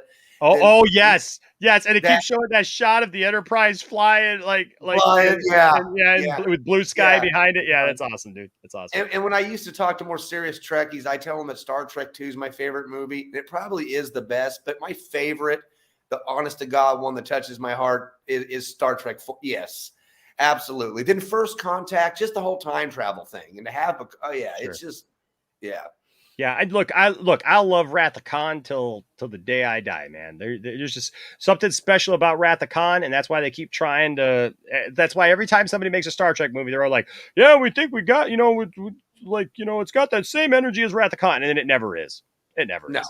Yeah, no. It never is. It never is. I get sick now of listening to people talk like that. I just want to tell people, like, stop talking about Wrath of Khan. You're never going to capture that lightning in a bottle again. Just make a good Star Trek movie. Yeah, you don't have to. That was my attitude with the Star Trek prequels and sequels. I never expected them to be as good as the OG trilogy. I never held them to that standard. So that's why they've never really even though hit and miss, but they've never really I didn't expect them to, you know? Yeah. So, so like, it's not worth getting all ticked off about, you know what I mean? It just is what it is. But man, there's something about Star Trek 4, because Star Trek 4 was the first Star Trek movie that I ever saw in the theater. In 1986, I was 10 years old, and I remember going to the theater, and it got me so stoked for Star Trek. Like, I had always watched Star Trek, and when I was man, it had been what, 80? When did Star Trek 2 came out in 82? 82, then the third 84, then 86. Star Trek 4 has a special place in my heart because I grew up in the Bay Area. Oh yeah. I was born in 77, so I was 9. So it was kind of like they were shooting a movie in my hometown in a way, you know. Oh yeah, that's cool, man. But yeah, so like I remember seeing Star Trek Wrath of Khan for the first time when it came on HBO back in like 1982, 83.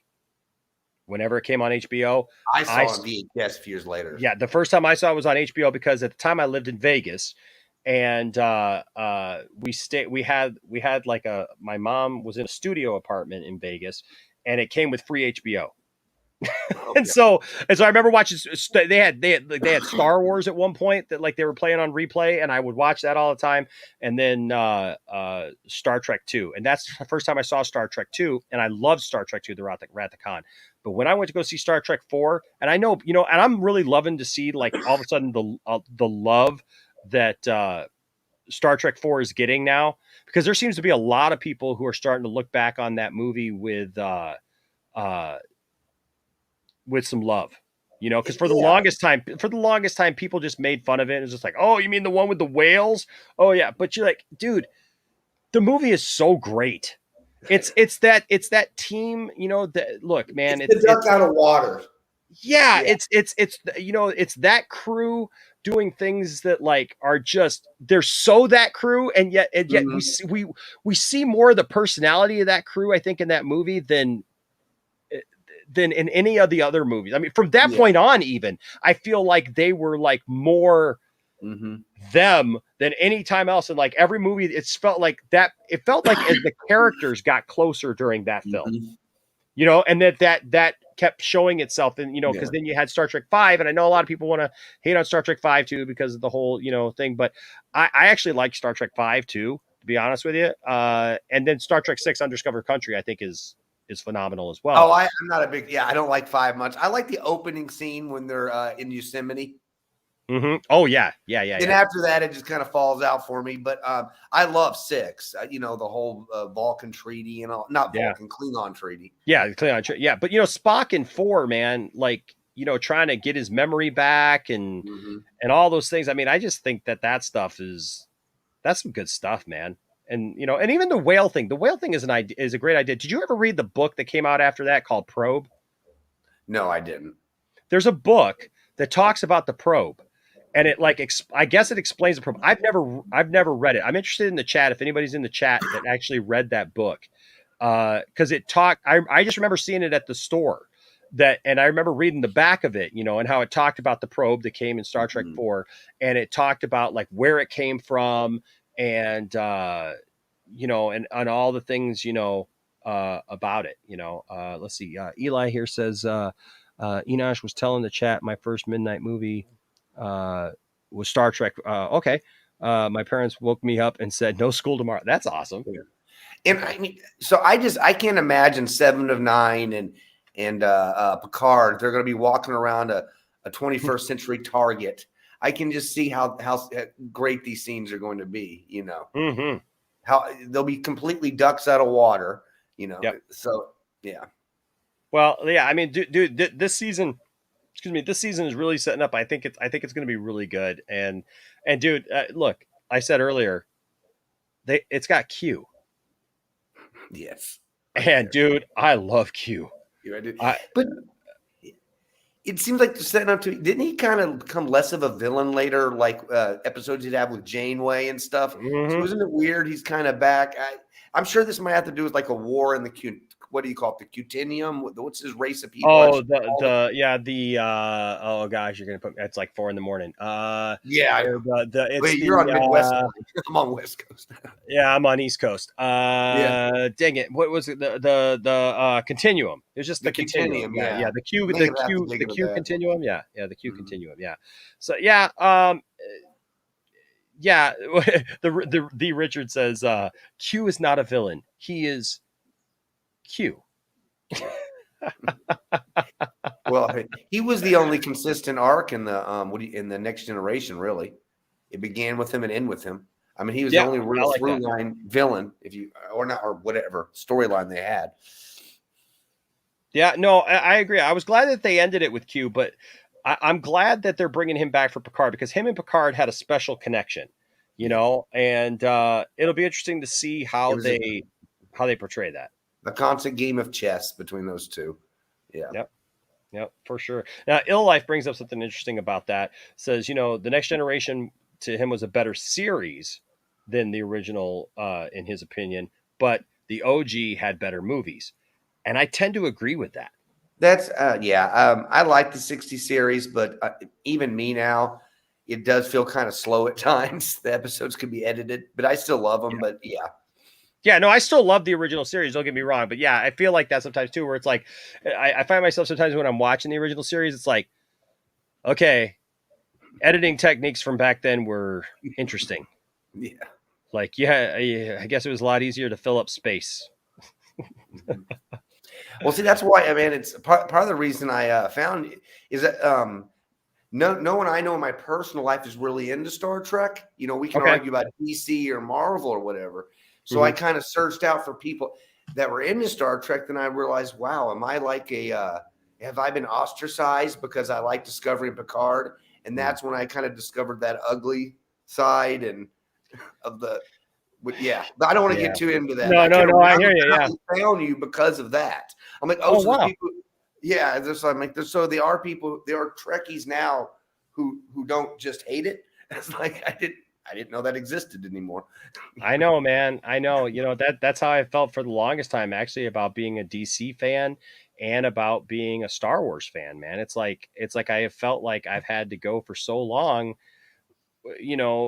just even people in my life who just don't like the things that I like, and I think for a lot of people, it's really easy I think, to gang up on something, sometimes. And I think like for Star Trek, people forget, man, Star Trek was kind of woke before woke was being a thing. Star Trek was, yeah. They act like Gene Roddenberry's Rush Limbaugh, right? like I'm sorry, but that's some of the most liberal stuff you're ever gonna find, man. Is Star Trek stuff, man. I mean, as far as like living in a utopian future where like nobody uses money, everybody works for the common good. Yeah. Everybody, like Earthlings, humans got so like. Just like we've solved literally every issue. Like nobody gets sick. Like literally, you broke a leg, no problem. I got a little tricorder here. Thing for that here. Okay, you're all fixed. Let's go. So it's like that. Literally, Earth has solved all of its issues so much that we went out into space to make problems with other with other people. But and that's interesting because there's an episode I haven't seen it yet. I think it's the newest episode of Below Decks or Lower Decks. I'm sorry. I've only seen the first season. I love it, by the way. Yeah. So I guess there's an episode right now.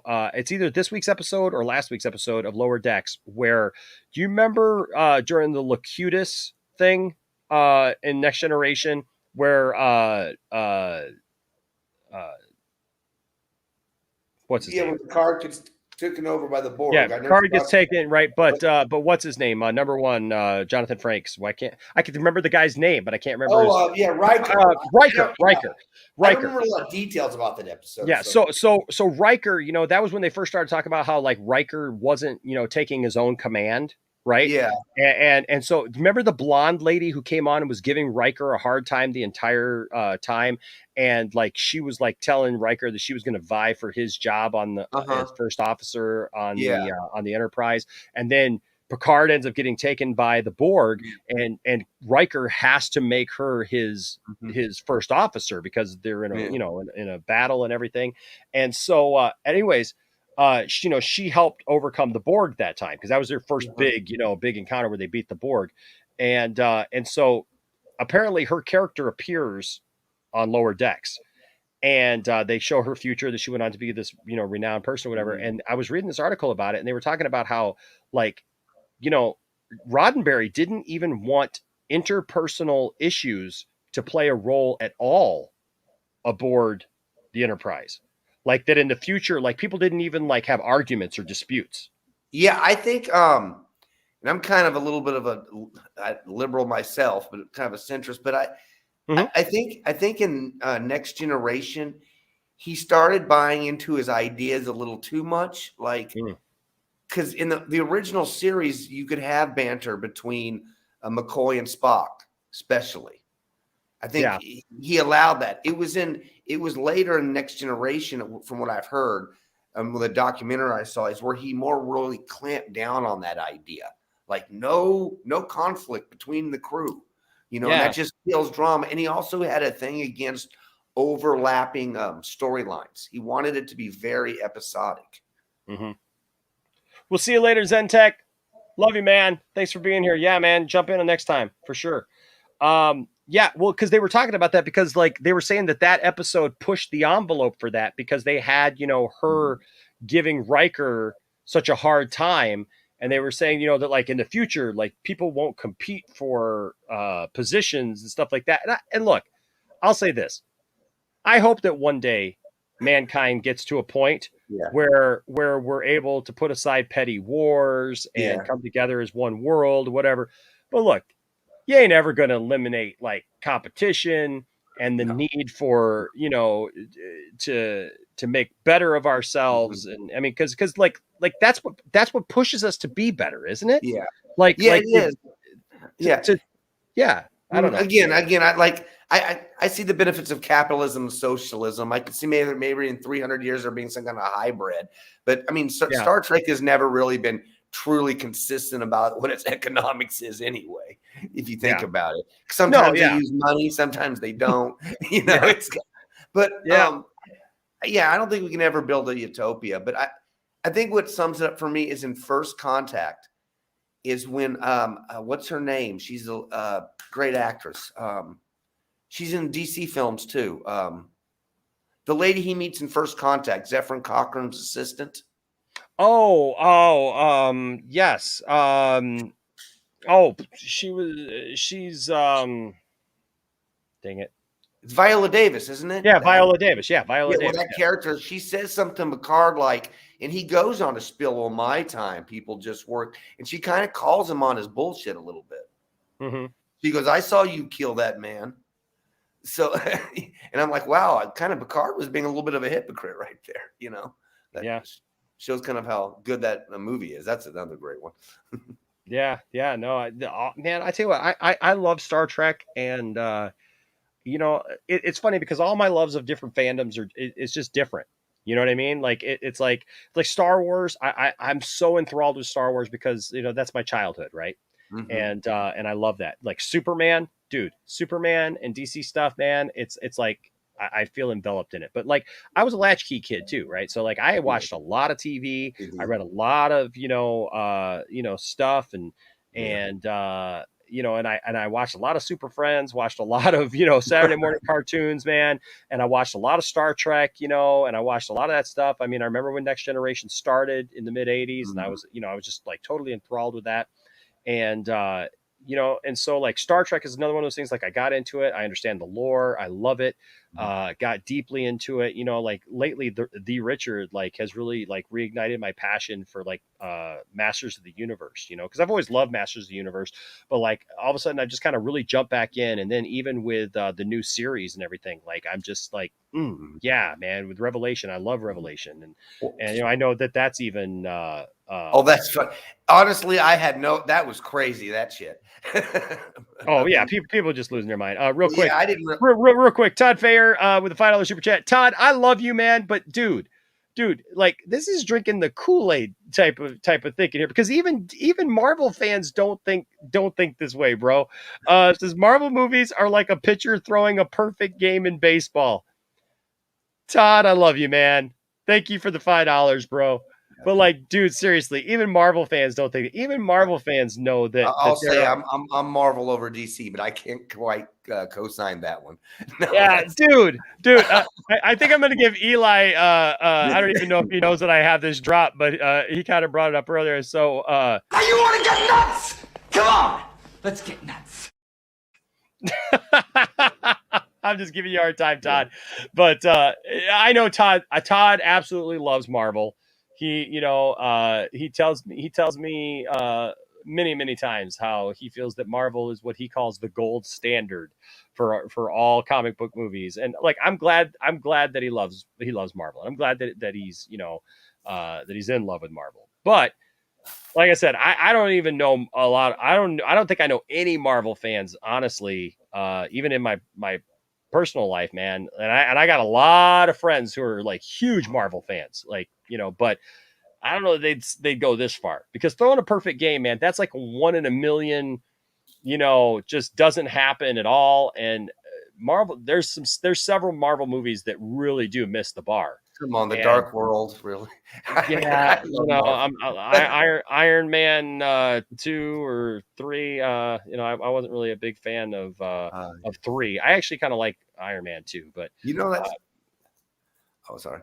Oh no, I was just gonna say I can't. You know, one thing, all this Marvel and DC and Star Wars stuff, but you know, people talk about Star Trek in that sense as a franchise, but no one seems to think of Star Trek as it never gets brought up in the conversation when it comes to debating a universe. No one thinks of it as a universe. It doesn't seem like it doesn't make like the top 10 list of like Token or of what's the, I don't know. Yeah. Real quick, I'm seeing a conversation that's going on here. So Henry, with all due respect, so I am somebody who actually enjoys the sequels, and I love The Last Jedi. Can I just tell you this? Stay tuned, buddy. Stay tuned, because they never meant for Luke to be an old hermit virgin. He may have been on that planet alone, but believe me, that was not a statement about his past. You got to remember, there was 30 years that took place between Return of the Jedi and where we finally meet up with him in The Force Awakens. Okay, at the end of The Force Awakens. I understand that people, they have their opinions about, they don't like this, they do like that, and that's fine. Wouldn't that? But Disney has plans for that 30 years, and you're about to see some major developments in that. And I'm going to tell you, and I've said this before, mark my words, and then let's have that discussion when it happens. But we're about to see Ahsoka. We're about to see more story set within that 30 years, and they're going to tell that story. That's why they're focusing on that right now. That is exactly why they're focusing on that. You're going to see the Thrawn story play out very similar to the way it did in Heir to the Empire. In that trilogy, you're going to see that. It won't be exactly the same, but it'll be very, very similar. And we've already got Thrawn, and they've set that up for a reason. They've been very meticulous about this for a reason. I know that everybody wants to think that like they just don't know what they're doing, but I will say this, and look, Mary's in here, and I love Mary, and Mary's got a similar thought process there to what you're saying. But I'm telling you, just wait. Mara Jade, I'm going to tell you, I believe it with all my heart. She existed. She was there. You're going to learn a lot about Luke that we weren't told, but you know what? We also didn't get a movie in the exact order. It wasn't like they started episode 7, a couple of years after Return of the Jedi. So you're going to get that big time jump, and people are going to seem different because you know what? 30 years makes a big difference. I'm going to turn 45 this month. And I think about when I was 15, man, Daniel, I think about when I was 15, 30 years ago. I'm a completely different person than I was when I was 15. Luke was early 20s when he, when last we saw him. He had that, inspirational, go get him, save the universe kind of world. But I'm telling you what, time has a way, especially when you're trying to save the galaxy left and right, and evil keeps taking hold. And then you start seeing that, you can never really snuff it out. It's a constant battle, and that gets rough, and that takes its toll on somebody. And Luke wasn't perfect. I love Luke Skywalker. Luke Skywalker is my hero for sure, but Luke wasn't perfect, right? That's kind of like that last comment that Todd made, right? That like the Marvel movies are like, the perfect game. I don't believe Luke was perfect either. And Luke is my hero, especially growing up and, and through my adult life. But man, Luke followed in the footsteps of his masters, of the people that he saw. And yes, Luke was very much of one mindset when he was younger, but then, things have a way to do that. And I know there's some people who aren't a fan of that, and that's fine. That's fine. We can always have that discussion. And I love to have those discussions. I'm not here to tell you that you're wrong. I'm just telling you what I get out of it. And I'll tell you this, though. We haven't heard the end of Luke Skywalker. And we haven't heard the end of who he was with during that time. So I'll tell you this. He might have been an old hermit on that planet, on that planet, but he wasn't a virgin. I'll just say that. But would it hurt or matter if he was? I don't think so. If they wanted to play it that he was a virgin, that wouldn't hurt it, would it? Because aren't Jedi supposed to be like that? Well, I mean, either way, it wouldn't bother me either way if he was or wasn't. But I know. That's a very good point, actually. That's a very good point, actually. I mean, it wouldn't have hurt even if he was, but no, I'll just say hold on. And you're going to see it. Todd here with another $5. Thank you, Todd. Says, okay, maybe Ant-Man and the Wasp was only a 9.5 out of 10. I love you, Todd. Oh my gosh, that's hilarious. That was a one. Eli says, "I'm a diehard Marvel fan since the '80s, and they definitely don't pitch perfect games." Oh my gosh. Howard the Duck. Oh yeah, well, that's a totally different story. I love Howard the Duck. You're talking to somebody. I got a VHS copy of Howard the Duck right here, man. I got it by my side at all times, bro. Wasn't Kevin Smith supposed to do a Howard the Duck series? I had heard an animated Howard the Duck series. I don't know. I haven't heard that. I had heard something about that. Then again, I heard it on the internet, so Maybe.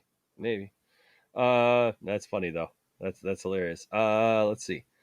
Just trying to make sure I'm getting to everybody here real quick because I saw a couple of things here that I wanted to.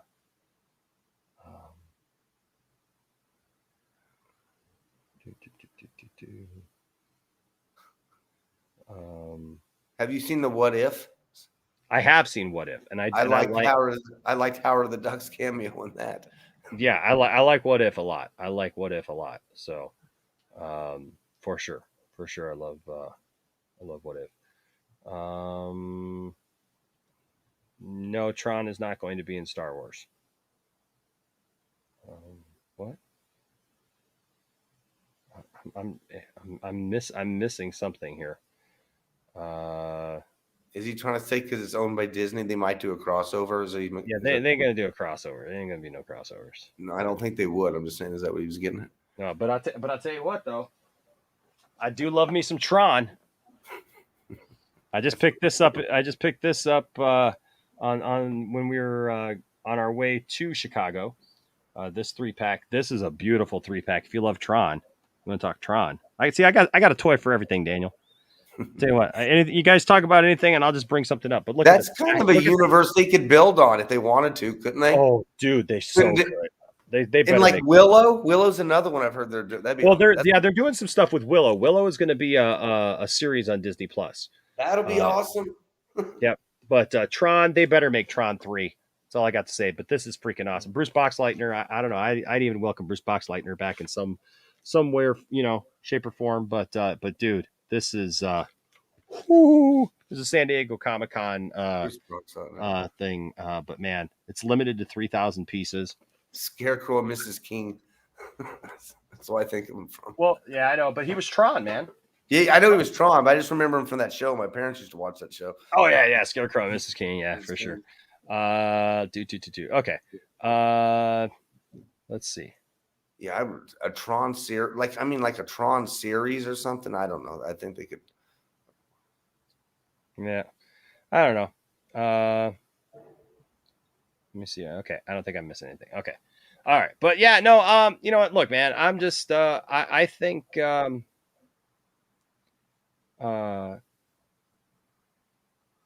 That dude Vince says, "Did you guys see my comment that was Alfre Woodard and not Viola Davis?" Oh, well, there you go. I'm sorry. I feel bad about that.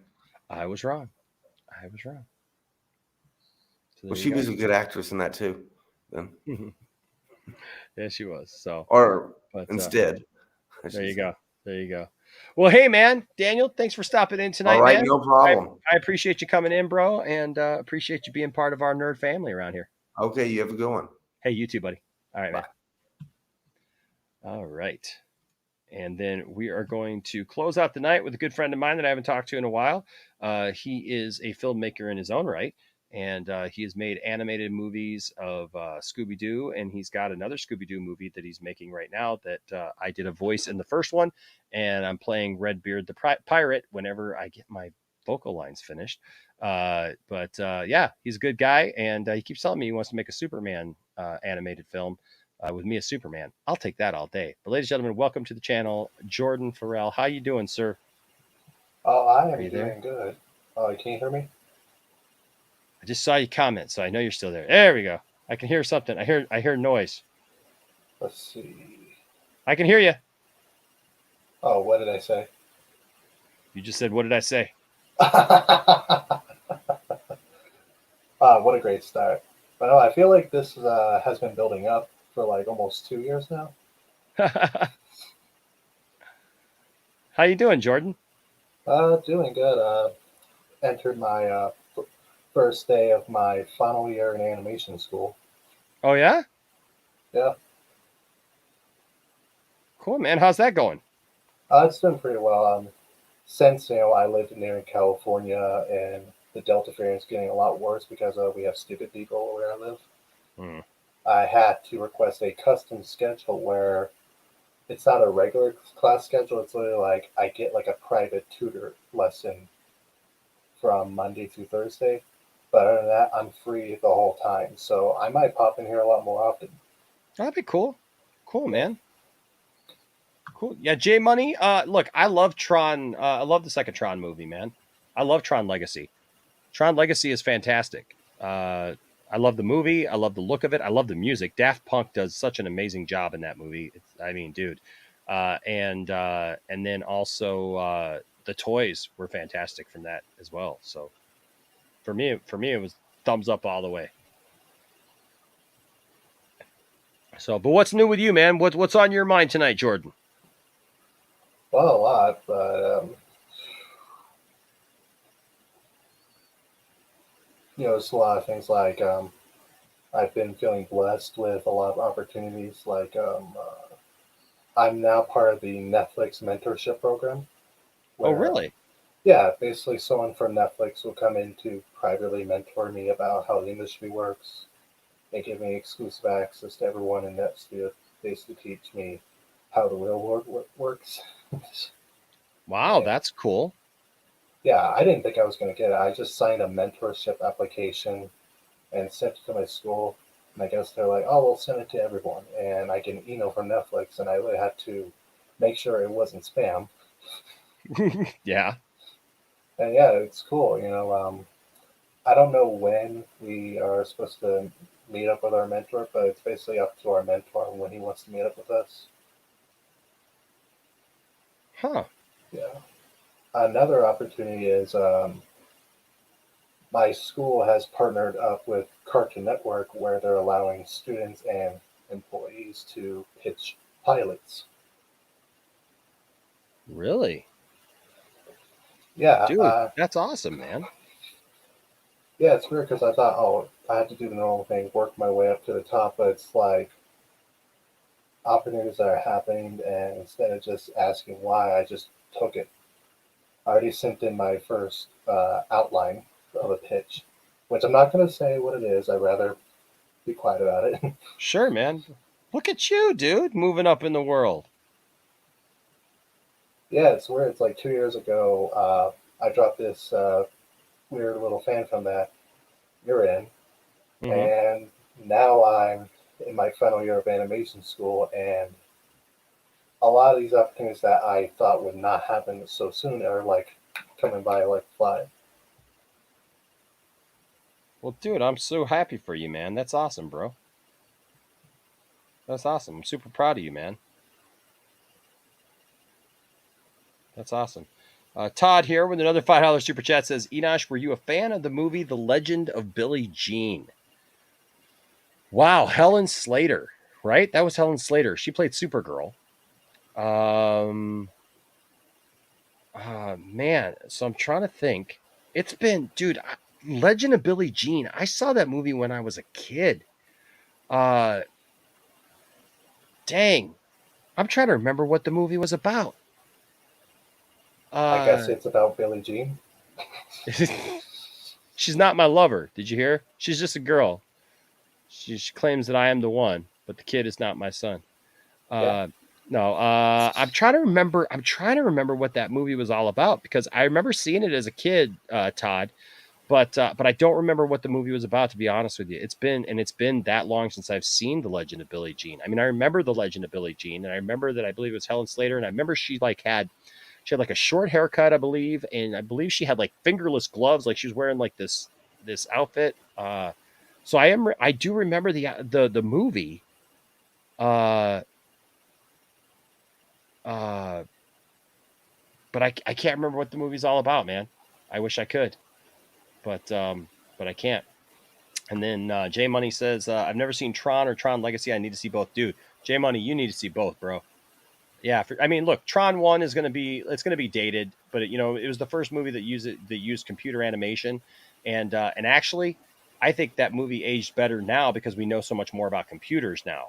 Like back in the 80s, the movie came out in 81. Nobody knew what some of these terms were that they were using, in that movie, and so I think nowadays we have a better understanding of it, and so there's that, and then Tron Legacy is a great follow up to it, and then I would tell you even from there, there's a cartoon called Tron Uprising. Thank you. Yes, Tron Uprising, and that's a great story too. That goes from there. And Todd, Tron isn't going to fit into Star Wars because Tron ain't going to be in Star Wars. It makes no sense. Where did that rumor came from, though? I don't know. I've never even heard it. Was that a rumor? I don't know. That? I don't know. I mean, this is coming from someone who goes to a school where Jamie Lee Curtis runs your school, and I haven't even heard anything about it.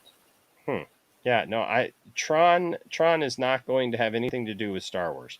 The two they don't make anything that doesn't make any sense. Tron is a movie set on Earth in the 1980s, where a guy is literally a video game junkie who is a computer programmer and creates a digital world. And even Tron Legacy is the sequel to that, about how he got stuck in that world. So so that has nothing to do with Star Wars whatsoever. So there you go. Ill Life in here says Legend of Billie Jean is fire. It's fire, man. Absolute fire. So I might have to go back and watch that again because I haven't watched it since I was a kid. I haven't even thought about that movie since I was a kid. So I think... go ahead. No, go ahead, Jordan. I think I know who started that rumor. It starts with a Doomcock. I'm sorry, something came out of my throat. Oh, dude, that dude Vince, dude, man, I would love to see. There it is. I'm sorry, it moved up there. I would love to see a Last Starfighter sequel. I gotta watch that again. I gotta watch that with my kids. It's been a long time since I've watched that movie, dude. I think my kids have never seen that movie. I gotta watch that movie with my kids for sure. Yeah, for sure, man. That'd be awesome to see a sequel to that. And I've heard that they're working on a sequel. Tayrun says, you're still going on. What time is it over there? It is 4:42 in the morning. And I gotta get up at 8. So it's 1:43 for me. But then again, I have an open schedule, so it's really like it's Vampire Enosh trying to get to everybody. I love how I say at the beginning of my show, I may not get to everybody. 4 hours and 25 minutes later, I'm like, hey, I'm going to get to everybody. But of course, I'm going to get to Jordan. So Jordan, how's your new movie coming? Well, Water's Last, it's taking a lot longer. That's why I took on short side projects like short films. But yeah, we're in the storyboarding process. In fact, I have the first Atomatic scene completed and edited, Mm-hmm. I could show it, but then again, it's up to everyone in the chat if they want to see it next time. Yeah, man. Dude, I'd love to do that, man. I'd love to help you out, man, for sure, man. Yeah, spoiler, it features your character. So yeah, we gotta have the chat vote up. Heck yeah, man. Heck yeah, we do. For sure. Sure. Now your first movie, Scooby-Doo and the Backstage Rage. Funny, I was in the backstage while waiting for you. You sure were. That's on YouTube now, isn't it? Yeah, there was a black and white cut, but of course our favorite YouTube overlord decided to smack it down, and the black and white cut is on Vimeo, but you can still watch the original color version on YouTube for now. Hold on. Somebody smacked it down? Yeah. And I thought, oh, well, at least the United States can view it. The problem was that the United States wasn't allowed to view it at all, and I tried disputing it. And I was like, you know what? Vimeo is a lot more nice to me. Here's a black and white cut. I did an update video on that. to give you another update on it, I'm currently looking for a music composer for my second movie, Waters of Atlantis. Simply because, and I had a legit reason to dispute. I didn't use, it was like a music company that technically didn't own the song, but it was still, it was a big Japanese company. So trying to go after them was like, I don't know, going after a giant. So yeah, I decided to take the L for it just for once. And normally I don't put down on a fight. I fight back with. But you can watch the original color version on YouTube. What worked on the YouTube was I just switched one song and it made a difference. Gotcha. And for anybody of you wondering, I'm in that film. I play Mr. McKnight, and that's Scooby-Doo: The Backstage Rage. By now, what is the channel under? My name, Jordan Farrell, FTV Animation. So there you go. So that right there, you can go look it up. Scooby-Doo and the Backstage Race. It's a full feature-length movie. Yeah, grab your popcorn, my friend. Heck yeah. Speaking of popcorn here, David Fayer with another $5. Thank you, David. Or David. I don't know. I'm thinking David. Thank you, Todd. I'm sorry. Thank you, Todd, for the $5 super chat. Says if Magnum TA was never in that horrible car accident, he was going to win the world title from Ric Flair. Do you think he would have been a big star? Probably not as Magnum TA. And plus, he had like a certain shtick to him. I think what makes a wrestler, iconic is being able to change with the times, being able to reinvent themselves and make themselves better. I don't know. I mean, like you look at some of the icons. I mean, think about Ric Flair, for example. Ric Flair was just that like iconic personality, man, that like he was who he was. But look at somebody like for example, like The Rock, right? The Rock, when he first came in as Rocky, completely different character, but look, he changed, he got the attitude, and everything. And he stood the test of time. Like, he's proven himself. Look at Triple H when he was Hunter Hearst Helmsley, for goodness sake, and he was like this prim and proper guy or whatever, and I mean, like, and then before we knew it, he was coming out to, Motorhead, and that was, that. I don't know that Magnum TA would have had that kind of longevity. I feel like Magnum TA wouldn't really have had that. That's my personal opinion, but I mean, like, I guess we'll never really know because of what ended up happening. So. But that dude Vince, says here, look what happened to Steve Austin. What he turned into from stunning Steve Austin, even. So, if he would have been able to do that, maybe, but I don't know.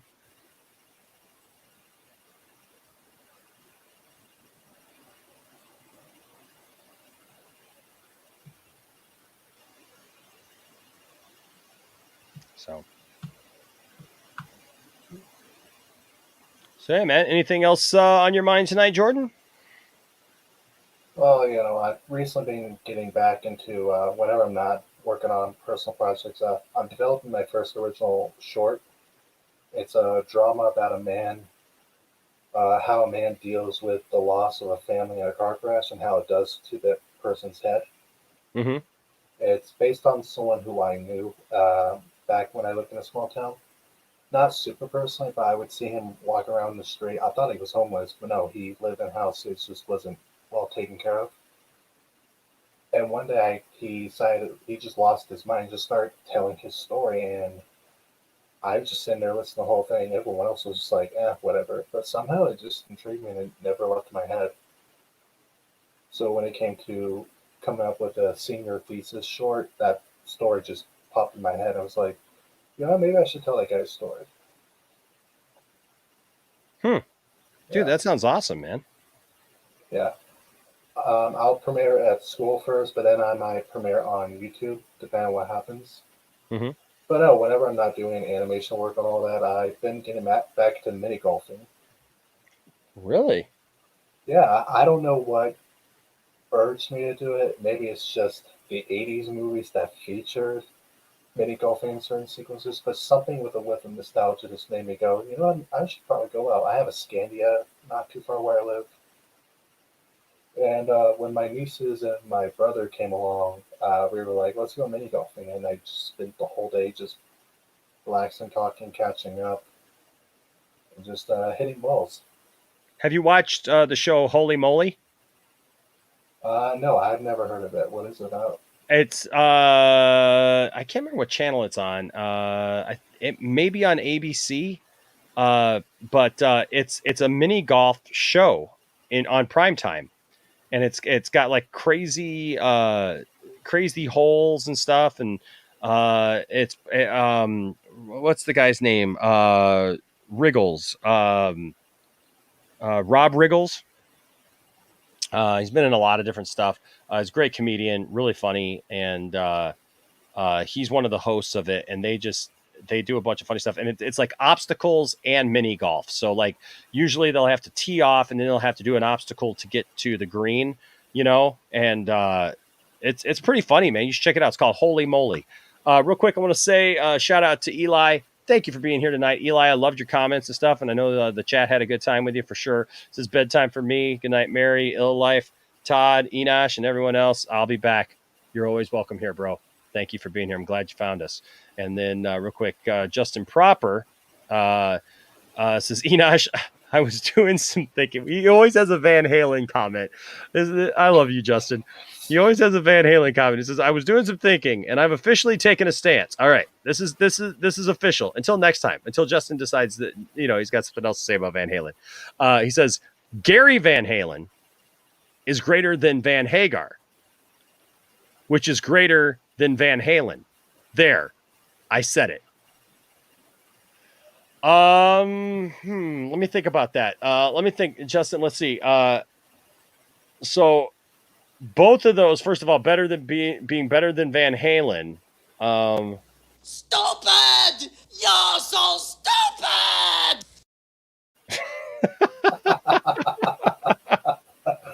I'm messing with him, but you know, I will say this: Gary Van Halen and Van Hagar. The only thing that separates those two bands, to be honest with you, is the fact that with Van Hagar they had hits. You know, Gary Cherone has a great voice. If they would have let Gary Cherone be just himself, I think they would have been fine. But they didn't write very good songs for him on that first album. They tried to make him sing like Sammy Hagar, and I think that's what eventually did that in.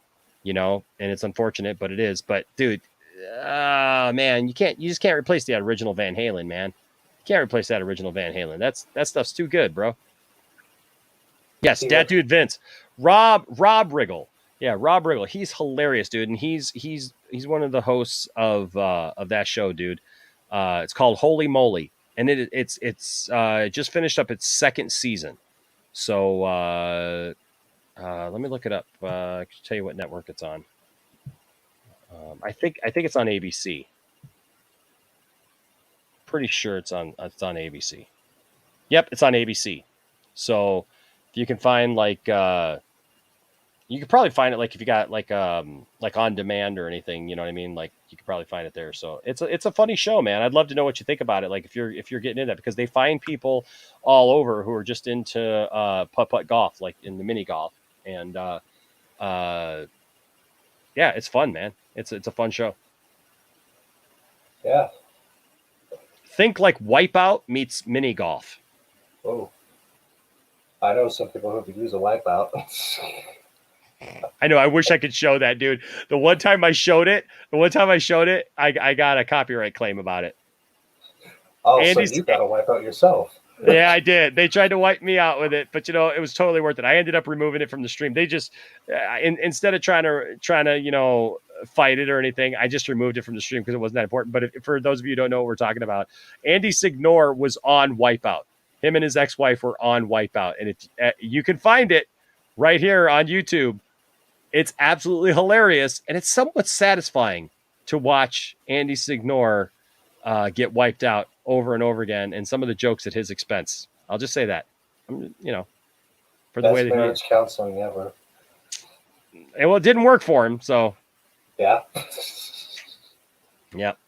So, what's up, Brian Scully? Hey, good to see you, sir. Good to see you, Brian Scully. Always love seeing Brian in the chat. Yeah, it's getting late. We're just wrapping stuff up. I got my last guest on here, my good friend Jordan, and he is a filmmaker. He's an animator, and you can find his work right here on YouTube with me in it in his first Scooby-Doo film, his animated film called The Backstage Rage. So you can find it there at Jordan Farrell FTV Animation here on YouTube, and it stars. It doesn't star me, but it's got me in it as Mr. McKnight, and then is it? Hold on, is it McKnight? Yeah, it's McKnight. It's McKnight. For some reason, I was thinking it was night. Okay, yeah, I was right. It's 4:30 in the morning. It's 4:55 in the morning. I think at one point I told the chat in the private chat, hey, I want to be done by around 3:30. But so I'm in that first one, and then he's got a second movie coming out called what's this one called? Waters of Atlantis. And that's also a Scooby-Doo film, correct? Yep, it's the first one to tackle the Atlantis theme, actually. Yep. So he's doing a Scooby-Doo film called Waters of Atlantis, and I play the pirate Redbeard. So I'm looking forward to that for sure. So you guys go check him out and all the stuff that he was doing. Justin Proper here with another $5 super chat. Thank you, sir. Appreciate you, bro. Says Van Halen was pure fun. Van Hagar took the band to a whole new level of musical excellence. Gary Van Sharon was like DLR, but Gary can actually sing. You know what? I can't argue with that, man. Like, actually, that's right on, man. You're right on. Van Halen was pure fun, absolutely.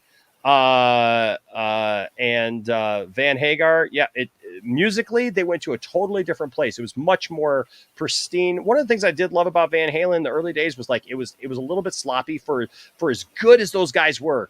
You listen to some of these like recordings, you know, like live recordings of them. It was a little bit sloppy. It was a little bit, but that's what made it great because it was rock and roll. But yes, I agree with Sammy Hagar. They notched that up, man. A lot more synth driven stuff, you know. But the guitar playing was just spot on point.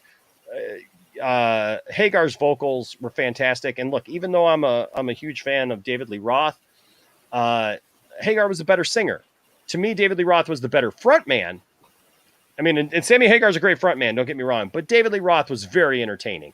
And so, but yeah, and Gary Sharon, I think, could have had that. He had that same energy. And yeah, but he could sing. He could sing, you know? So I can't agree with you. I can't agree with you. Nope. Justin, I am not joking. I am in a real, Scooby-Doo fan film, animated fan film, and by this guy right here. So I can drop a poster to get a tiny taste. There you go. Yeah, if you want to do it, man, it's fine. But yeah, that'll be probably the last thing we talk about tonight. But it's been a good night. I always love when we come back and do one of these call-in shows. And so, like I said, look for more of these because I always love being able to get everybody in that I possibly can. But we always have a lot of fun for sure here on the channel. If you know what you can do, Jordan. Yep. If you have the picture, are you trying to email it to me?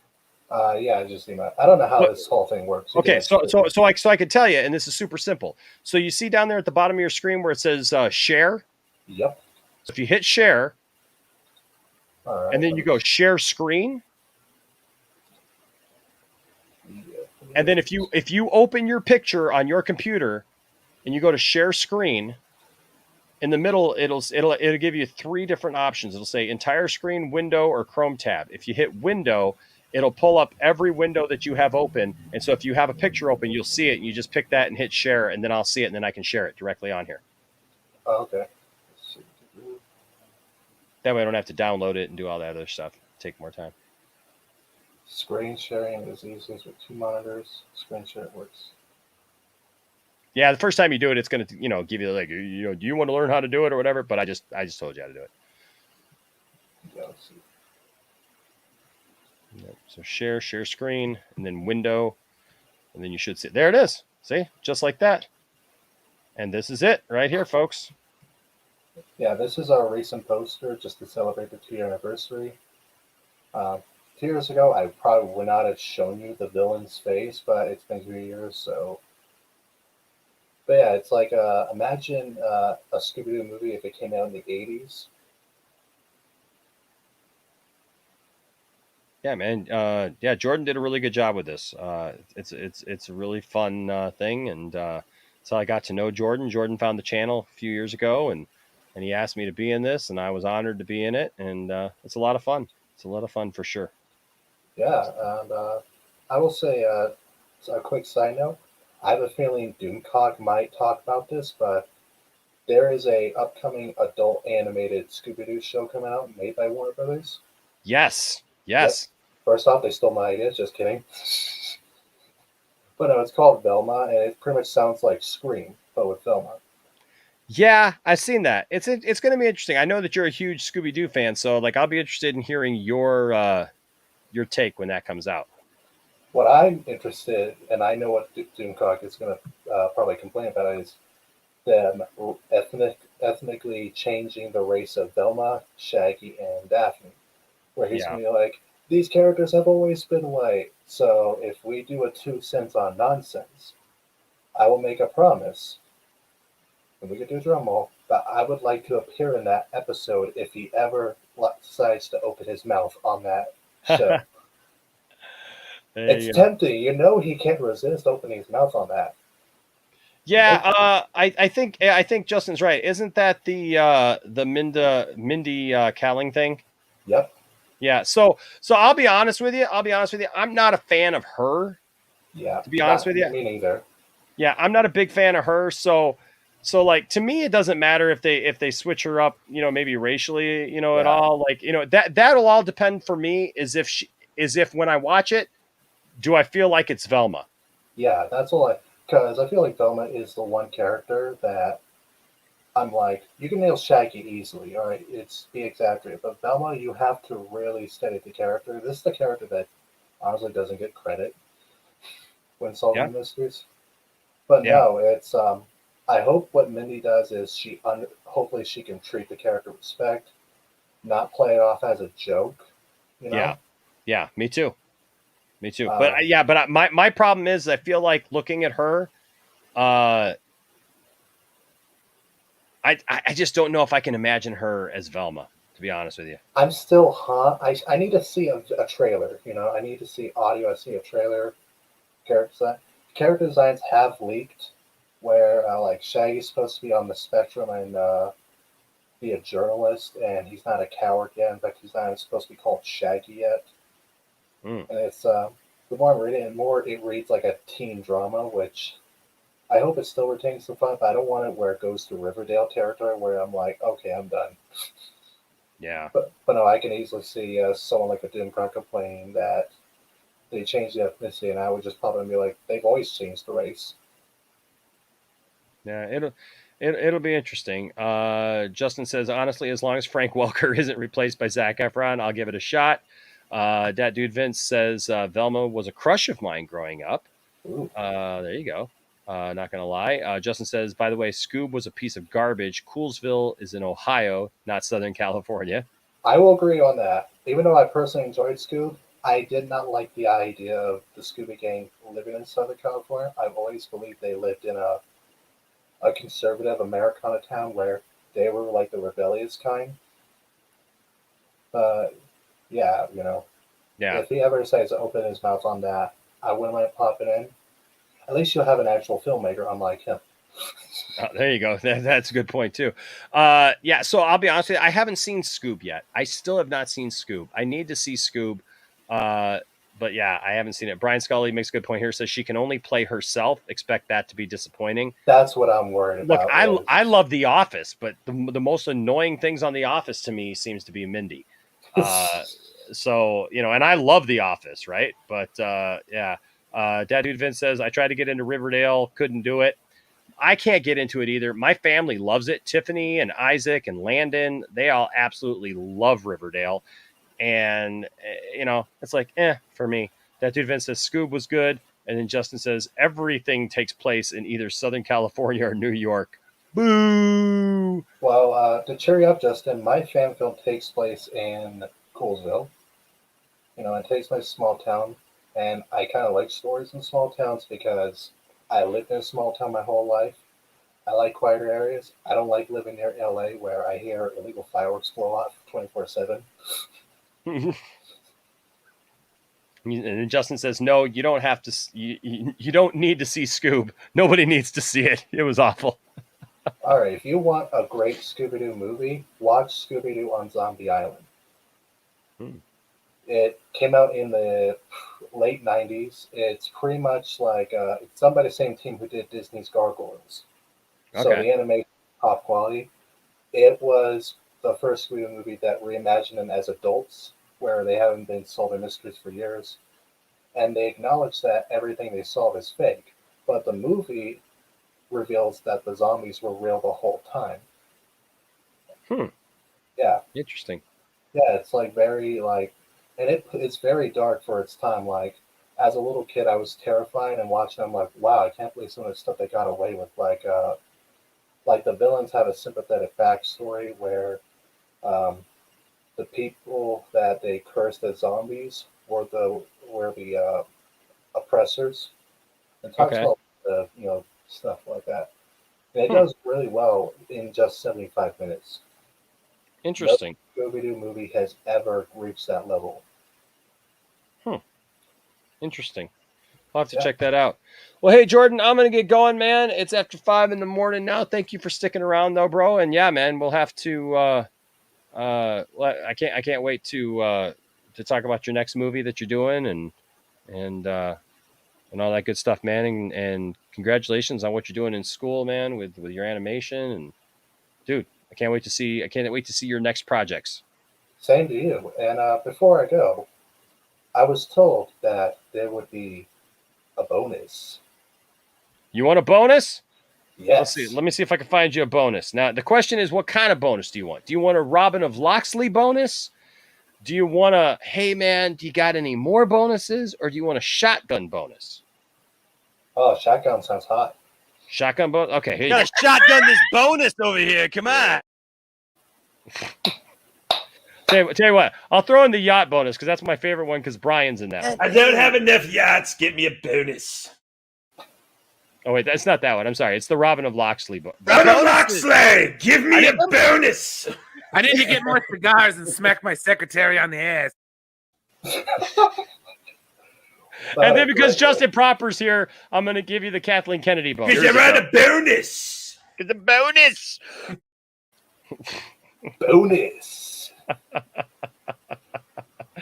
All right, man. There you go. There's your bonus, sir. See ya, man. All right, man. All right. Glad we finally did it. Absolutely, man. Thank you for being here tonight, bro. We'll see you soon. See ya.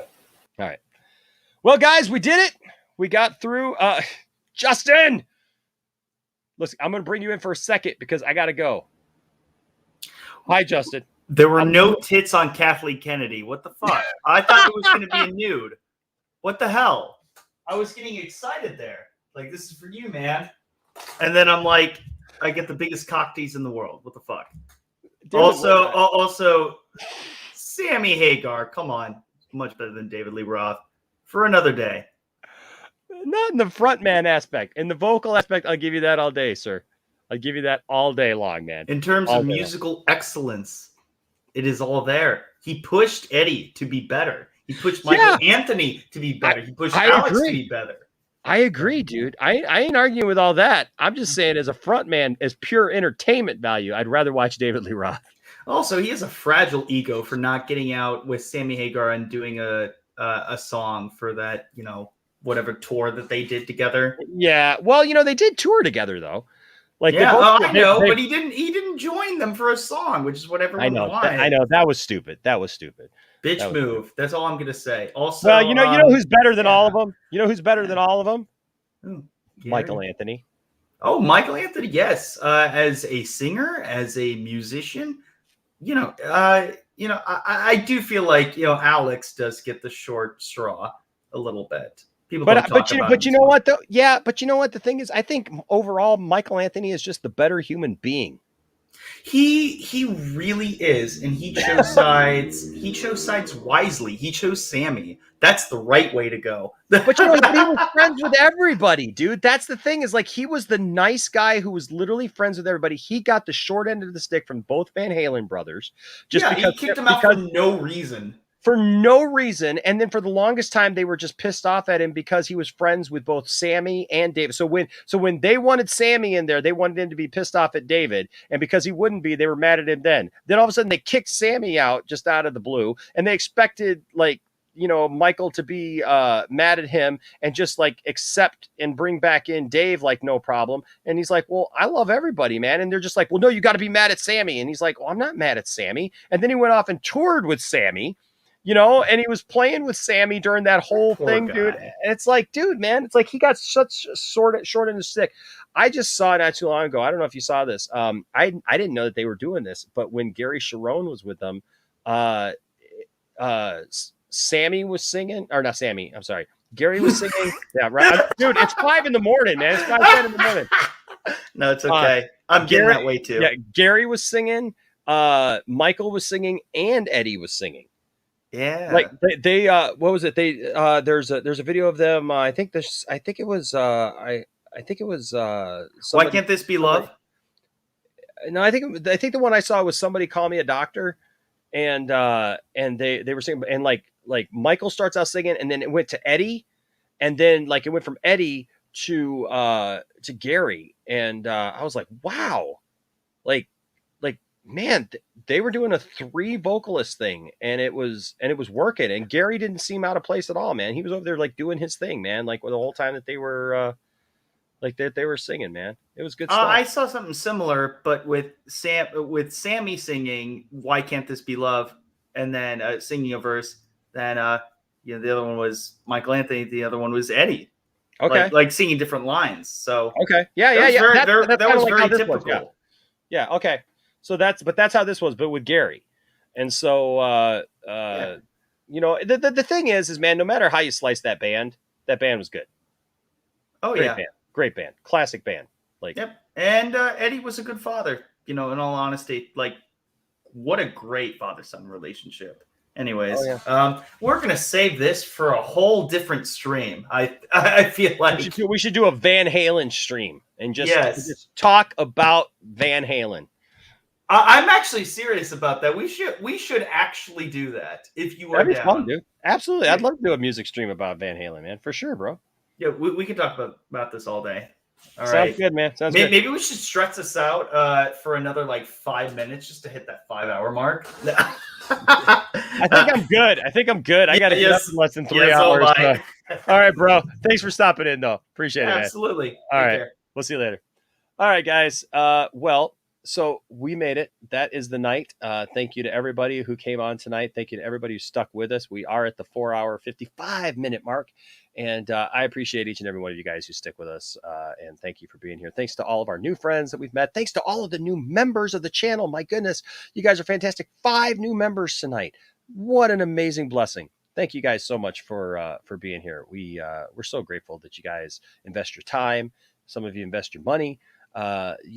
It just blows me away, your support. And I'm very, very thankful for each and every one of you, me and my whole family. And so always good to do these call-in shows. We'll do more for sure. And hey, it was good. Good talking to everybody. And thanks to the guests. Thanks to all the panelists who stopped in and were here to be able to talk with you guys. And I have a great time with you guys. You guys make this YouTube journey so much fun. So much fun. And so thank you guys for sure. Well, until next time, don't let anybody tell you that your fandom doesn't matter. Don't tell anybody that their fandom doesn't matter, but seek to have good conversations and show each other some respect. And if you do that, there'll always be a place here for you in the Poindexter Lounge. And of course, where is it? I had it just a minute ago. I had it up and ready, and then it disappeared. I don't know what happened to it.